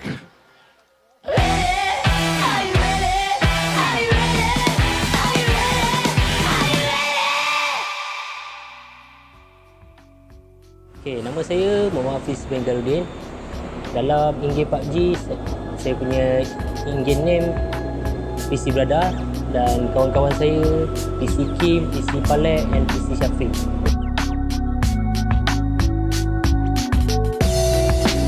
Okay, kita orang berkenalan dengan tim daripada CSGO hingga ke PUBG. Selalu main bersama lah.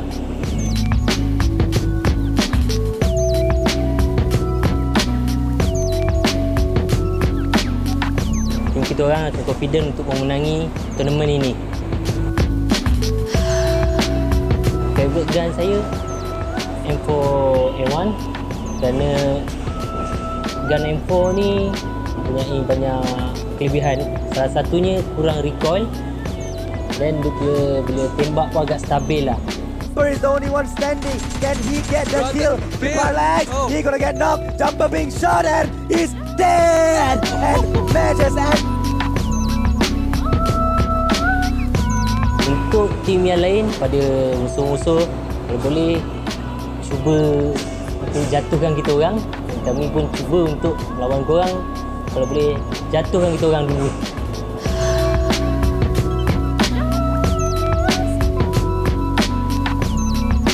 Okey, kalau untuk tim saya, kami akan buat cuba yang terbaik dan kami akan cuba usaha keras untuk memenangi tournament-tournament yang ada.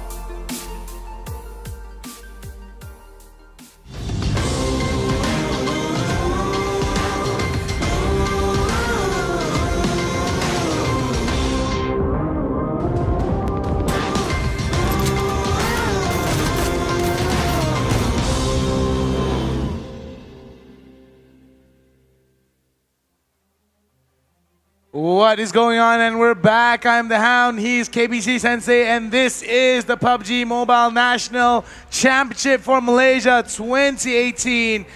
We would like to thank our sponsors, Tencent, Vivo, and Udo, but most importantly, we want to thank you, the community, because we can't spell fun without you. Before we continue, I want to try a little something, right? I mean, I'm all about crowd engagement. I like engaging the crowd, right? So I'm gonna do this 3 times. When I say winner, winner, you guys say chicken dinner. Can I get that? Guys, I want you guys to say chicken dinner after I say winner, winner. We're gonna try this 3 times, all right? Ready? Winner, winner! Oh my God, guys, you guys sound dead. Tak cukup makan ke, bosku? Winner, winner! Winner, winner! Now that is something that makes me go, oh, oh, oh, oh, just like the song goes. And that's just a great time. Thank you guys very much for being such awesome community. Remember, I'm the Hound. He is KBC Sensei. Yep, thank you. Can follow us on our Facebook. You can follow me at facebook.com/I'm the Hound. And you can follow him at KBC Sensei. That's correct, right? indeed. But before that, enough about our social media. Let's check out the scores. And what do you think about these scores? Gank FTY in the top of the list. Not too far behind is going to be Arov as well. How do you feel the chances of Arov now is with Gank FTY being on top? I'm just saying that Arov, they have so many opportunities. Still 2 more rounds here. Anything can happen, but then they have to be careful of that 3rd placing squad. Panda Crew Senior, slowly but surely, they're just climbing up on the spots, on the ranks, and perhaps, just perhaps, if they play a very good 2 round of first-person perspective, they might win the title. All right, I think not much movements are happening here between the squads. I think I'm just going to highlight a little bit. Panda Crew Senior does go up to 3rd place with that 3rd chicken dinner. VIP squad goes down a little bit, but not too much in terms of margins. Panda Crew Bravo, definitely the biggest winner and the biggest leap there, coming in from 13th place up to 9th place. That's going to be something that they're going to be enjoying. Hype Esports Langa and SHH Star and Ozu Gaming Crew dropped down by 1 placement. So that's going to be interesting to see as the game develops. We are in our second last game of the evening before we crown our winners. What are your thoughts, KBC Sensei, and what do you think Arov needs to do coming into this, knowing that Gang FTY is at the top of the leaderboards? I think Arov right now, just continue playing the better placements, just make sure that everything is fine, get your kills right, but at the same time, get better positioning. As you can see, the team killing rankings, Arov is still number 1 in terms of kills and kills of average. And you can see that Gang is not too far behind, but we can roughly say that Arrows, they are killing machines. They are mean killing machines. Yeah, definitely one of the meanest killing machines that's happened here for the PUBG Mobile Malaysia circuit. And it's going to be interesting to see. Averaging of 7.7 kills per game, per round, is going to be Arov. Not too far behind, trailing them, is going to be Gang FTY with 6.8 after 10 rounds. Panda Crew Senior, not too far behind as well, with 6.7. Everything else is almost identical between a lot of these teams. Not too much in terms of the margins, however, between the 5th, 6th, and 7th spots here. But we do see that the higher you go in the rankings, you're going to see big discrepancy. And what do you think?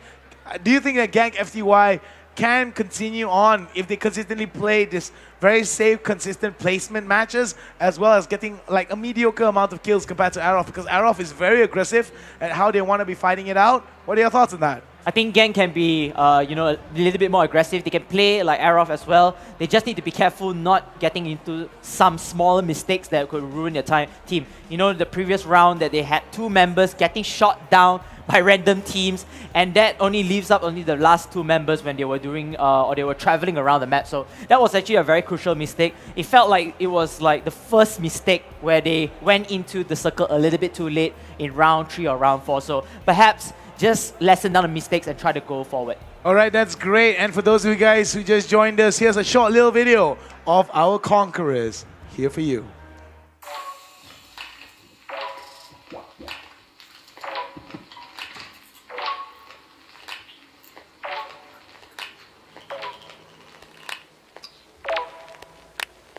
Setakat ni saya yang bagi command untuk sebarang pergerakan untuk ambil sesuatu lah, macam untuk move ke, untuk ambush dan sebagainya.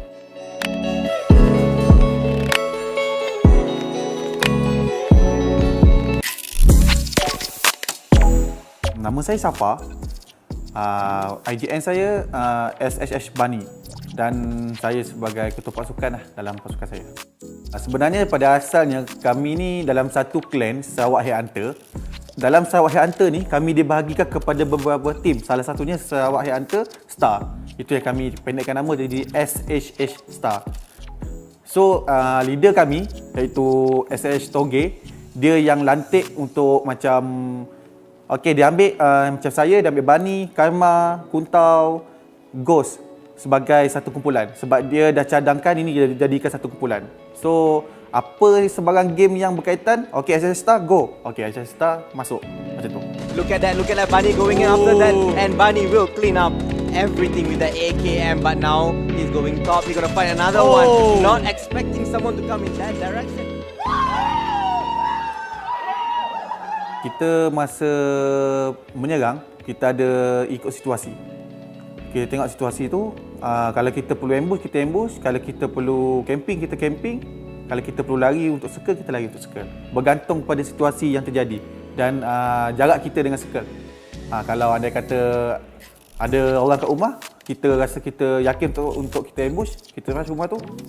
So kita carry on untuk rush. But he's not gonna get the kill. He only got one shot land, but it's not much damage. But he's gonna go for more, and he will get the knock and also the kill. Easy peasy for Karma. And Karma, you're gonna see another one on top. But all his friends is coming out at the doorstep as well. Smoke thrown, everybody go in, and Bunny will get another kill right here. The first game ni kita tengok cara permainan setiap pasukan.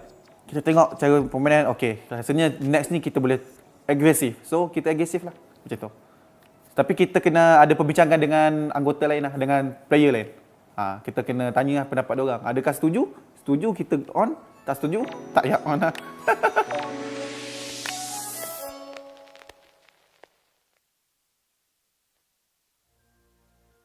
The Sarawak Headhunters, the conquerors, looking to bring pride to the country, to their states of Sarawak here from the Borneo side of Malaysia. Definitely a lot of hopes coming into the Sarawakian team of Sarawak Headhunters. They've had a very good show, but like I said, they still haven't managed to penetrate that top 3 spot, despite the fact that their efforts are greatly appreciated. But it just goes to show that it is the level that they're playing at, and they need to up their game if they want to stay relevant. I mean, they're very decent. They were in like at least top 10 or top 5 to be at very least. But again, when you have other teams keep on eyeing down, or they were in the very top spots of top 3 or top 2, it makes your life, or it makes the challenge a little bit more difficult because you have to be not only consistent, but at the same time, you need to be top in the game among comparing to the rest of the 15 other teams. So SHH, they had their moments, and they do flop a little bit of times as well, but they really have their moments. They had a good game coming forward, and hoping with the final 2 rounds, they are able to turn the tides into their favor. Yeah, hoping they will be able to turn tides in their favor. It's not too late for them to actually get higher onto the scoreboards here. It is a bit of an uphill battle for the Sarawakian team of Sarawak Headhunters, but of course, not forgetting the other ones like Sakudeng as well as Kingsman Gaming.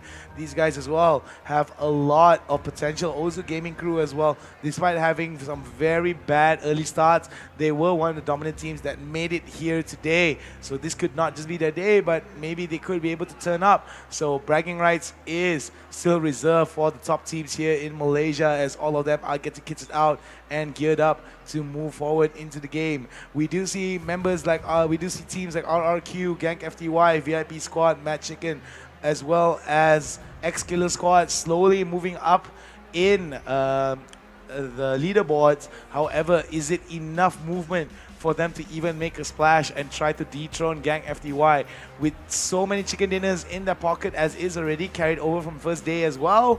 It just seems to me that the lead is just getting further and further in the favor of Gang FTY. KBC. I mean, you know, Gank, they can play that aggressive gameplay as well. But at the same time, I feel like they are a much more balanced team in terms of both kills and placement. And that is what Arov should do in the early start of the game. And right now, most of the teams, at least for the top 5 teams, they kind of know what to emulate already. They were taking those 2 Titans at the top. They're just figuring out which works well. And it looks like we all know that a balance between kills and, of course, top positionings is crucial in this current meta, or at least in this tournament itself. The players are all gunned down. And again, FPP don't work for most of teams. I mean, FPP is a whole different universe. You know, I could be good in FPP, but I could be very bad in TPP. At the same time, it could be a vice versa. So it's somewhat like a challenge. The only downside of FPP is you cannot get that 360 advantage.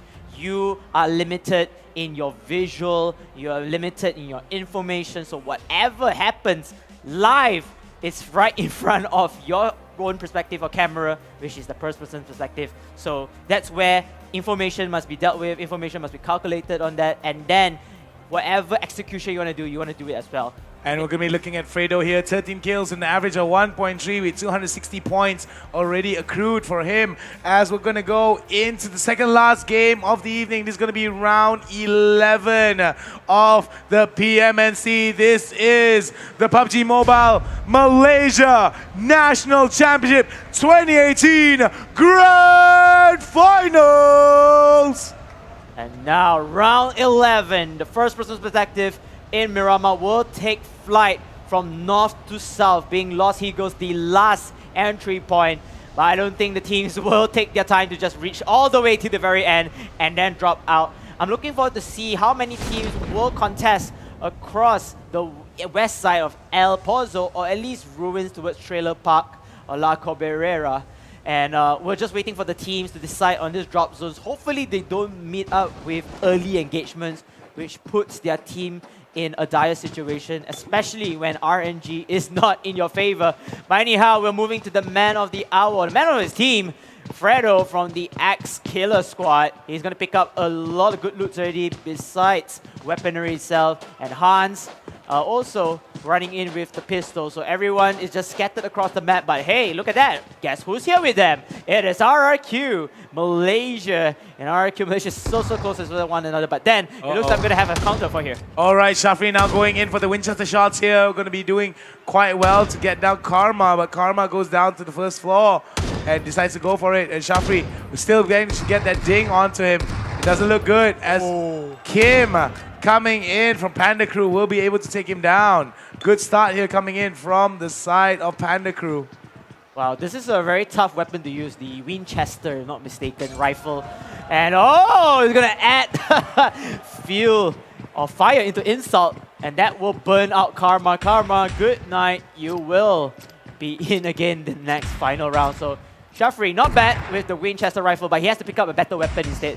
I mean, the current meta right now favors more weapons that are more on the auto fire rate and high fire rate situation, so he should switch it off instantly.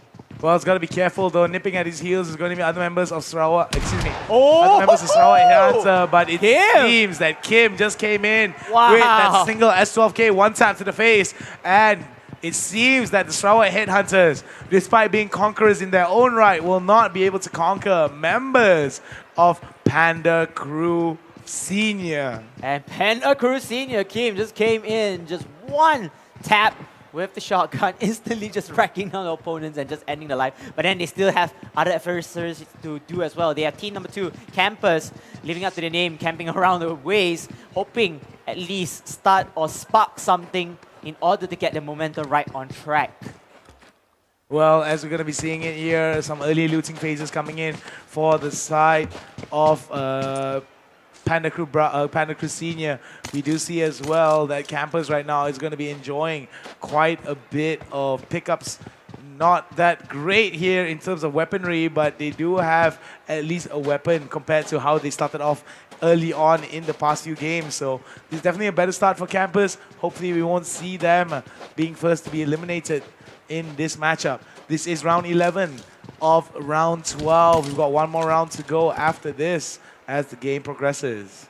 Looks like team number 13, Panda Crew Senior, is going to hover around to different locations on the map. As we can see that the next playing circle will be on the east side, and iconic places or areas such as the Junkyard, Los Leones, La Bendita, everyone can be here. They can take higher grounds. There's urban warfare potential as well. So if the circle is kind enough to land across the city areas.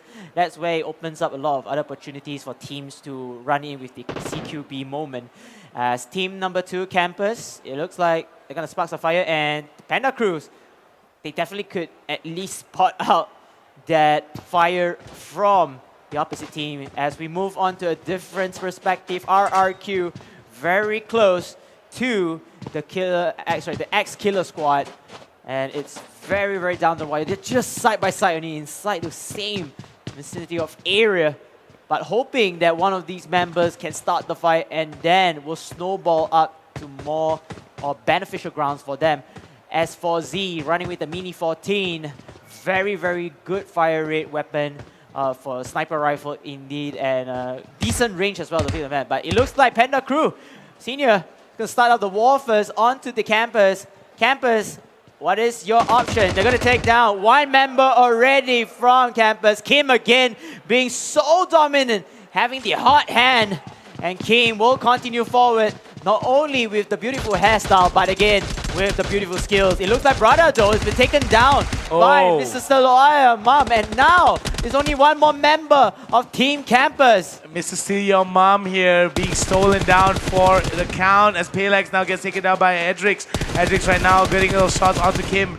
Kim VF now has to be careful that they don't get shot down. Look at that. But Edrix gets taken down instead. Mahatishu immediately comes in looking to get the revive onto him as well. They got to be careful though that Panda Crew doesn't decide to do that. And let's continue on.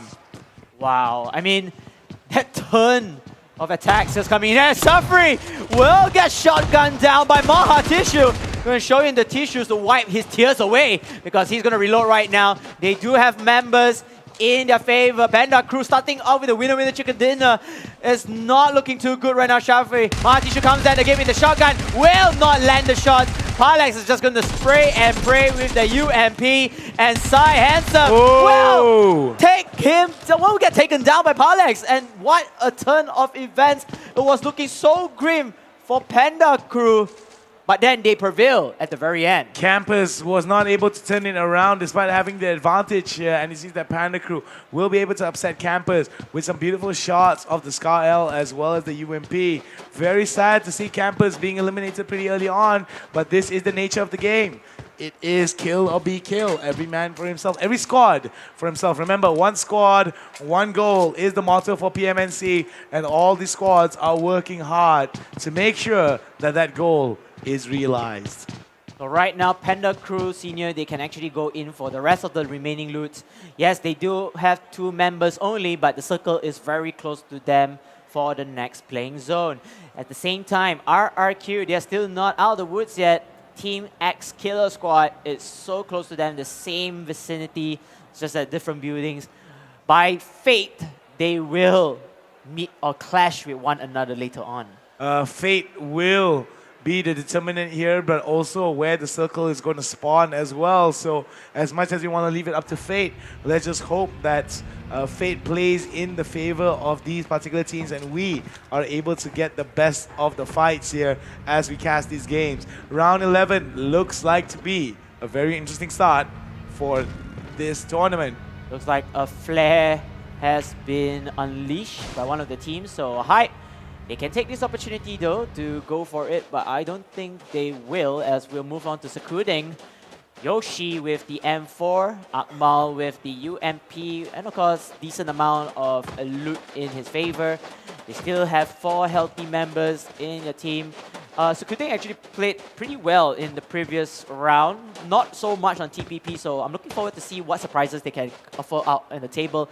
But at the same time, they have to be careful though, because they are the ones who place the flare. Yeah, they're the ones who place the flare. So the problem with kind of placing out the flare is that it brings a lot of attention to you. And it also puts you in terms of the hotspot, revealing your positioning towards a lot of these people. So a lot of these other squads, excuse me. So this is going to be an option for a lot of these teams to just play it as safe as possible. Yoshio right now waiting for where the loot crate is going to come down. And I think this is also part and parcel of them trying to make sure that it doesn't land on top of the roof. So we do hope that that doesn't hand out the case. Speaking of roofs, we're going to have a loot crate that lands onto the water. So I doubt that's going to be picked up by anyone thus far. considering how out of the way and how exposed that particular airdrop is. Not only that, there's not many people as well across that particular side of the map, so I think it's going to be a miss part of the loot crate. So it looks like they're going to have an AUG and an MK14, very fast fire rate weapons, as suspected, used on the correct hands, able to mow down enemies instantly. Alright, Yoshio now immediately reloading his MK14 from 10 rounds to 20 rounds into the chamber. 20 rounds, 19 in the magazine and 1 in the chamber. So that's going to help him in terms of lowering his reload cadence, especially when he starts to shoot off at far range. So it's going to be interesting to see how these teams are going to be moving relative to the circle. Sakudeng right now hanging out into one car. Now we're going to be switching on to the perspective of Langar here, who is also in their own vehicle and moving into the circle. Langar having everybody in the one particular vehicle. I wouldn't really agree on that, but when you have no choice, you have to do that. And we're moving to perspective of Gang. And unfortunately for Gang, they got eliminated quite early in the last round. Again, silly mistakes, having their members getting shut down from time to time from the road kills, sorry, not the road kills, from the separation of kills by different parts of the team. So it looks like they're trying to tank this round 1 circle and going forward into the next playing zone. Looks like they're going to have 2 vehicles again. So I think they are trying to create a buddy system. Hopefully it's a buddy system, because if let's say one member is down, that one member could just fall back and save him up or revive him.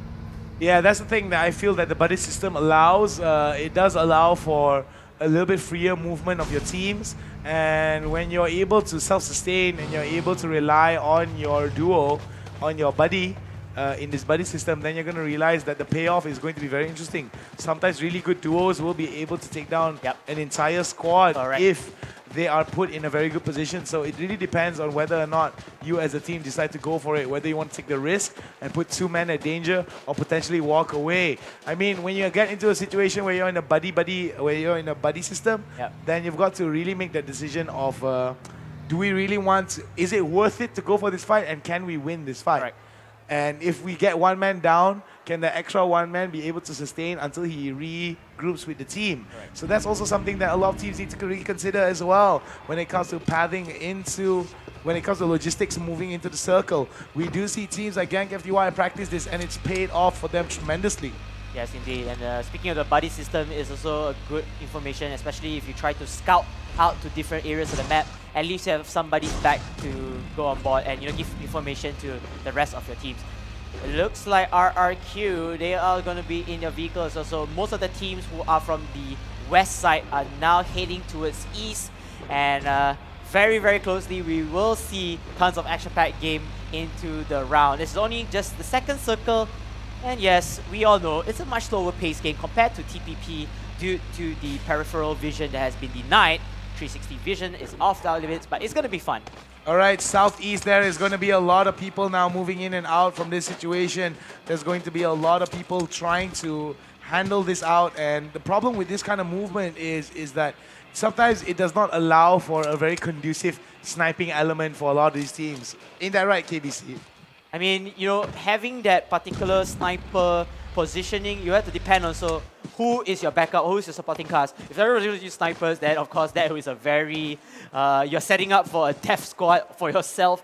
But at the same time, you don't have that cover fire. If somebody were to aim down to your primary sniper and the rest of the other snipers, they don't have a fast firing rate or to support them from the angle, is going to be tough. So we'll have to see how they play this up as we are moving into Panda Crew Senior, the previous winner Chicken Dinner champions of the round. Kim with 5 kills alone. This man is such a monster, and he does have a lot of good equipment as well. Just need to change the helmet to a healthier helmet instead. Yeah, I mean, that's going to be something that they want to be practicing. They want to be able to make sure that the gear is able to sustain them as they move into a better position. Like I said beforehand, it's just a matter of how much looting that you want to, how much looting that you actually want to start with, and how much utilities will be able to carry you into the late game stages, because that's where the utilities, mid-game and late game, is where the utilities really come into factor and actually help out the team in terms of pushing in a certain location or holding down a certain location when they see fit. Rough, team number 11, our top 2 Titans for today. And they do have the rest of the members as well. Not looking too healthy, but I think they will heal up after stopping at one point. Again, they had to phase through the danger zone. At the same time, team number 13, Panda Crew Senior, are just around their area as well. Looks like they're not going to spot out with one another. Again, when you're in a vehicle, it's not much of a likely you should go for fights, or at the very least, if you are driving the vehicle, don't take the fights first. Go to a safer ground, go to a better position in that map, maybe play the next playing circle, and then you force your way, you drop out for the vehicle and go in for the fight. So that is a smarter choice. In terms of vehicle warfare for first-person perspective, not so helpful comparing to third-person perspective. Team 16, Ozu Gaming Crew, and oh, this is an interesting camera perspective here. It looks like team number 12 and team number 4 is not going to meet with one another, but hey, at least they are doing the marathon way. Don't have any vehicles? No worries, just run like a man. Yeah, run like a madman is exactly right, KBC, but what's also to note is that there's going to be an explosive meetup between these two teams, only a matter of time there, and it's definitely going to be somewhere between the third and fourth circle, as we do see that the second circle is already closing in. This is our second last round here, and there's a lot at stake. 20,000 ringgit up for grabs for the grand prize winner, and then there's just so much to talk about when it comes to the grand prize. Total prize pool of 60,000 ringgit. Yep. One of these teams is going to be walking away with 20,000 ringgit. And boy, oh boy, is that going to be a big one. We do see that a grenade being tossed down here. Sakudeng. Sakudeng now in a little bit of trouble. They've got to be careful as they're going to be watching coming in from the side of Psycho Ride. Psycho Ride right now is going for the push. Oh! Man, oh, that is just unfortunate. Kipax right now in a bit of trouble here as he gets sprayed down. The sprays are coming in from the side of Akmal Afi here, trying to get down the kills with the Sire, but it's not going to be enough. The blender is going to go down, and it sees that Psycho Riot is in a lot of trouble and gets eliminated for their troubles here. Whereas coming in from the side of Sakudeng, they will only lose out Tadashi in this situation. I mean, Tadashi was a little bit unfortunate. He went in as the entry fragger. He wanted to start things as well after the grenade coming in from Yoshio. Unfortunately, he was getting shot from the knockout until his end of demise. So if he were to remove himself away or crawl back to safety, I think he still can survive. And you know, Team Sakudeng, they have 4 healthy members back end. But unfortunately, those are the rules of the war. You lose some, you win some. Yeah, I mean, you win some, you lose some. That's definitely for sure. And everything is fair in game. Everything is fair in love and war, KBC. However, what's not fair here is the fact that Langar has so much positional advantages over Arov in this situation. We're going to be seeing that the circle is going to be closing in again as all teams make it into the circle by an inch, by a nail. And that is where the final battleground is going to be placed out. 30 teams, 48 alive, going in to the 20-minute mark of this game. I like how the battles are shaping near La Bendita. There's a bit of a cover coming in from the buildings. At the same time, there's vast majority of land that you can, you know, just chill around. You can play this slowly. And the difference between Miramar and Erangel, in my opinion, is Miramar tends to be very plain. There's not much ground you can cover besides the slopes that the players did mention before. Erangel, there are slopes, there are grasses, you can camouflage in it really well. And with Miramar being so plain in the desert area, it's easier to spot out enemies, provided if you have the right attachments. You know, make sure your scopes are on point. As you can see there, Arov, like that, he's able to at least, Boy is able to find out that, hey, looks like I've managed to find somebody just opposite of us, and it's all thanks to the scopes that he's carrying. That's a 4-time scope, by the way. And again, having those long-distance scopes is going to help you a lot, especially in a big map like Miramar. It's definitely going to help you. I mean, 8 scopes, 4 scopes, 6 scopes will definitely help you in Miramar. 8 scopes and above will definitely be able to shoot a 10 cent from 100 kilometers away, and that's just an exaggeration, but that is definitely a possibility in this game. But just so you guys know that coming in, Arov right now did lose 1 member, and that's Heiko. That's look very good coming in for the side of Arov. that's going to hamper their ability to fight out into the later stages of the circle as the game progresses. So it looks like Kim and Palek will pick up the motorbike in here. I feel like the motorbike is one of the fastest vehicles and it's very accessible, easily accessible from there. But again, when you are not in the right time or you're in a pressurized situation, you might tend to overturn your vehicle and it's going to cost you the game. But overall, so far, so good. Even though they are passed by Ozu Gaming Crew, Ozu Gaming Crew is not going to shoot them here. Meanwhile, Gank, looks like they got positions revealed onto the opposite team. Alright, Mamparang right now, Drax right now coming in from the side of Gank FTY, trying to go for some of those long shots on the SLR. Will not be able to land them. We do see Jimboy here with the Mini 14, with the 4-scope as well as the suppressor. Might be able to throw down some good suppressing fire here onto the members of the other team, Panda Crew. Panda Crew Bravo. That is going to be the members that Gank is looking towards ending. So this is going to be very interesting to watch here as members of Gank now moving into very good position, trying to get as much high ground as they can and being very wary of how they position themselves. Oh, but meanwhile though, coming in, Kingsman Gaming now shooting on to Kim, and this could be a problem here from the side of Panda Crew Senior. They want to be able to sustain their members. Palex as well as Kim do not have the health nor the necessary healing items for them to survive this situation.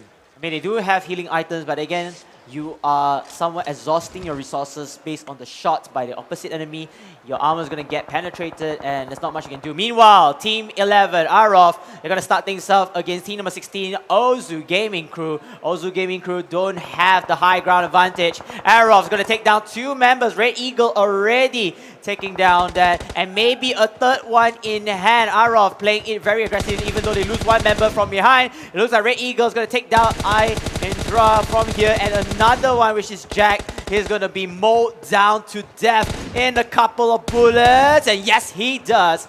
And Red Eagle with a double kill and putting the pressure onto Ozu Gaming. Ozu Gaming right now feeling the pressure, and that pressure is going to be supplemented by the side of Arov here as the vice grip gets tighter and tighter on the side of OGC, Ozu Gaming Crew now. Feeling the pressure coming in from the side of Arov as Arov looking towards pushing their team towards contention here and trying to end OGC as Joko tries to go forward and end it. RRQ not too far away from Arov.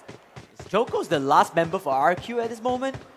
Not entirely sure, but it could be a possibility. Oh man, this is going to be tough for me. I mean, RRQ, they were from 3rd place and now they drop a placing due to Panda Gaming's crew, Panda Crew's performance in the previous round. But then this is going to put them into a damn situation. Meanwhile, team number 15 will go against team number 9. 15 will be Hype Esports going up against Kingsman Gaming.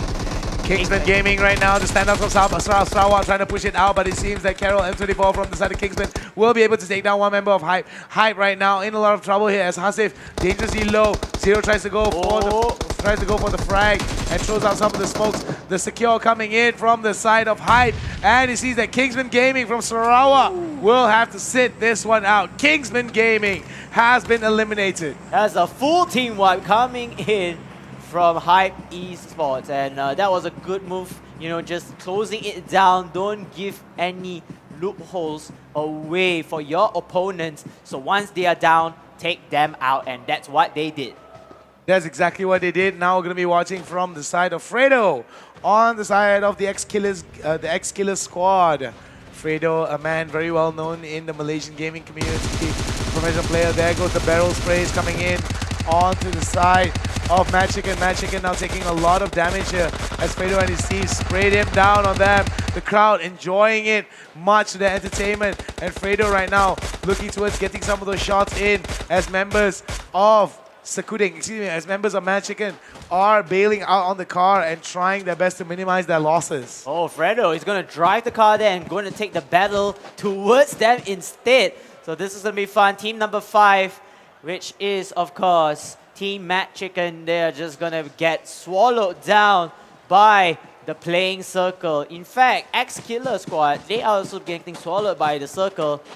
But then again, Team number 5, they are running for their dear tournament lives, because right there, they are losing members from time to time, including with the amount that we have.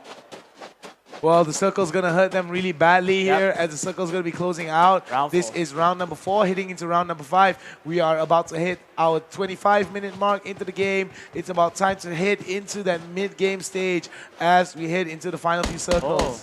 Looks like Gang. Able to shut down the Hati over there. And that is a good shot coming in from Manparang for for Gang. Naoki, however, taking a little bit of trouble here as the other members of Gang trying to push it out. There goes He-Hawks. He goes down for the count. And it seems that one member, Jimboy, will have to be revived in this situation. Geek now trying to get some secure kills, but has got to be careful that he does not fall victim to Paloza coming in from the side of Hype. Very good stuff there being shown. Will it be enough as the sniper shots of the Mini 14 are going to ring across and echo across the map of Miramar here. Gang FTY looking towards getting some of those shots in, not landing any thus far, and Dihati will be able to be revived and will be able to live to fight another day. But now is a problem. Gang FTY wants to see whether or not they want to gatekeep or whether or not they want to provide whether or not they want to mobilize towards a better circle. Looks like Sakuding with Akmal down. Looks like they're out of the game. And then look at the playing circle. I think there's nobody around there, correct me if I'm wrong, as the rest of the members and the teams are trying to push forward into the next playing zone. Again, round 5 circle is very, very painful. You don't want to test the patience there unless you have a full med kit in your bag. Jumper right now coming in from the side of VIP, going for the revive here. A very good smoke. But how much time do they have? They only have 30 seconds. They have a very short amount of time for them to heal up and move. They don't have the benefit of taking their time, so a vehicle could be an option here. The problem with the vehicle is when you want to be pushing into these kind of circles is that it puts a large target on your back. And if you're not good, if you're not able to basically drive into a very good piece of cover, then you're going to realize that you just put yourself as a big target and everyone's going to mark you down. And besides the roadside over there, everything is all uphill. So if you want to use a vehicle, you have to put more effort to get your vehicle on top, and the speed of the vehicle will slow down. So it's not wise to use your vehicles at the moment. I think it's the best thing is just to go using by foot as Gang.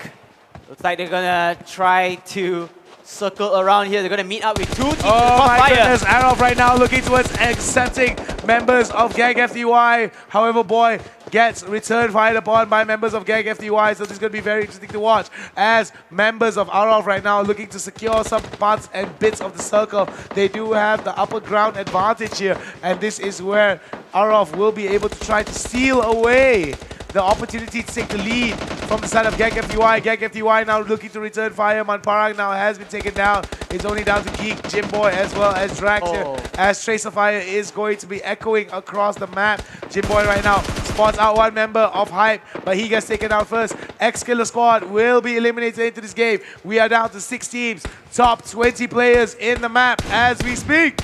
Wow, and Arof, they are just taking the edge of the circle into their benefit. Look at how much ground they cover and how much information they are able to not spot 1 but 2 and maybe more teams coming up into the uphill battle. This is where high grounds comes into play into your favor, and this is just a perfect example. Every team right now, they have to climb on board, they have to move forward. Unfortunately, it looks like Arof, they have the upper hand. Hype, Paloza is going to land some shots with the Scar L. Can he lay down any death onto anyone? Unfortunately, no. Zero. Meantime, going to climb above here, trying to find the rest of the members of Gang.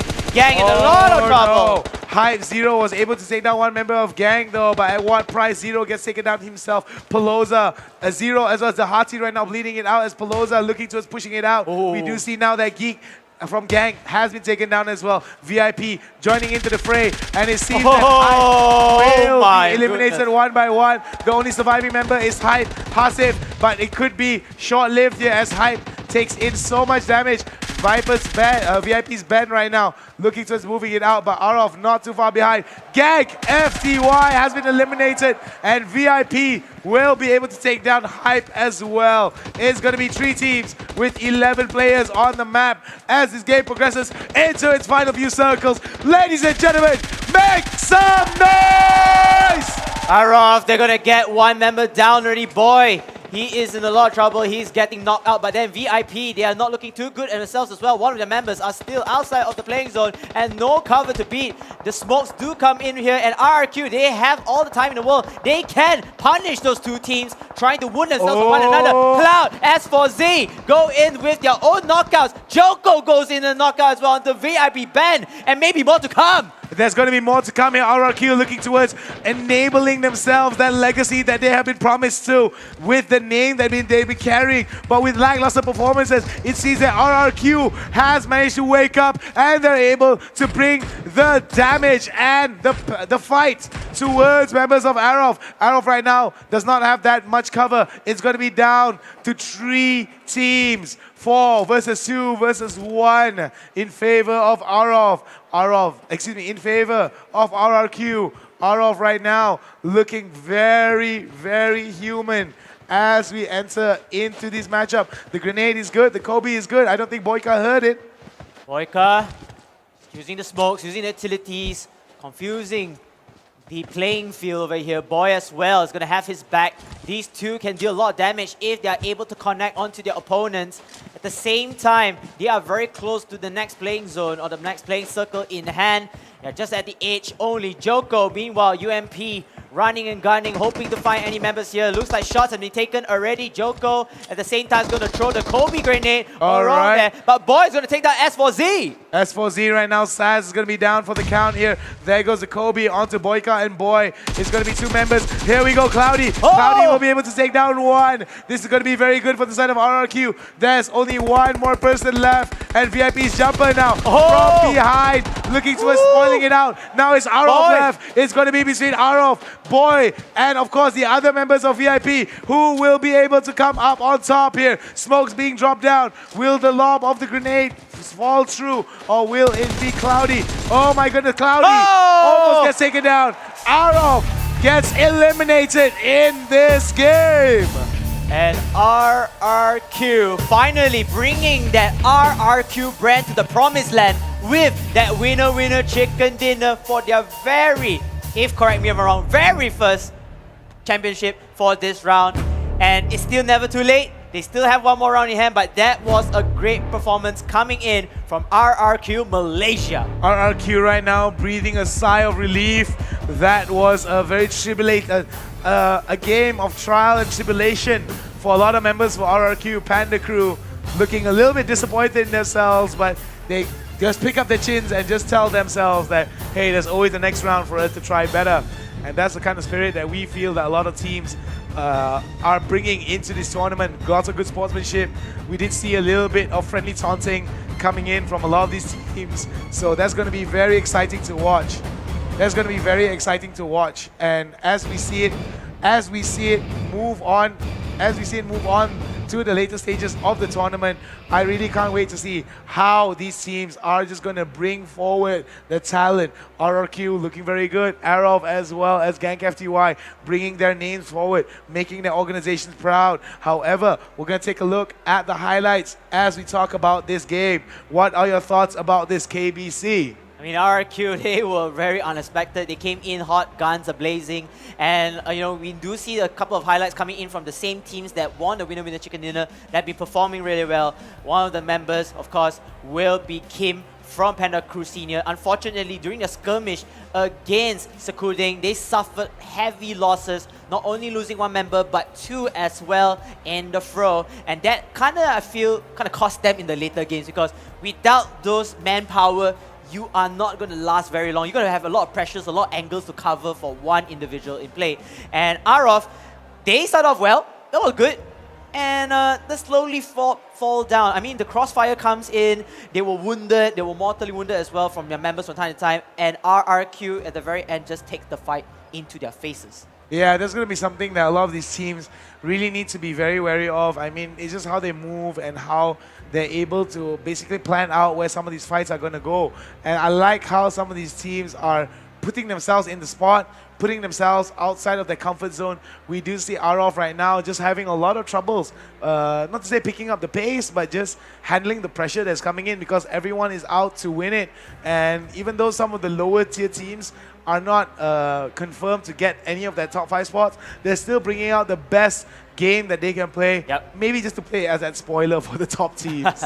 And you know, speaking of spoilers for the top teams, one of the I felt a little bit disappointed for Gang. I think Gang, they somewhat are a little bit inconsistent with FPP. I'm not sure whether are they comfortable with this mode, because judging from TPP mode and then coming in as 2-time back-to-back champions for TPP mode, now in FPP they were like nobody, they were like a completely different team, and this is very detrimental for them, because if they really want to stay on to that #1 spot, they have to be consistent in this mode as well. Yes, they definitely have to, and it's not just enough to be good at TPP, you got to be good at FPP as well, and Gang FTY may need to address the situation. Could it be a little too late for them to address the situation? We'll have to find out in the next game. However, the highlights show that RRQ was one of our biggest winners here, being able to bring down Boyka as well as Boy in the last few circles here before taking down and ganging up on that VIP member. Jumper was very smart to come in from behind and try to surprise members of RRQ and try to steal it away, being the third party in the situation to bring it away, but it's not going to be enough to stop the momentum that RRQ was on. Whether or not they'll be able to maintain that momentum heading into the next and final game is yet to be seen. What are your thoughts before we go into the scores? Final game. I think it's going to be one of the top 5 teams. Initially, it was thought of these top 1 or top 2 teams are going to take it, the Battle of Titans. But you know what? Anything is possible. These 5 teams, they can go for it. Yes, it's going to be definitely something that we want to be looking forward to. And of course, remember, this is the PUBG Mobile Malaysia National Championship 2018. You can see it right here, our beautiful backdrop. Make sure to get some pictures done. We even have ourselves some smoke grenades here, so we're all about tossing. In case he gets knocked down, I'll just toss it over to him and revive him, and that's for sure. And of course, we are coming to you live from the Casters desk here at Sunway Velocity Mall. We would like to thank our sponsors, Tencent, Vivo, and YouDo, because you do it better like you do, for having us here today and bringing you guys this first ever national PUBG Mobile Esports event here in Malaysia. First of its kind, not the last, that is for sure. So thank you guys very much. We will be going into the scoreboards real quick. It's going to take a little bit of time as everyone is going to be tabulating. But before that, to maintain the element of suspense, no scores yet. However, we're going to give you the second best guy with the best hair. Let's go. Guys, I'm feeling super cool right now, standing beside Cool Daddy from RRQ Might, the chicken dinner, everybody. Give it a round of applause. Cool Daddy, you guys managed to keep it cool in the game. Just now, going up against Team Arrow, we know these guys are super aggressive. They had the higher ground. A lot of people thought they can take this one as well for themselves. They had a lot of chicken dinners today and yesterday. So I want to know, how did you guys position yourself, and how did you actually manage to defeat an aggressive team like Team Arrow and take the chicken dinner for yourself? Okay, first we just saw the sign they are fighting. So we take the advantage, we go straight to the hills, and luckily front of us have a bit rock and mountain. So we just throw smoke and shoot what on sight. So basically you use the cover. Yeah. That's right. Give it up one more time for Cool Daddy, everybody, from RRQ Mai. Thank you so much. We're going to go for a very short break. When we come back, it's going to be another game, and this game is going to be super important because it's going to be our last one.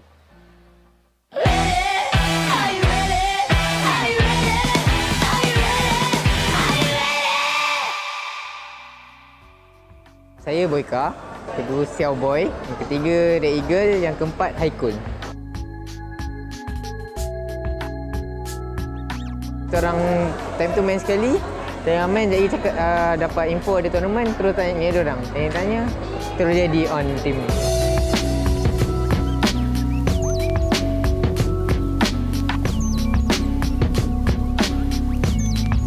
Rasa tak ada kot sebab kita orang pun baru lagi main PUBG ni, kita orang masih baru lagi sebenarnya. Ni pun menang kira nasib je. Favorite gun untuk rifle M4, sniper of course AWM lah. M4 boleh spray enemy untuk jarak yang jauh. AWM one hit one kill. Could be in a very interesting spot here. Oh, another shot there coming down. And Pang right now in a little bit of trouble here as he gets taken down. Arov's Boy is way too low for that situation. And there it goes, nicely done there coming in. And it will be Arov that nicely destroys all of them.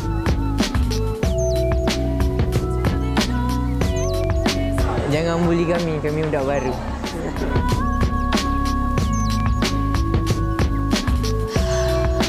Don't act like the best, just learn to be the best.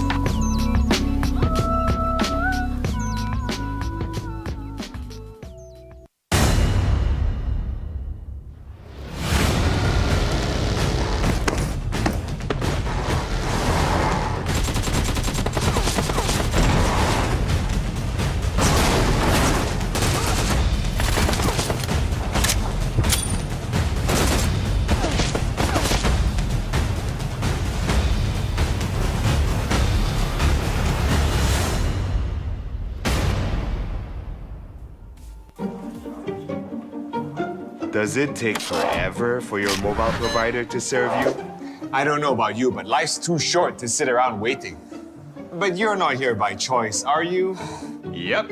You tried calling them first. Don't put me on hold again. Please be calm, sir. I'm checking for your account now.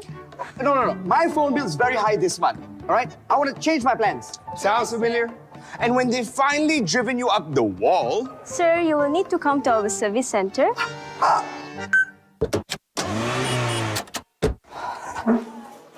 Think about it. You're actually paying these guys to do this to you. Excuse me, I would like to change my plan. You have to sign here, here, and here, and fill these in triplicates. Trying to change your plan? Good luck. It's as painful as applying for a bank loan. If you take a high package, there will be no charge. I'm so sorry, but this is our policy, sir. And when you decide you've had enough... I want a product! They even try their best to stop you.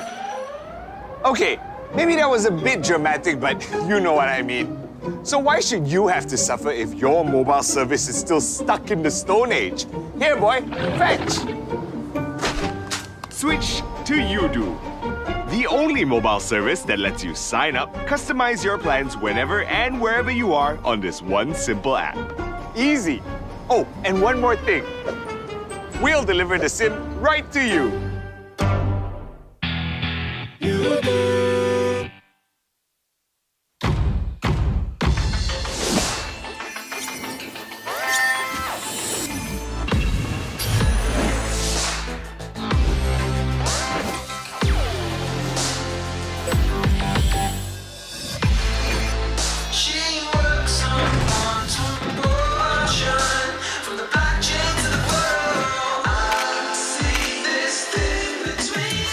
Innovative dual display. The future is next. Vivo.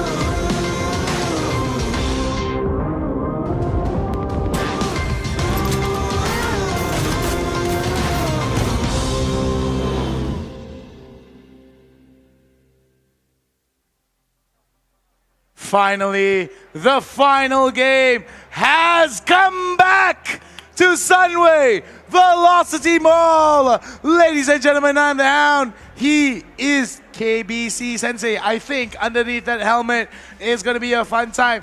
But before we continue on, I want you guys to participate in a little thing for me. And I want you guys to basically hype yourselves up because this is the last game of the day. So I want you guys to go, oh, at the same time with me, all right? So we're going to do it. We're going to do the intro, the song intro. So we're going to do it together, okay? So, ready, guys? Oh, oh, oh, oh, oh, oh, oh, oh. Can we do that one more time? Ready? 1, 2, 3. Oh, oh, oh, oh, oh, oh. Perfectly done. Special thanks to our sponsors, Tencent, Vivo, and Udo. And most importantly, who does it better than Udo? Each and every one of you guys here today. We can't spell fun without you. And another thing we can't spell without you is community. See what I did there, boys and girls? Spelling.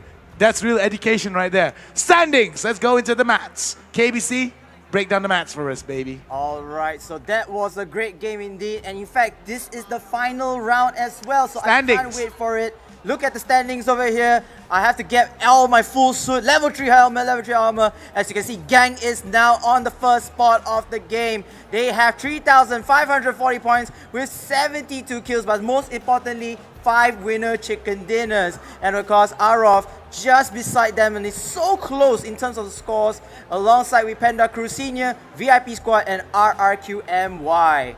All right, so that's going to be something for a lot of you guys to take into part here. X-Killer Squad being able to move up 1 spot from number 7, and Magican takes their spot at number 7 after they've been moved down 1 slot. Hype Esports and Panda Crew, both of them changing spots, as well as Ozu Gaming Crew and Sarawak Hit Hunters Star will be moving down to number 13 from number 12. So this is going to be a very interesting match for a lot of these teams. A lot is on the line, and we can't wait to see. Let's take a look at the team kills. KBC. Now the team kills, Arov is still number 1 in the standings. 82 kills, 7.5 average kills for their squad. Again, there's no doubt they are the killing machines for this tournament. But alongside with them, just behind them, Panda Crew Senior with 78 kills at an average kill 7.1, and Gang following up with 72 kills, 6.5 average kills. So everyone is close on board, but we all can conclude that Arov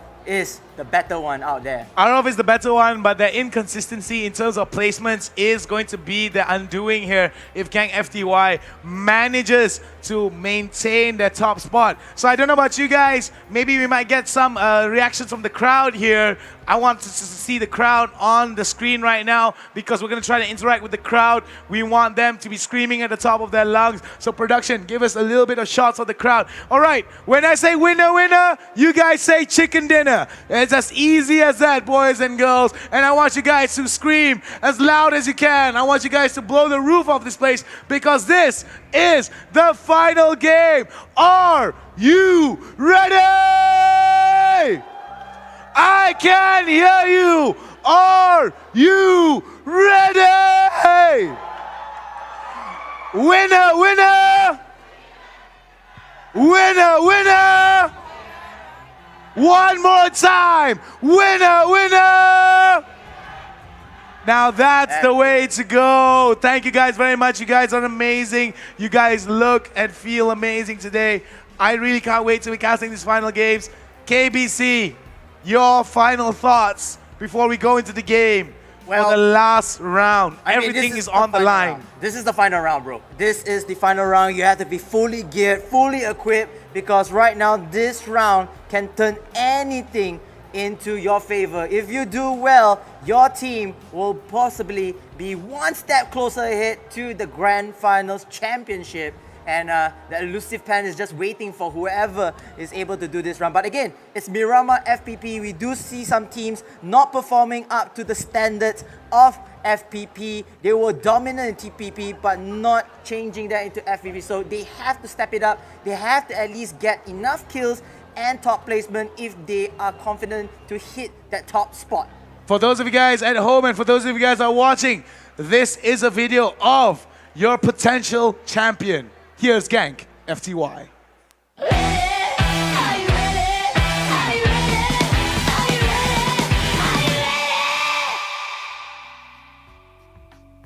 Nama tim kita orang adalah Geng FTY. Saya adalah Man Parang dan teammate saya adalah Drax, Jimboy dan Geek. Kita orang baru buat tim Pubg M ni sebab pada mulanya saya kadang ingin mencuba Pubg M disebabkan saya sebelum ni adalah Pubg PC player yang saya main kompetitif selama setahun. So saya saja nak try Pubg M.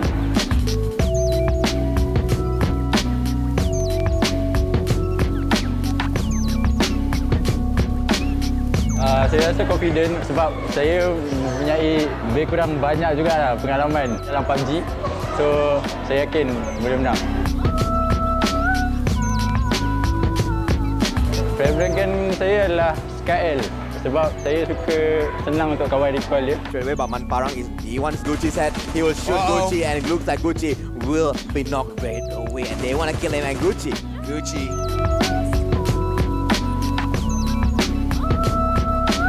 Semoga berjaya semua tim.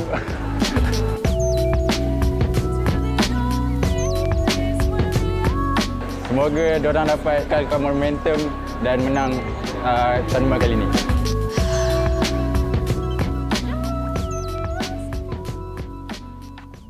And we're back. I'm the Hound, and he's the legendary talking level 3 hit, KBC Sensei right there.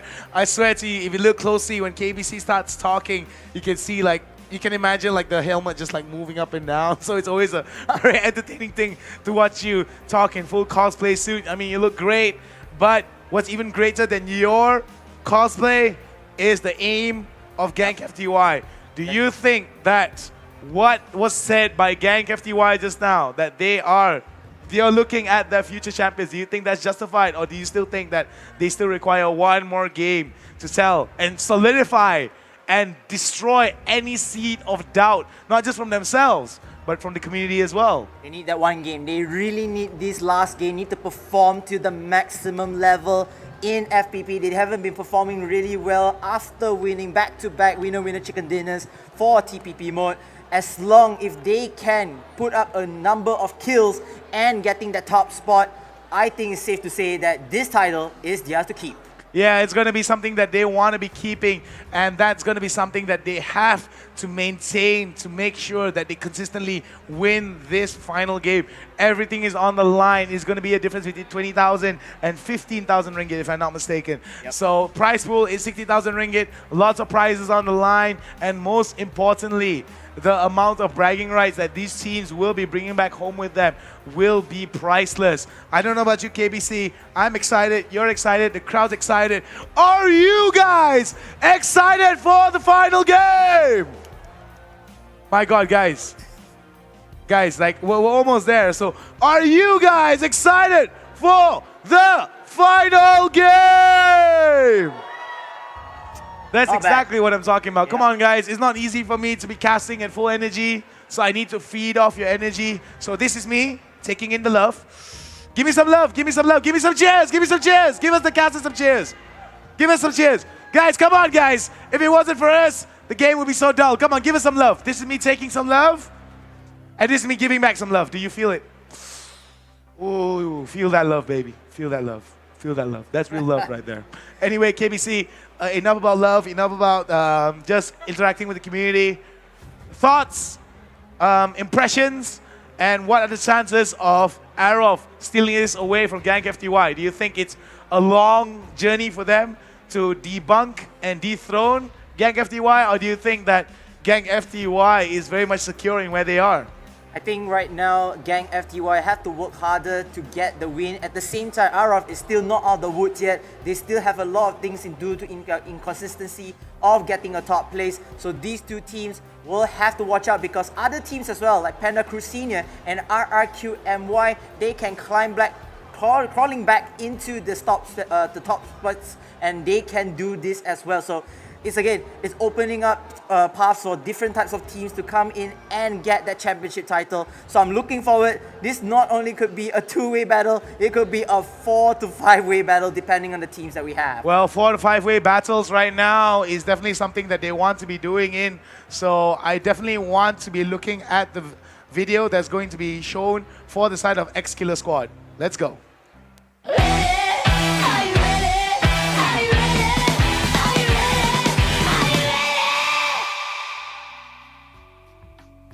Okay, hi guys. So my name is TSS AG, and then saya punya teammate TSS Fredo, TSS Ball, TSS Han. Kami adalah daripada tim X Killer Squad.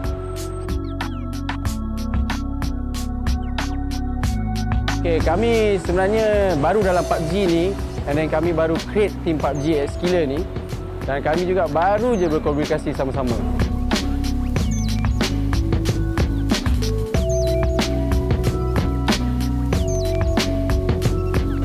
Kalau pada itu saya rasa insya-Allah saya rasa boleh, tapi kami tetap akan train hard untuk dapatkan strategi teamwork yang lagi padu lah. Confidence tu mesti ada sebab tak nak takut mentality teammate jatuh. Favorite gun saya dah tentu-tentu M416 sebab dia punya stability untuk long range shoot dan juga short range sangat-sangat sedap. The circle at the same time. Fido, one knocked. Can they get a kill here? Not yet, not yet. SS is low. Major Vic gonna go down as well. Fredo doing so much work right now. Team 15 doing a lot. X-Killer Squad killing a lot of people and he will get another kill that go. Kepada tim lain, jaga-jaga. Kami kaki langgar. Headshot menanti anda.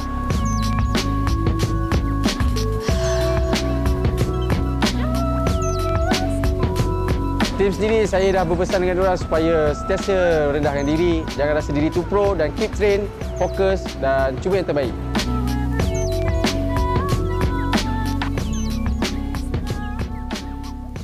And there we have it, the X-Killer Squad being led up by Fedo and his team. A very interesting set of events here that is about to transpire. 20,000 ringgit going to the grand finals winner, and this is going to be one of those shows that is just going to push the limit for a lot of these teams here today. I mean, this is going to be one of the last matches to watch. And X-Killer Squad, they have been doing really decently so far, but they are still not inconsistent in terms of the top 5 placing. They were always getting eliminated in the earlier rounds. And even though they managed to get top kills from each of the individuals, it wasn't enough to keep them at least in the top 10 spots. Yeah, it's going to be something that they have to be very wary of. Arov right now is definitely feeling a little bit of the pressure here. From 20,000 ringgit, it might go down to 15,000 ringgit. It's still a considerable amount of prize money, a chunk of the prize pool that they're going to be working away from. But however, I mean, who wants to walk away with 15 when you can walk away with 20?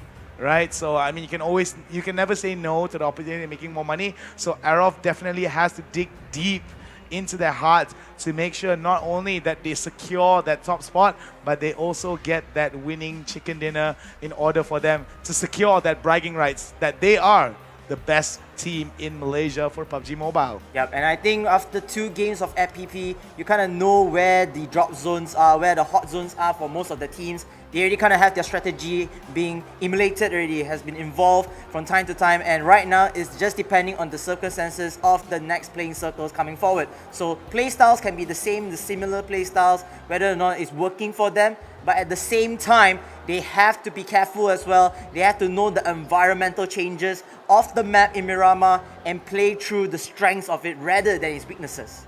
Yes, it's definitely going to be something that they want to be very wary of. Playing towards the strengths is definitely something that can be done in Miramar. However, a lot of teams, I've spoken to some of the teams, they did say that they are having a little bit of problems adjusting towards Miramar and how wide open some of the places are and the verticality of the terrain. More uneven the terrain, the harder it is for a team to consistently get some of these long-range shots off. So considering that the platform doesn't allow for very tactile and fluid aim movement compared to the PC version, it's definitely something that these teams are working around. We've seen some really good pixel shots, some really good long-range snipes coming in from some of these players, and I believe that the cusp of potential has been overflowing with so much talent that it's hard for us to keep up sometimes. Yeah, and furthermore, with the team play styles coming in, they just trade shots, the bait and switch does happen, and this helps not only the individuals to take off some pressure off their shoulders, but at the same time, the supporting cast playing it really well to help the star players to grow and eventually winning fights that they should win. All right, so it's definitely going to be something that we are going to take into account here. It's also about how some of these teams adapt towards situations that allow them to be conducive towards setting up some kills, right? So Arov, despite the fact that they don't get that much chicken dinner compared to Gang FTY, they always set up some really, really good shots for themselves. However, I've been told that our lovely hostess with the mostest and the second best hair in the entire building, Faraz, has some words to share with the top two teams. And might we get some bitter rivalries develop here today? Let's go to Faraz to find out. Thank you so much, The Hound and KBC Sensei. Of course, a great fight definitely needs a great trash talk, and that is why I'm going to be talking to Gang FTY and also Team Arov to see what they have to say to each other before the last game. Guys, can we have a round of applause for all of these teams?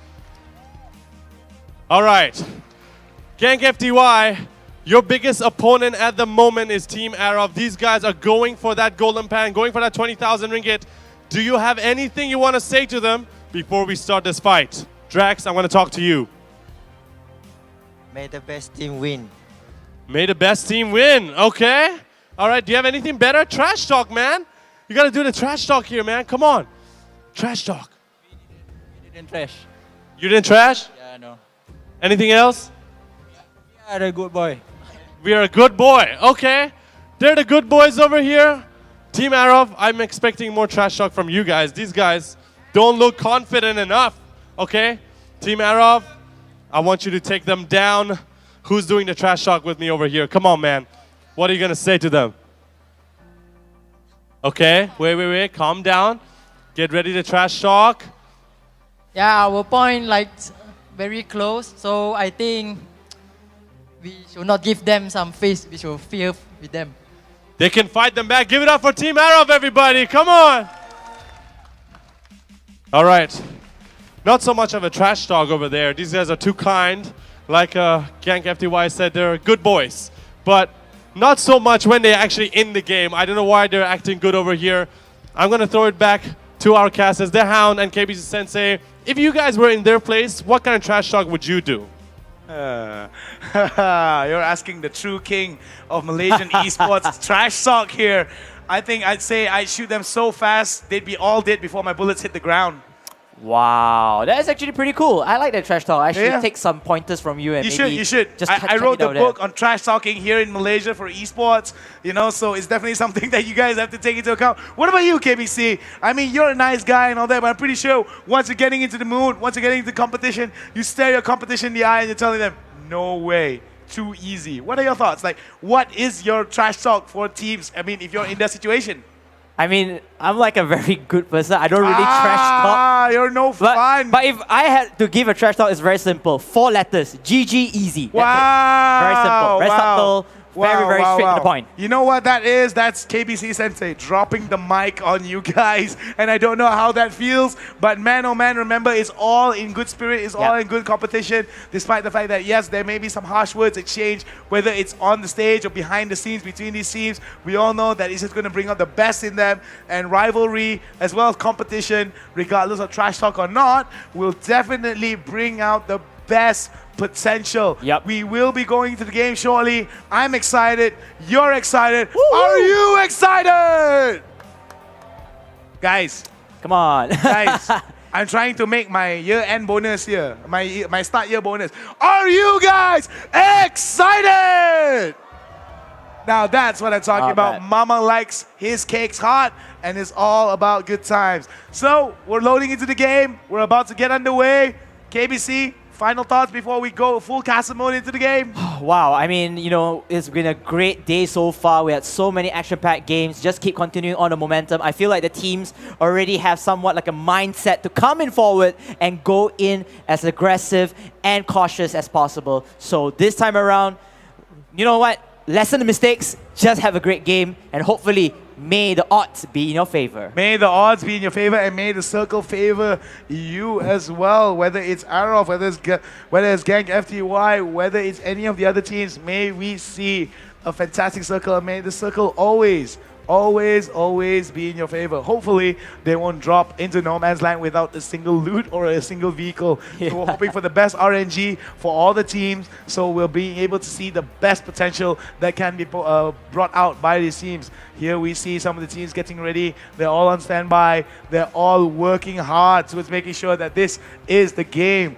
that defines their legacy. Remember, this is the first ever National PUBG Mobile Esports event here in Malaysia, and it's brought to you by Tencent, Vivo, and Udo, because who does it better than you do? We're all about the good times here, and thank you guys very much for joining us here today. We're about to go underway, full steam ahead. Hype train has been charging forward with so much hope and so much potential on our young Malaysian players right here. And whether you're here or whether you are at home, we're about to start. Ladies and gentlemen, give it up for one more applause. This is the final game, round 12, FPB Miramar PMC National Championship! Sunway Velocity Mall! This is the Grand Finals! And now the teams will be going to the drop zones. The flight path will be kind enough for us to split the map itself. It looks like it's going to be from south to north, starting or stopping at Campo Militar, and the rest of the teams will make haste into your respective areas. And I would like to be I'm interested to see which team will drop down to El Pozo or Crater Fields, because those are the maps who are much more isolated comparing to other teams or the other areas that we have, and it's less of you know what I call it, the vicinity area is less further away from there, so it's easier to loot into safety. Yeah, there's a lot less traffic there. The density of the people dropping into those locations aren't as high compared to a lot of the other drop sites that we have seen thus far in this entire tournament. So I'm pretty excited to see how some of these teams are adapting to the situation. We might actually see some early rounds here coming in from the side of campus as well as Panda Crew. Look at this, Panda Crew.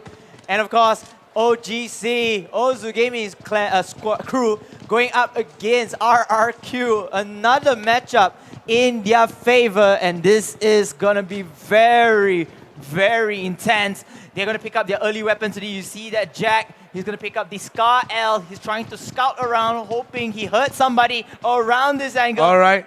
I think he sees RRQ. Cloudy could be in a bit of a situation here. Saz as well as Joko right now hanging on towards Hacienda del Patron. So this is going to be a very interesting spot for them to be in, considering that they have the nice vertical advantage here over onto RRQ. So this is the final match. Every single mistake could pay for a lot of teams here, as we see members of RRQ moving to a situation. We're going to go over to Picado now, and it's going to be Panda Crew Senior going up against Campers. Not much information has been communicated to either of these teams. Panda Crew right now looking towards getting a very early loot phase, looting up as much as they can, making sure that they have the options to fight out against Panda Crew if Panda Crew decides to push out. I do like what's happening here for the side of Panda Crew as well as Campers setting up some really good sidelines here. This is going to be an explosive final match. Explosive final match indeed. I do agree 100% that these players have to be very cautious. They don't want to be the first team getting eliminated. If you notice that this map itself, it will be Team Campus. Team Campus has been starting off really, really slow. And Ozu Clan, or Ozu Squad, they will lay waste onto RRQ Joko. Joko is in a lot of trouble. The fire over here, and he's gonna get knocked out because he left his vehicle earlier. RRQ now not enjoying that much of an early advantage here. Joko being taken down early, and it seems that Ozu Gaming Crew decided this final game for them to make their stand and pop out. And this is going to be very good for them if they decide to push forward. Not a very good start for the side of RRQ. One man down, and it's one of their lead flankers, Joko. I mean, RRQ having the winner chicken dinner last round was so much of a confident booster. With that kill alone, I think it would be a demoralization because right now they're losing one of their top fraggers and they're a man down. Going to the game later on, you need as many members possible to cover ground, to cover flanks. It's not looking too good. All right, as we're going to be seeing it now, Brother looking towards holding that site down as other members of campus now suffering a little bit of losses. A Kobe goes wild there onto the side, from the side of Shafri. Will it be enough though? Oh, Mr. Steal Your Mom trying to shoot down onto Shafri here. Shafri's got to be careful that he doesn't get spotted out. Shafri running with the M16 as well. He can lay down some heavy fire if he is able to connect his shots, but again, he's going to expose his positioning. And the best way right now is to reposition or perhaps ask his teammates to go in for the supporting cast role, get in the fire. If anyone dares to pick out, they will come in for the return or counter fire indeed. But it seems like they're just going to play the war of attrition. Take your time, nothing to rush. In fact, if you want to retreat, it's also a good deal. The airdrop will appear just beside both of these two teams. And again, online giveaways, classic coupons. Go ahead, take a picture right now. It's going to be disappearing in 3, 2, 1. More than that, like that I said it. And now, the airdrops, MK14 and Groza, it's going to be a huge boost, whichever team takes it up. This is going to be very good for the side of Panda Cruz Senior here. They will be able to get the MK14 as well, the Groza, and they do have the 6x scope, 8x scope, if I'm not mistaken. Yes, they have the 8x scope, and this is going to help them be a very good sniper here onto the side of Mahatishu if he decides to be too brave and peek out with his head. So it's got to be very careful inside this particular area here. Some shots coming in onto Mahatishu and Mr. Celia Mom from the side of Panda Cruz Senior as they're looking to set up some sidelines and deny the push or deny the angles coming in from the side of campus. Now we're going to be going over to Panda Crew Bravo instead. On the other side of the map, they're going to be going up against Sekudeng from Sarawak. Could this be the last bastion of hope for Sarawak here as they try to fight it out? We shall see. It's going to be a fight between Sabah and Sarawak, both these teams from the Borneo region. Means Sekudeng losing another member early on. Again, losing members in the early stages is not a good move. At the same time, if you were to lose members, then make sure of their intel, take whatever you have in here. But then it seems like team number 12, Panda Crew Bravo, gonna cover onto Tadashi. Tadashi is actually camped or sandwiched in front of the building here.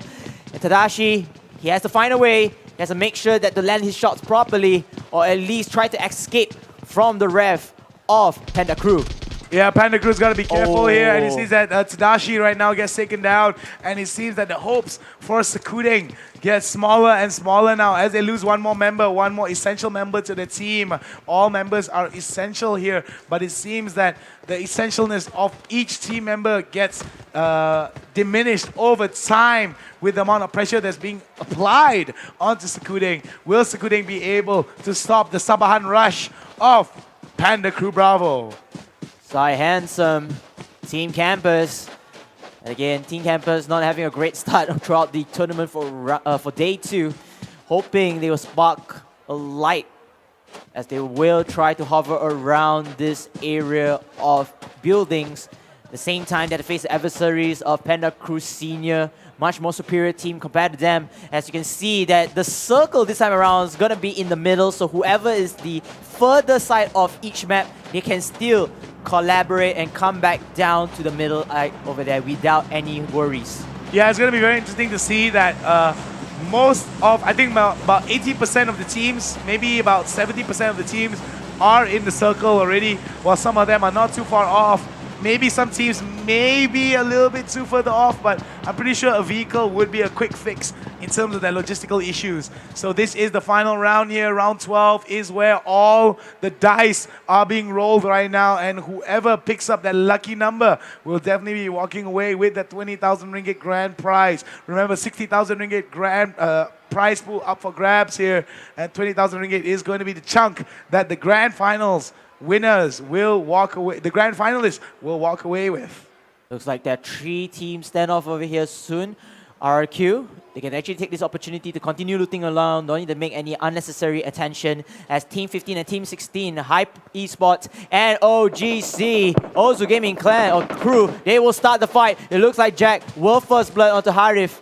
And the Hearty will have to fall back. One of the members are already down. They try to revive him, and hopefully they're able to do so. But then Zero, look at this. He's been surrounded by multiple members of OGC. OGC, I'm Ara. He's going to go behind here. He's going to find a flank onto Zero. Zero has to be very careful. He's around the containers over here. OGC pushing forward. They want to find that member over here, and it looks like he will find him. Whoa. And they will take down Mysterious number 1. They will take down Zero number 1, 2, and one more member left behind for Hype. But Hype right now looking towards firing back towards Pelosa now, trying to fire back towards members of Team RRQ. Excuse me, towards Team Ozu Gaming. So RRQ as well is in front of them. So they are sandwiched between two teams. This doesn't look very good for the side of Hype now. It's either they decide to get away or they decide to get fired upon. So this is going to be where the difference is going to be. The Hearty right now taking a lot of damage here. And he almost walks away with it unscathed. But sadly, RRQ took advantage of the situation and sprayed him down in a burst of flame. Pelosa goes down to the ground and will be able to be picked up here. A little time here being bought from the side of Hype, but it's only a matter of time before that choke gets tighter and tighter from the side of OGC as well as RRQ. Hype needs to move. Hype needs to move indeed, and perhaps they can try to bait out RRQ to come closer, because OGC already knows that somebody is over there. But unfortunately, they're still going to be the targets of RRQ. The Hearty will be the next to knock out, and then leaving Pelosa left alive. The Hearty is going to be taken down, and Pelosa is out. RRQ managed to finish off the first team elimination, which is Hype Esports. Hype Esports, thank you guys very much for playing. We appreciate your support as well as your contributions to the esports scene here in Malaysia. But it is time for you to graciously bow out and hope that you will be able to learn multiple lessons for the future tournaments. It looks like it's going to be another battle coming over here. RRQ, they have the sights of Ozu Gaming Clan. Again, a rematch of the first and 16 team back here. Looks like they're trying to find angles over here. I think I am Ara. He misses an angle shot over there, but he managed to spot out Cool Daddy.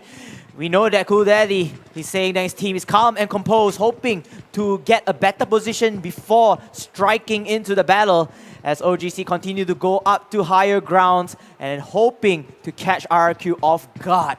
As Obi-Wan said to Anakin, he has the high ground, and I'm Ara is definitely channeling his inner Obi-Wan here, holding on to the high ground. Will RRQ's lack of insight spell doom for them, or will they be able to turn this into a favorable situation? We shall wait to find out, as Saz right now getting as much scopes as he can before he pushes it out, going in for the peaks, trying to go for each window before he moves up. Doesn't want to be caught moving from open cover to open cover from the sidelines of OGC. He has to be very careful on how he approaches this situation. And this is why Miramar is such a dynamic map. There's so many buildings, there's so many angles that you need to cover. A lot of players hate it because it mostly gives campers a choice to, you know, go to one position and then you just shoot them down without realizing where is their position until you're dead. But this time around, for pro players especially, they will check every single angle carefully before proceeding to the next round. So it makes Miramar, you know, much more of a cautious map to play with. At the same time, you know, just honing down your skills, your aim and gun skills in hand. And this is, you know what, every pro player right now who is eyeing to be a pro player should learn all these tips in hand. Yeah, they definitely should. And oh my god, look at this. It seems that coming in from the side here is going to be VIP squad. VIP squad looking towards getting some of these shots here. Oh, beautifully done. There goes one, there goes two. And it seems that Psycho Riot now in a lot of trouble. Oh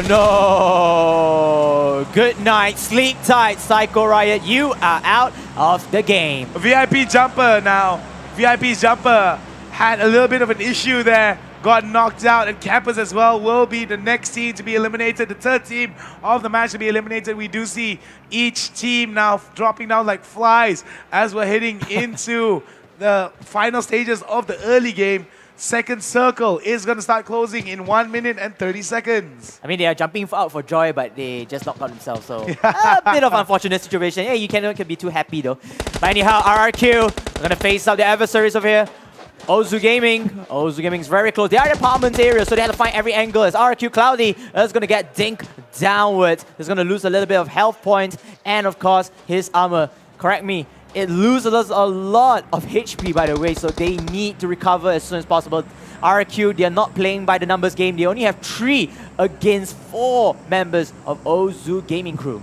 All right, Ozu Gaming Crew right now trying their best to actually handle their situation, but RRQ is holding steadfast against OGC. OGC right now really trying their best to make a splash and get a higher finishing onto the entire side of the leaderboards here. It's only a matter of time before they realize that Joko is down and out for the count. They need to push out. They need to contest this onto RRQ. Ozu Gaming, they're going to take the time. The RQ is healing up themselves. Oh my goodness, as for Z, looking at the wrong angle. I am Ara is going to mow him down with the AUG, but not quite out of the game yet because they're still alive. And RQ should take this opportunity to hold and anchor the position there. But then Cloudy misses on the shot. There'll be 2 people over there. Cloudy will be taken down first. Ara, can he go in for the double? Unfortunately, it's not enough yet. Cloudy's going to finally be taken down by one of the members over here. Oh my goodness. Ara gets taken down. Cool Daddy now as well gets taken down as well. Doesn't look very good for the side of RRQ. And this could be Ozu Gaming Crew's chance to spoil it out for a lot of these guys. Saz right now being able to take down one member of OGC. OGC right now may be wise for them not to push it out one by one. So they have to be very wary of how they pick the situation. Saz right now moving towards a better location. But is it only a matter of time before Saz finds them out? Saz, he's going to recover. He's the only member left alive. OGC, there's one more member standing behind. So if OGC play their time right, they're able to revive 2 members, and it's going to be a 3-1 scenario. And Saz, you know what? I think it's best to run away, try to survive till the late game. Or if not, if you're the balls, go for it. Go for the kill. It's all about the cojones here, and Saz right now deciding whether or not he wants to contest the situation. He is doing the right thing though, going in pre-sighting and trying to push it off. Arov, the potential champions of this matchup here, looking towards ending Mad Chicken as they aggressively push out. Could it be Mad Chicken that walks away? Oh no, Saz was able to take down Jack D though. Oh no. Oh, very nicely done by Achin Ali. We'll be able to go with that. But looking back at RRQ, RRQ may be able to turn it around onto them. But before we go talk about that, Arov right now looking towards the situation. Saz! Oh! Saz turned it around! Saz was able to turn it around on Ozu Gaming Crew. And Saz, such a beast, coming up with clutch plays going into further the game. They will take down Ozu Gaming Squad. GGWP to them as they bail out gracefully in the tournament. M24 here. Oh, the shot onto Fruit Tails did not land as Red Eagle now. Trying to keep his eyesight as sharp as an eagle. Displacing towards a better position, trying to get some of these shots in. They have the high ground though, so they don't really need necessarily to push in. In fact, what I think they should do is just to relocate. And it looks like the team will leave one member behind to somewhat suppress that. They do have vehicles on board as well. So it looks like either they will take the vehicles and trick the fight or relocate and take the fight to a different path of angle. Red Eagle right now going for one of the shots, decides to go for the reload and tries to check out whether or not he has the sightlines here. Arov, one of the favorite teams to win, will be able to get this out here onto the side of Mad Chicken. They just got to be careful on how they approach this situation coming in from the side of Arov. Oh, Red Eagle missing the first shot on his M224 after the relocation. Oh, able to hit him half. That shot onto Achi Ali. Achi Ali just running, juking every single possible shot being landed on him. He's going to use the trees as well to cover him.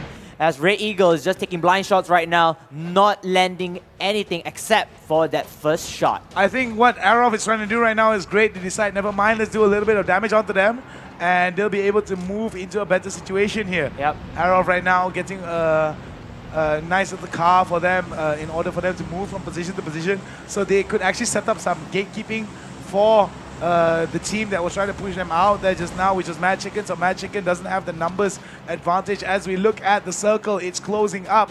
The pressure is building. Tension is mounting as we see all teams start to mobilize towards the middle of San Martin. Somebody just shot a flare gun in the eyes of Red Eagles. In his own vision as well, the Eagle vision just coming in forward.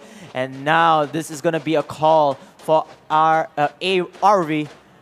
Will they take this fight? Will they take this fight? Are they confident enough? They do have the vehicles on board. But before that, let's move on to the perspective of the ex-Killer Squad. Fredo will be on the driver's seat. He's going to drive his fellow comrades away. And at the edge of the circle, already onwards, 43 alive, 12 teams remaining in this round 3 of circle. 4 teams already eliminated. Campus Cycle Ride, Hype Esports, and O2 Gaming Crew will be left standing out for this game as the game continues on. It's going to be very interesting to see how these teams are going to be mobilizing as the game progresses. We do see X-Killer Squad now spotting out that flare. They may decide to contest it. There it goes, the M249 onto Hacienda, and this could be an opportunity for Arov to be able to get some good weapons for themselves. Brother spotted out 2 members of the Sarawak Headhunters. It looks like Kim is going to take down Karma once more, and Karma will be dinked out of the Brother. Kim has been so hot with his shots recently when coming into FPP, and he won't stop killing up here. Brother will finish off Karma from here, and Kim, landing a shot after shot, nearly taking down Sunny before falling back to reload. Kim now was not able to finish him off despite the fact that he was landing some really good shots there. Kim spotting out that loot crate, and that could be a possible option for them to go for, but the amount of land, the amount of open field that they have to navigate through in order to get to that particular loot crate is going to be filled with enemy fire. So they've got to be very careful that they don't get spotted out or land into the crosshairs of SHH, the Sarawak Headhunters. Oh, Sunny is going to try his luck again. He's going to try to contest this shot, but then again, Kim proving so good with the AUG. AUG is one of the highest, fastest rate weapons out there. Bunny is able to take down Parlex a bit. Down Bunny was help. able to ping Pelex as he was jumping out. That isn't a very easy feat to do, whether it's on PC or on mobile. So we gotta give testament towards Bunny's skill right there, being able to get that pixel perfect shot while the person was jumping. It looks like it's going to retreat as well. They are just going to converge with one another, just going into the safer zones of the map. I think that's a better idea. You know, just reposition. You don't need to fight, again, a team that, you know, somewhat is quite superior, more superior than your team. At the same time, you can turn the tides of the battle if you take a better position in hand. Meanwhile, PC, Panda Crew, they're going to go up against the X-Killer Squad. Boy will take shots. Shafri will take shots as well before he will get taken down by Carol. And Carol able to start things up. And that is actually a backstab coming from Team Number 9. Team Number 9, Kingsman Gaming. They're going to come in with the fight. Panda Crew is in the crossfire of 2 teams. Team Number 9, Team Number 10. Oh my goodness, they have to spray and pray over here, and they have to find a way quickly. How should we counter this? Should we just go out, bail out from the fight, or take this fight to them? I think the best thing for Kingsman Gaming to do is actually push it out and try to get as much sideline denial as possible. As Brother right now trying to go for all those single shot taps onto Risking. Kings Gaming right now in a little bit of trouble. That's going to signify to X-Killer Squad as well that people are going to be nearby as well. So this could be a 3-way fiasco between 3 teams as they fight it out for supremacy here on this little ridge. Wow, I mean, you know what? Team Number 9, Team Number 10 could be having their own battles as well because they are so close to one another. And Fredo, when he rides that car, they know that he's somewhere here. But then, I think they're going to bail out. They don't need to fight this as Team Number 13 continue on with their skirmishes against Team Number 9. PC, Panda Crew going up against Kingsman Gaming. Do they want to take this fight though? That is the question. The fight is definitely going to be taken, but it's all a matter of points here. Points will lead to leads, and leads will lead to miles and miles of distance between one of them. But it seems that this is the closest we've ever had a leaderboard come to KBC, and we see that every one of these teams are looking to pull in their A game to deny whatever they can towards any of the top teams. Risking right now with the M249 spray onto the from the members of Kings Gaming here. So that's going to be interesting to watch as members of Panda Crew Senior are in a little bit of trouble here now that they're sighted from the side of Kingsman Gaming. I mean, Panda Crew, they managed to do the great escape, running away into a different cover despite not being out of the woods yet. Meanwhile, Kingsman Gaming, we saw that spray of M249 just spraying and praying, hoping to catch off guard. Unfortunately, none of the bullets land properly. PC, meanwhile, Brother is around this angle. They do have the slopes for cover if they want to, but then they're just going to push forward. Don't want to fight against the round 4 poison in the circle. Just go in, get a better position and take the fight later onwards. Yes, it's going to be a big deal for a lot of these teams here if they don't take into consideration how they're going to be planning it out for future games. So they have to be very, very wary of how they're going to be moving. And look at that. Wow. I mean, KBC, the circle is tighter than ever. We have 12 teams with 42 alive and so little real estate. We're going to expect a very explosive mid-game intit. I mean, they have to just prepare. Just prepare. Any adversaries coming forward, just get ready your gun, get ready your aim, always be game ready, and then go in for the win. There's nothing much you can do already. I mean, you're cornered down to so small of estate of area that you have in your playing field, so you have no choice but to take the fight. Unless, of course, you're very lucky, able to sneak away all into cover and let other teams fight out first before you go in for the final blow. All right, San Martin right now is going to be in a lot of fire here as all these teams are going to be mobilizing around them. And it seems that TXS is in a bit of trouble here. They have to heal up and they did take a little bit of damage from another team, whether it's from Kingsman Gaming or whether it's coming from the teams at the bottom here. It's going to be interesting to see. Now we're going to see Panda Crew Senior right now holding on for members of Kingsman Gaming. There's going to be a big problem for them to push it out, and we're going to see more and more of Kingsman Gaming right now go down onto the ground as we're going to be seeing the fire coming in. And look at that Carol M24 from the side of Kingsman Gaming as well is going to get taken down. And we do see that Panda Crew has eliminated Kingsman Gaming from the game. Thank you very much, Sarawak. It's been great to have you, but you're going to have to sit this one out, Kingsman Gaming. Kingsman Gaming had the high ground, but then the playing circle is not in their favor. They had to fight into the mercy of two adversaries, of course, from PC and the blue circle coming in soon. So now, looks like PC is just going to try to run away because they do have another crossfire skirmishers coming forward. It will be team number 1, RRQMY, team number 8, Sakuding, and team number 10, the X Killer Squad. So close with one another. Anything can happen in this final round of PUBG Mobile. All right, just casual hanging out here as we're going to be hanging out in San Martin, and it seems that Wadu now is going to be taken down. August Riaz from the side of VIP showing him a little bit of love and a little bit of one-taps, and that's a side order of bullets right in your face coming in from the side of VIP. We're going to see more and more teams now pushing it out. It's the final 10 teams with the top 40 players on the map. I mean, team number 1, team number 3, VIP and RRQ, they have the higher ground. In fact, they are actually very close to the upcoming playing circle as SHH Star gets eliminated off screen. But then the rest of the teams are scrambling with one another. It will be team number 12, Panda Crew Bravo, going up against team X Killer Squad. They will be meeting so close. But then we'll have to look at Sakuding. Yoshi-Yo taken down already by the members of Matt Chicken, and then more to come over here. Sakuding is just holding the ground. They are able to survive this Come on, over here. The final hope from Sarawak right now, carrying the hopes of the Borneo people from the east side of Malaysia, looking to bring some hope. And Panda Crew Bravo now, all the way from Sabah, has been eliminated from this game, as well as X-Killer Squad getting eliminated. 20 alive, 7 teams remain. This is where champions are made of. Welcome to Championship Sunday. Just look at how close of them is the final game, ladies and gentlemen. 20,000 ringgit on the line for the first place winner. And who will walk away with that 20,000 ringgit off the chunk of 60,000 ringgit? You have to tune in and find out. Gang FTY right now, moving it out. Langa looking to upset members of Gang FTY. This is where the difference is made here. The difference will be made if Arof manages to destroy Gang FTY, or if Arof gets eliminated now. This could be huge problems for the side of Gang as well as Arof. Look at the Kobe going in good.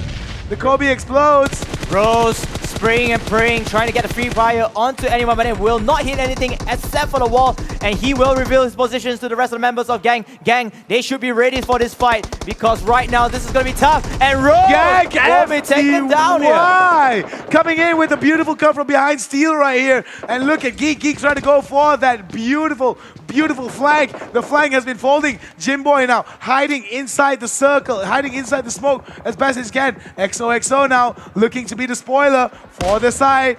Oh, XOXO misses out with that Car 98 shot. There comes the smoke coming in. And look at that. Members of Langar now are getting knocked down one by one. Playing circle. And look at that. Gang FTY was able to take down Langar. And this could be a clash of the Titans here. Whoever wins this could be the winner. Ladies and gentlemen, I need you all to make some noise because this is where we will find out who is the best team for PUBG Malaysia. And gang, they are being pressured by Team Arov. This is not a good situation. Arov has everything to win this game as well. They have the high ground. They have the play circle in their field. And of course, the rest of the members of the respective opponent teams, they are down to not a full health. Jimboy jumping through, and he manages to get into the smoke. Now this is where the game is going to be made. This is where Gang has to dig deep and try to defeat Arov.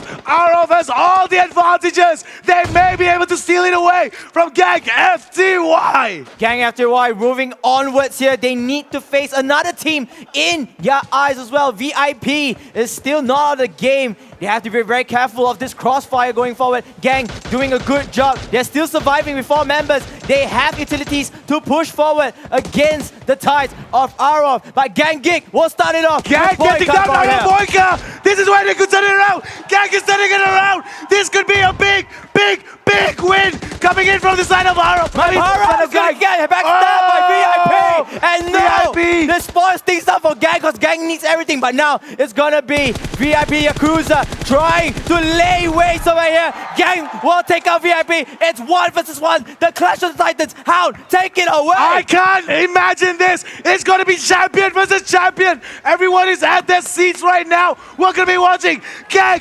FTY fight it out against Arov. The grenades are going to come flying in. Fire Will it be enough? Oh my goodness. Everyone is at the edge of the seat. I am losing my voice just casting this because man, oh man, this is so exciting. Gang! They have got one first. Arov being able to get down one member of Gang. Gang right now trying to get the best position. They will have to be patient. It's a matter of inches. It's a matter of fights here coming in. It's one.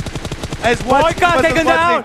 Gang, they have the advantage though. Gang have the advantage, but it only can be in their favor right here. They have to be quick. They have to be fast. Heikel, the only one alive, and it seems that the healing is coming in. They might be going for the revive. Will it be Arov? Will it be Gang? We don't know. Both these teams looking towards getting it. 3 seconds on the revive. They get the revive on time. They have to smoke though. Okay, he's going up at 80, but then Gang coming in the right time. They will go in for the kill. And that will be game! Team Gang are your winner chicken dinners for the last round! Oh my god! Who saw that coming? It was a battle of the Titans between Gang FTY on one side and Arov on the other. Every doubt has been cemented, and Gang FTY potentially will be known as the best PUBG Mobile team in Malaysia. But before we get ahead of ourselves, we need to tabulate the scores. The scores in the end. This is going to be very, very close. I lost count of the kills from coming in from left and right, but if all turns out well, Gang should be the deserving winners over here ahead of ROV. And you know what's the fun part about this?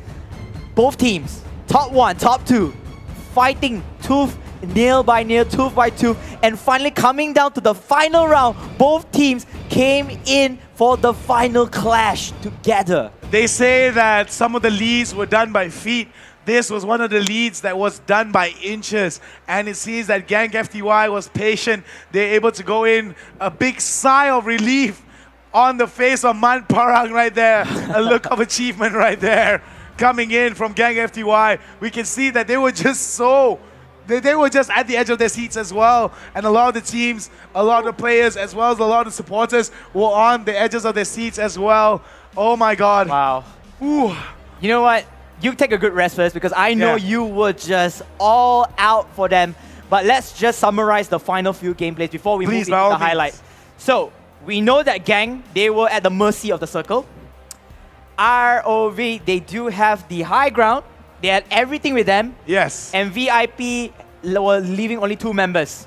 So the plan was for VIP is, why not just let team ROV going up against team Gang first. Let's just fight out one another, and then we will wound them from there, or we will try to badly injure them for the win.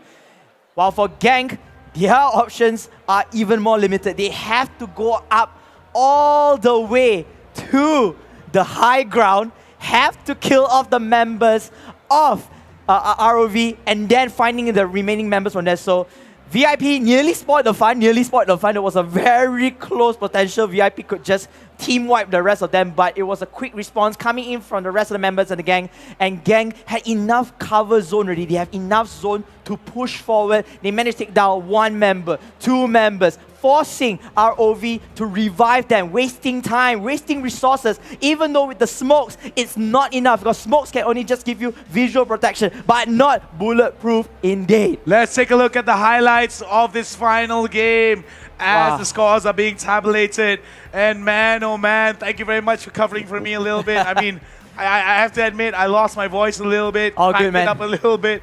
It was a very exciting matchup. Yep. I know my lady's gonna be very mad at me when I come home with a squeaky voice. I'm gonna be like, no more voice.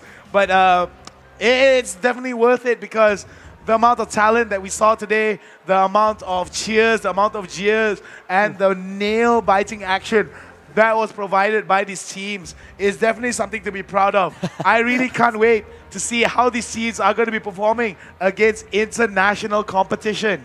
Yeah, I mean, I think this tournament itself is such a great platform, not only for the players to be playing live on stage, but again, the battles coming in. Who would have thought that the final 2 teams in the final round had to be the top 2 teams, which they are so close in terms of points gap, and that brings out so much storyline, so much narration coming forward, and it was a good ending for the winning side, and of course, hoping that Gang will be getting this win. Yeah, it was going to be a big win for Gang. However, if ROV were to be able to win, it would have been a big win for ROV as well. It was very well deserved by both these teams. However, we still need to wait until the scores have been tabulated, because we do not know for real and for certain who will be winning, because the scores were really close. Okay, for those of you guys who don't know in attendance, in case the points are matching, the ones with more kills get forward. Then that should be ROV, yes, ROV, correct. So that could be a little bit of an issue here. We're going to be watching these highlights as we continue talking about this game. But it's been a crazy 2 days and months of PUBG Mobile. We would like to thank our sponsors, Tencent, Vivo, and Udo, of course, for making all of this possible. MET Events, the best organizer here in Malaysia, and some say in the region. Thank you very much for having us here. The setup is beautiful, the stage is awesome, and most importantly, the teams had fun. So thank you very much to MET, all the people behind in the productions, the marshals, everyone that's involved. Faraz as well for his fantastic hosting and his impeccable hair. Second best only to that player from Panda Crew Bravo, of course. Yeah, Kim from Panda Crew. He has the best hair. Sorry, Faraz. I mean, I want to say you have impeccable hair, but still, Panda Crew guy wins it, hands down. His hair flows magnificently in the wind. Yes, it is. But anyway, all jokes aside about hair and hairstyles, it's fantastic. I mean, if you guys just joined us, it's a little bit too late for you guys to be catching the action, because we have finally concluded our PUBG Mobile Malaysia National Championship 2018. There's definitely going to be more coming from us, and we are coming to you live from Sunway Velocity Mall. So now is the perfect time for you to come on down, interact with the crowd, interact with the team, take some photos with the casters, take some photos with the hosts, take some photos with the beautiful ladies and the cosplayers here, because that is going to be your last chance before we close shop and tell you guys, event is done. The checks have been pushed out, and the winners have been announced. The winners are going to be announced on stage by Faraz, so you guys will have to wait for the official decision. We can only speculate, but I'm thinking that if all goes to plan, and Arov didn't get a crazy amount of kills, Gang FTY will be able to walk away champions, and walking away with the coveted golden pan. 20,000 ringgit as well. And of course, 20,000 ringgit. I don't know about you, but with the amount of with the amount of tension yes, and stress that was put in that final game, I'm pretty sure Gang FTY is going to spend a bit of that money on a nice little vacation, put themselves a nice little environment where they don't have to think about gaming anymore just for a few days, and just a well-deserved rest right there. Man Parang is definitely proud, and I'm pretty sure the rest of the Gang FTY community as well, whether they're the team or whether the community members, are definitely very, very happy. This is a big, big win for Gang FTY, and it seems that the age-old discussion, the doubt that was coming in, the competition, the rivalry between Arav and Gang FTY may be put rest, but it may not be put rest for good, because I'm pretty sure in the future they're going to see each other. Anyway, for those of you guys who don't know, I'm the Hound. He's KBC Sensei. Thank you. We have a short little player interview for the winners of that previous match before we tabulate the scores and come back to us. So, of course, take it away, Faraz. Thank you so much, The Hound and KBC Sensei. I am here with your chicken dinner winners of the last game. Give it up for Gang FTY, everybody. Now, Drax, I want to ask you a question. We're going to be announcing the winners later on. Let's just talk about the last game. You guys won the chicken dinner, 6 chicken dinners in total. You said this is the world record, is it? Yeah, this is a world record. It is a world record for Drax. Give it up for them one more time. Now, Drax, you talked about mistakes. You wanted to talk about the mistakes you made and what you learned from the tournament. Talk to me about that. First of all, we have a lot of mistakes. We still improving ourselves, and I am nothing without them. And this is our mastermind, our in-game leader. We have the best teamwork, I guess. The best chemistry, I agree. We like communicate to each other. We understand each other, what to do, what need to do, what to take, when the position need to take, what's the possibility to come. So we just expect that. And yeah, mistake is like so many. I don't know how many mistakes that we made, but still, yeah, we get it. But still, you got a chicken dinner. That's right, man. I want to ask you a question as well. How do you feel winning the last chicken dinner of the tournament? Are you confident that this is the team that is going to become the champion? We don't know yet. We haven't looked at the scores yet. What are your opinion about this? The last game is more scary for me. I don't know. I'm just sit there. I'm still thinking about it. All right, it was scary. I do agree. Everybody was on the edge of their seat. Give it up one more time for Gang FTY. Come on. Now, until we get our scores, I'm going to be passing it back to the Hound and KBC Sensei to talk a little bit about what happened. All right, so as much as I want to get excited, I don't have the capacity or the voice to get excited, so apologies to each and every one of you guys. But, all right, KBC. Yep, go ahead. The biggest thing that you felt was the determinant in that previous game. What are your thoughts? I felt that, Gang going up against all odds, that final circle did not play up to the expectations. Everything was against them. Our Aeroc, they were so good. They were in the great position, and they just used whatever they have. Like they said on the stage, they had that teamwork. They had the communication. They know when to go in, when to bail out. But most importantly, they stick together. Yes, and I think that Arov was able to stick together as well. They weren't as aggressive towards the later stages of the game, which I felt did not pay off for them in the long run. But still, Arov can be considered one of the best teams here in Malaysia because the amount of points that were shared between Arov as well as Gang FTY was not much. The difference was maybe about 50 to 40. So the final scores, depending on the amount of kills, maybe about a margin of maybe 30 to 40 points, if I'm not mistaken, less than 100 points. So that means that despite the fact that Gang did win, there's a huge possibility that Arov could actually steal it away from Gang FTY. However, we do have faith, we do have hope in Gang FTY from securing that kill, from securing those last few kills, and we're really excited to see how things are going to be developing for them. For those of you guys who don't know, we're getting all the VIPs from Vivo, from Udo, from Tencent, and they're all just going to be here. They're going to be presenting the checks, and they're going to be presenting all the prizes. So we hope that you guys are able to just take it easy be patient, because most importantly, it's all about you. We guys hope that you guys had as much fun as we did, because we can't spell fun without you. Let that sink in a little bit. Let that sink in. Yep, you just spelled fun, just to make sure, didn't it? So I would like to actually say a special thank you towards MET events. You know, I mean, they are one of the best organizers out there.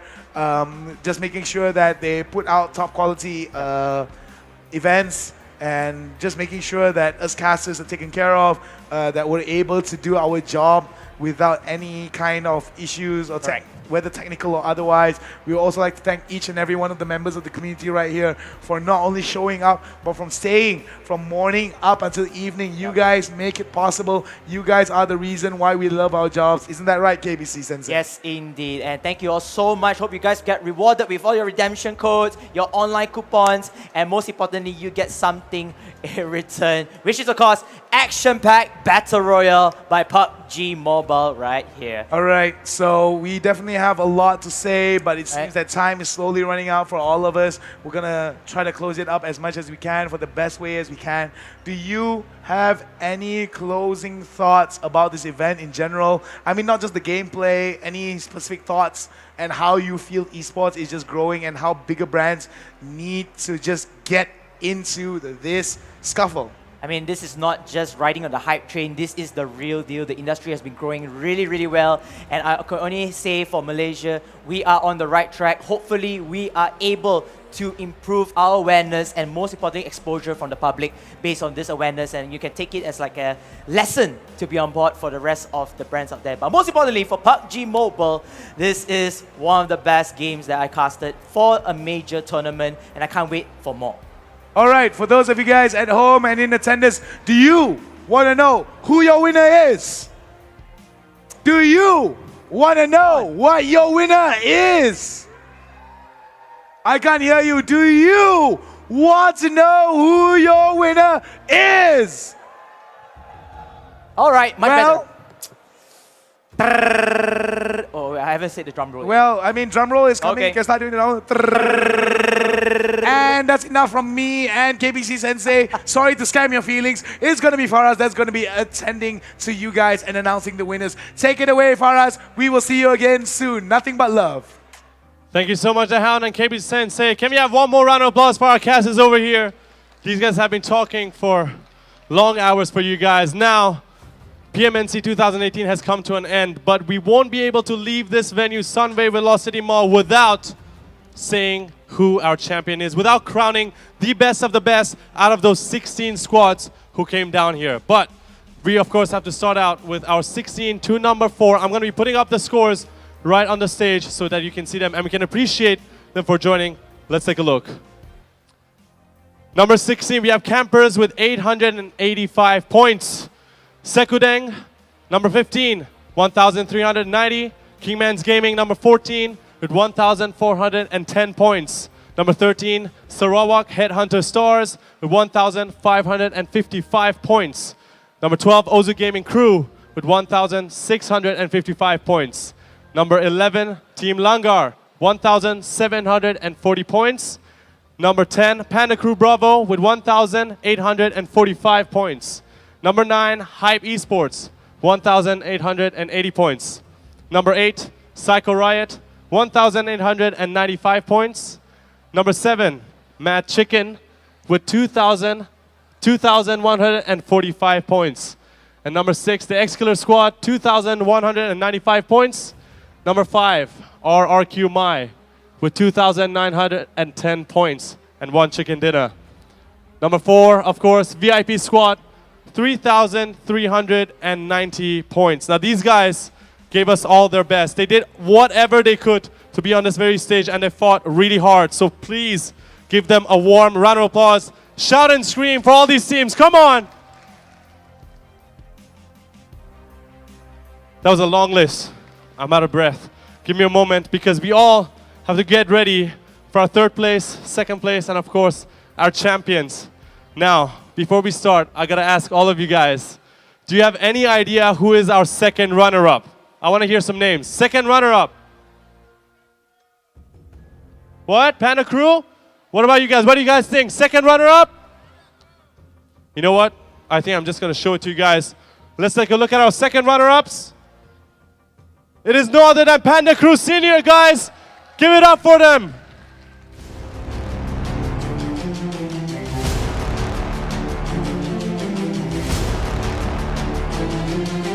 Panda Crew Senior with 3,510 points, 3 chicken dinners in 2 days. To present them with their prizes, of course, we need to welcome our representative from Yudu, Chao Takman, head of Yudu. Please give him a round of applause.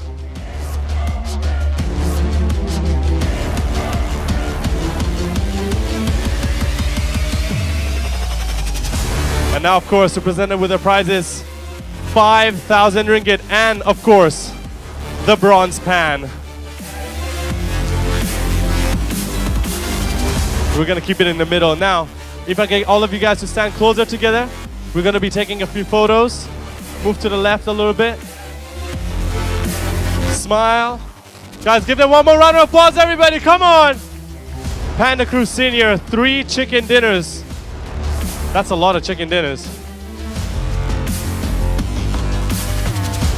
We're gonna keep it. We're gonna take a few more photos.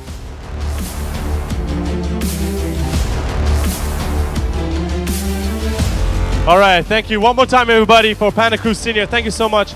Our representative from Yudu as well. Now, this part is a tricky one because both of these teams have been going head-to-head almost every single game. Now, before I announce, of course, we know who those 2 teams are. I want to know, shout and scream if you're a Team Arrow fan. Team Arrow, let me hear it. Okay. Okay, all right. Team Arrow, okay. Got a few fans over there. Now, I got to ask, Gank FTY, do we have any fans? Okay. You know what? I honestly don't know who the winner is. We're going to ask production to pull it up. Let's see who's our first runner-up. It is no other than Team Arrow. Give it up for Team Arrow. First runner-ups. With 3,740 points.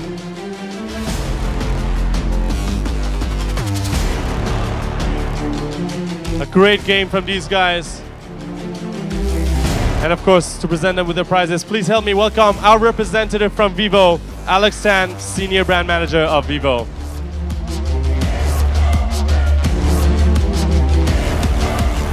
Now these guys will of course be walking home with 15,000 ringgit and the silver pan that we're gonna hand to them right now. We're gonna get the silver pan in there as well.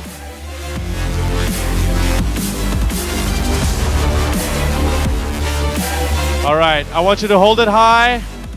Hold the pan high. We're gonna be taking a few photos. Guys, give it up one more time for Team Arrow.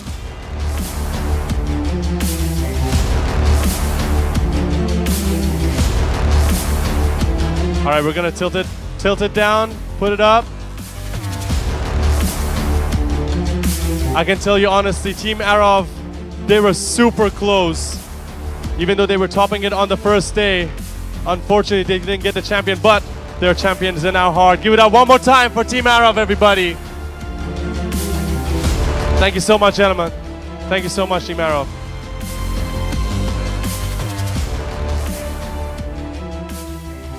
Now, of course, you know who the champions are by now, but you have no idea how many total kills they have.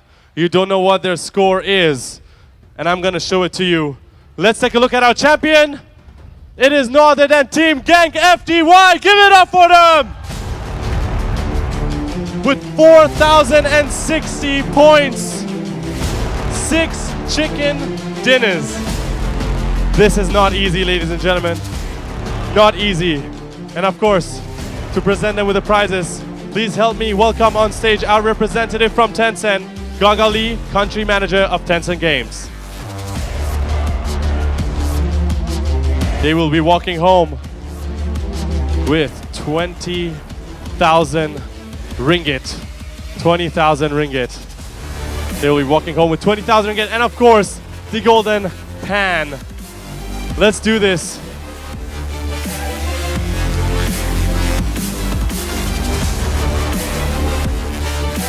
All right, now we're gonna do something different over here. When we get the golden pan, all right, Gank FTY, listen to me. This is what I want you to do. I want the golden pan to be in the middle, in the front, golden pan in the front. Okay, now I need you guys to step in the front.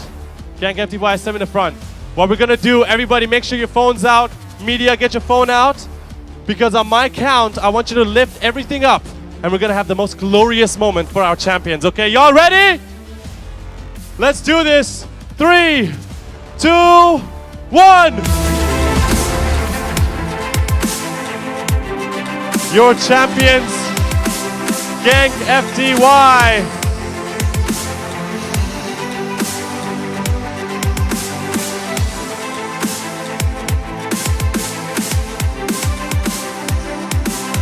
Walking home with 20,000 ringgit. Now, of course, if we can get you in the photo, we're gonna have a quick photo session.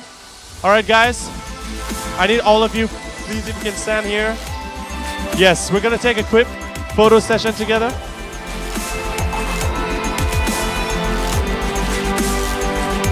$20,000 ringgit and the golden pan. This is a beautiful moment. Make sure when you take photos, hashtag PMNC 2018.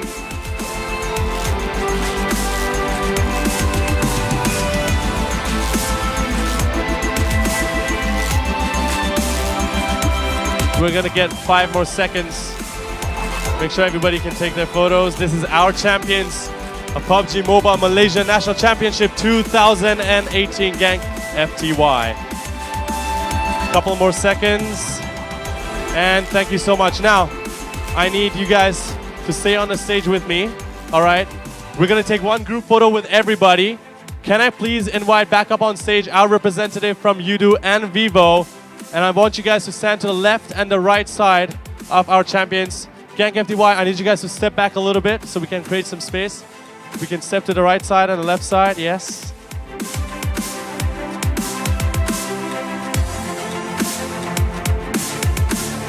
And now, of course, to complete the photo, we need to invite our cosplayers as well. We get the cosplayers, we make sure that we can get a nice photo together. Our cosplayers, you guys can stand to the side as well.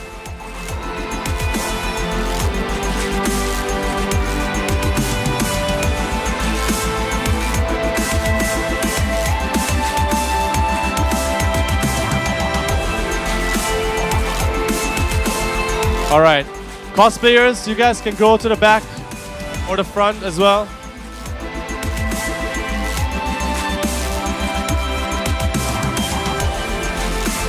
All right, now we need our first and second runner-ups to come back up on stage.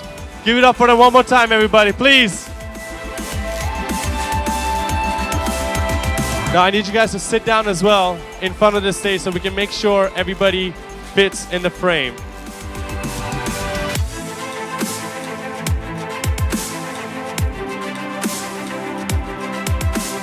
All right, I'm gonna get you guys to step back a little bit.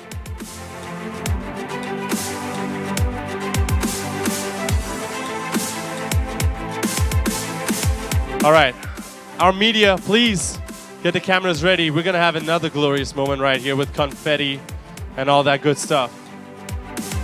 When these guys are ready, get your phones out, everybody. This is the time you wanna take those boomerangs on Instagram. Make sure I'm in it as well.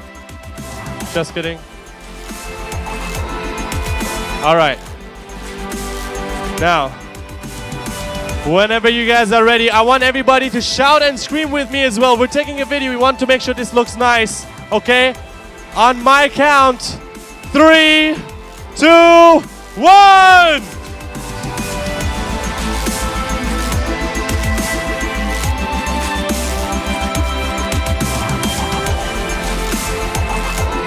There you have it, ladies and gentlemen. These are the best of the best. We're gonna take some time. So you guys can remain here for the photos. This is the final round.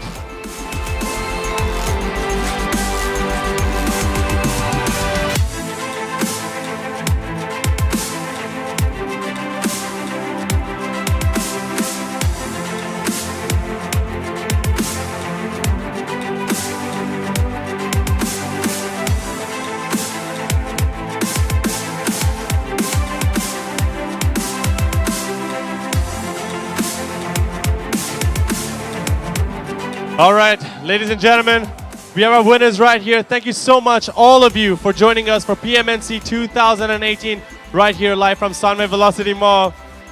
For all of you guys watching at home, it is time to say goodbye, but this is not the end. We're going to have a lot more of this happening throughout the year, so make sure you guys stay tuned. All of this is, of course, thanks to Tencent Games and also our sponsors, Udo, Vivo, and also Sunway Velocity Mall. My name is Faraz, and this is me signing out.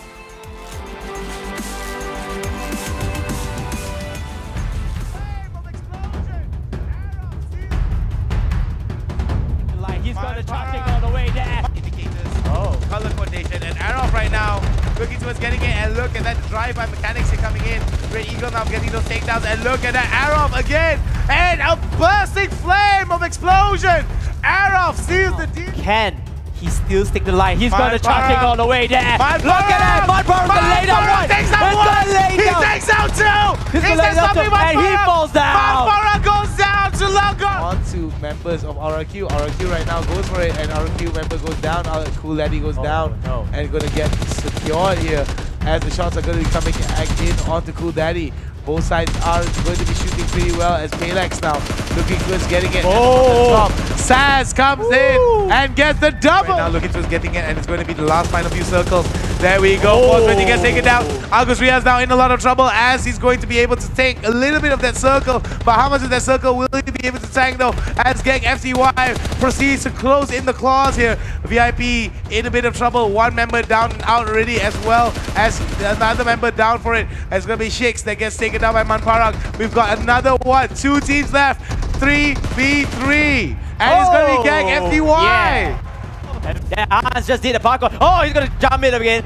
He's gonna go over here. He's gonna stay. Hello, hello. It is a no. He's gonna miss the angle, but then he's gonna go tap from the bomb. He's gonna spray it right out there. The sunset is gonna go. But then Hans, he has 3 members over there. He's gonna be taken down. TSX boy, he needs to push forward. They need the members in here. TSX, you can't let Hans die like this in vain. This is not the end. This is more than just a game.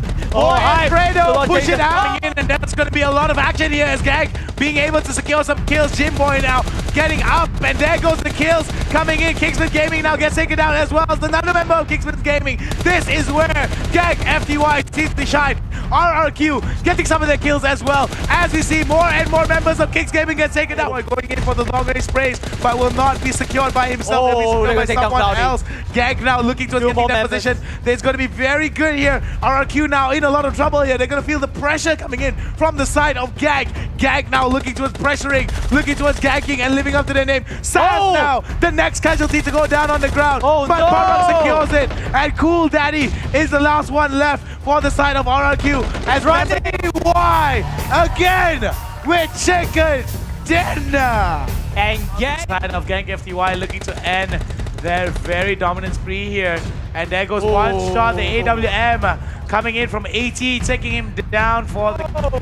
And Kim able to carry his team for their very first win. And Arof playing it very aggressively even though they lose one member from behind. It looks like Red Eagle's going to take down Indra from here. And another one, which is Jack, is going to be mowed down to death in a couple of bullets. And yes, he does. VIP joining into the fray. And it seems that Hype will be eliminated one by one. The only surviving member is Hype, Hasif. But it could be short-lived here as Hype takes in so much damage.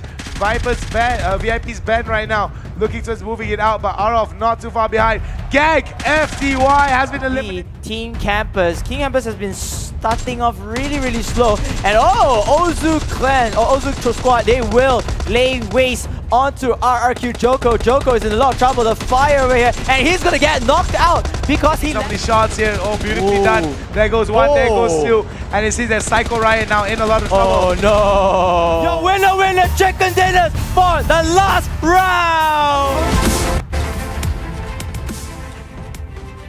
Your champions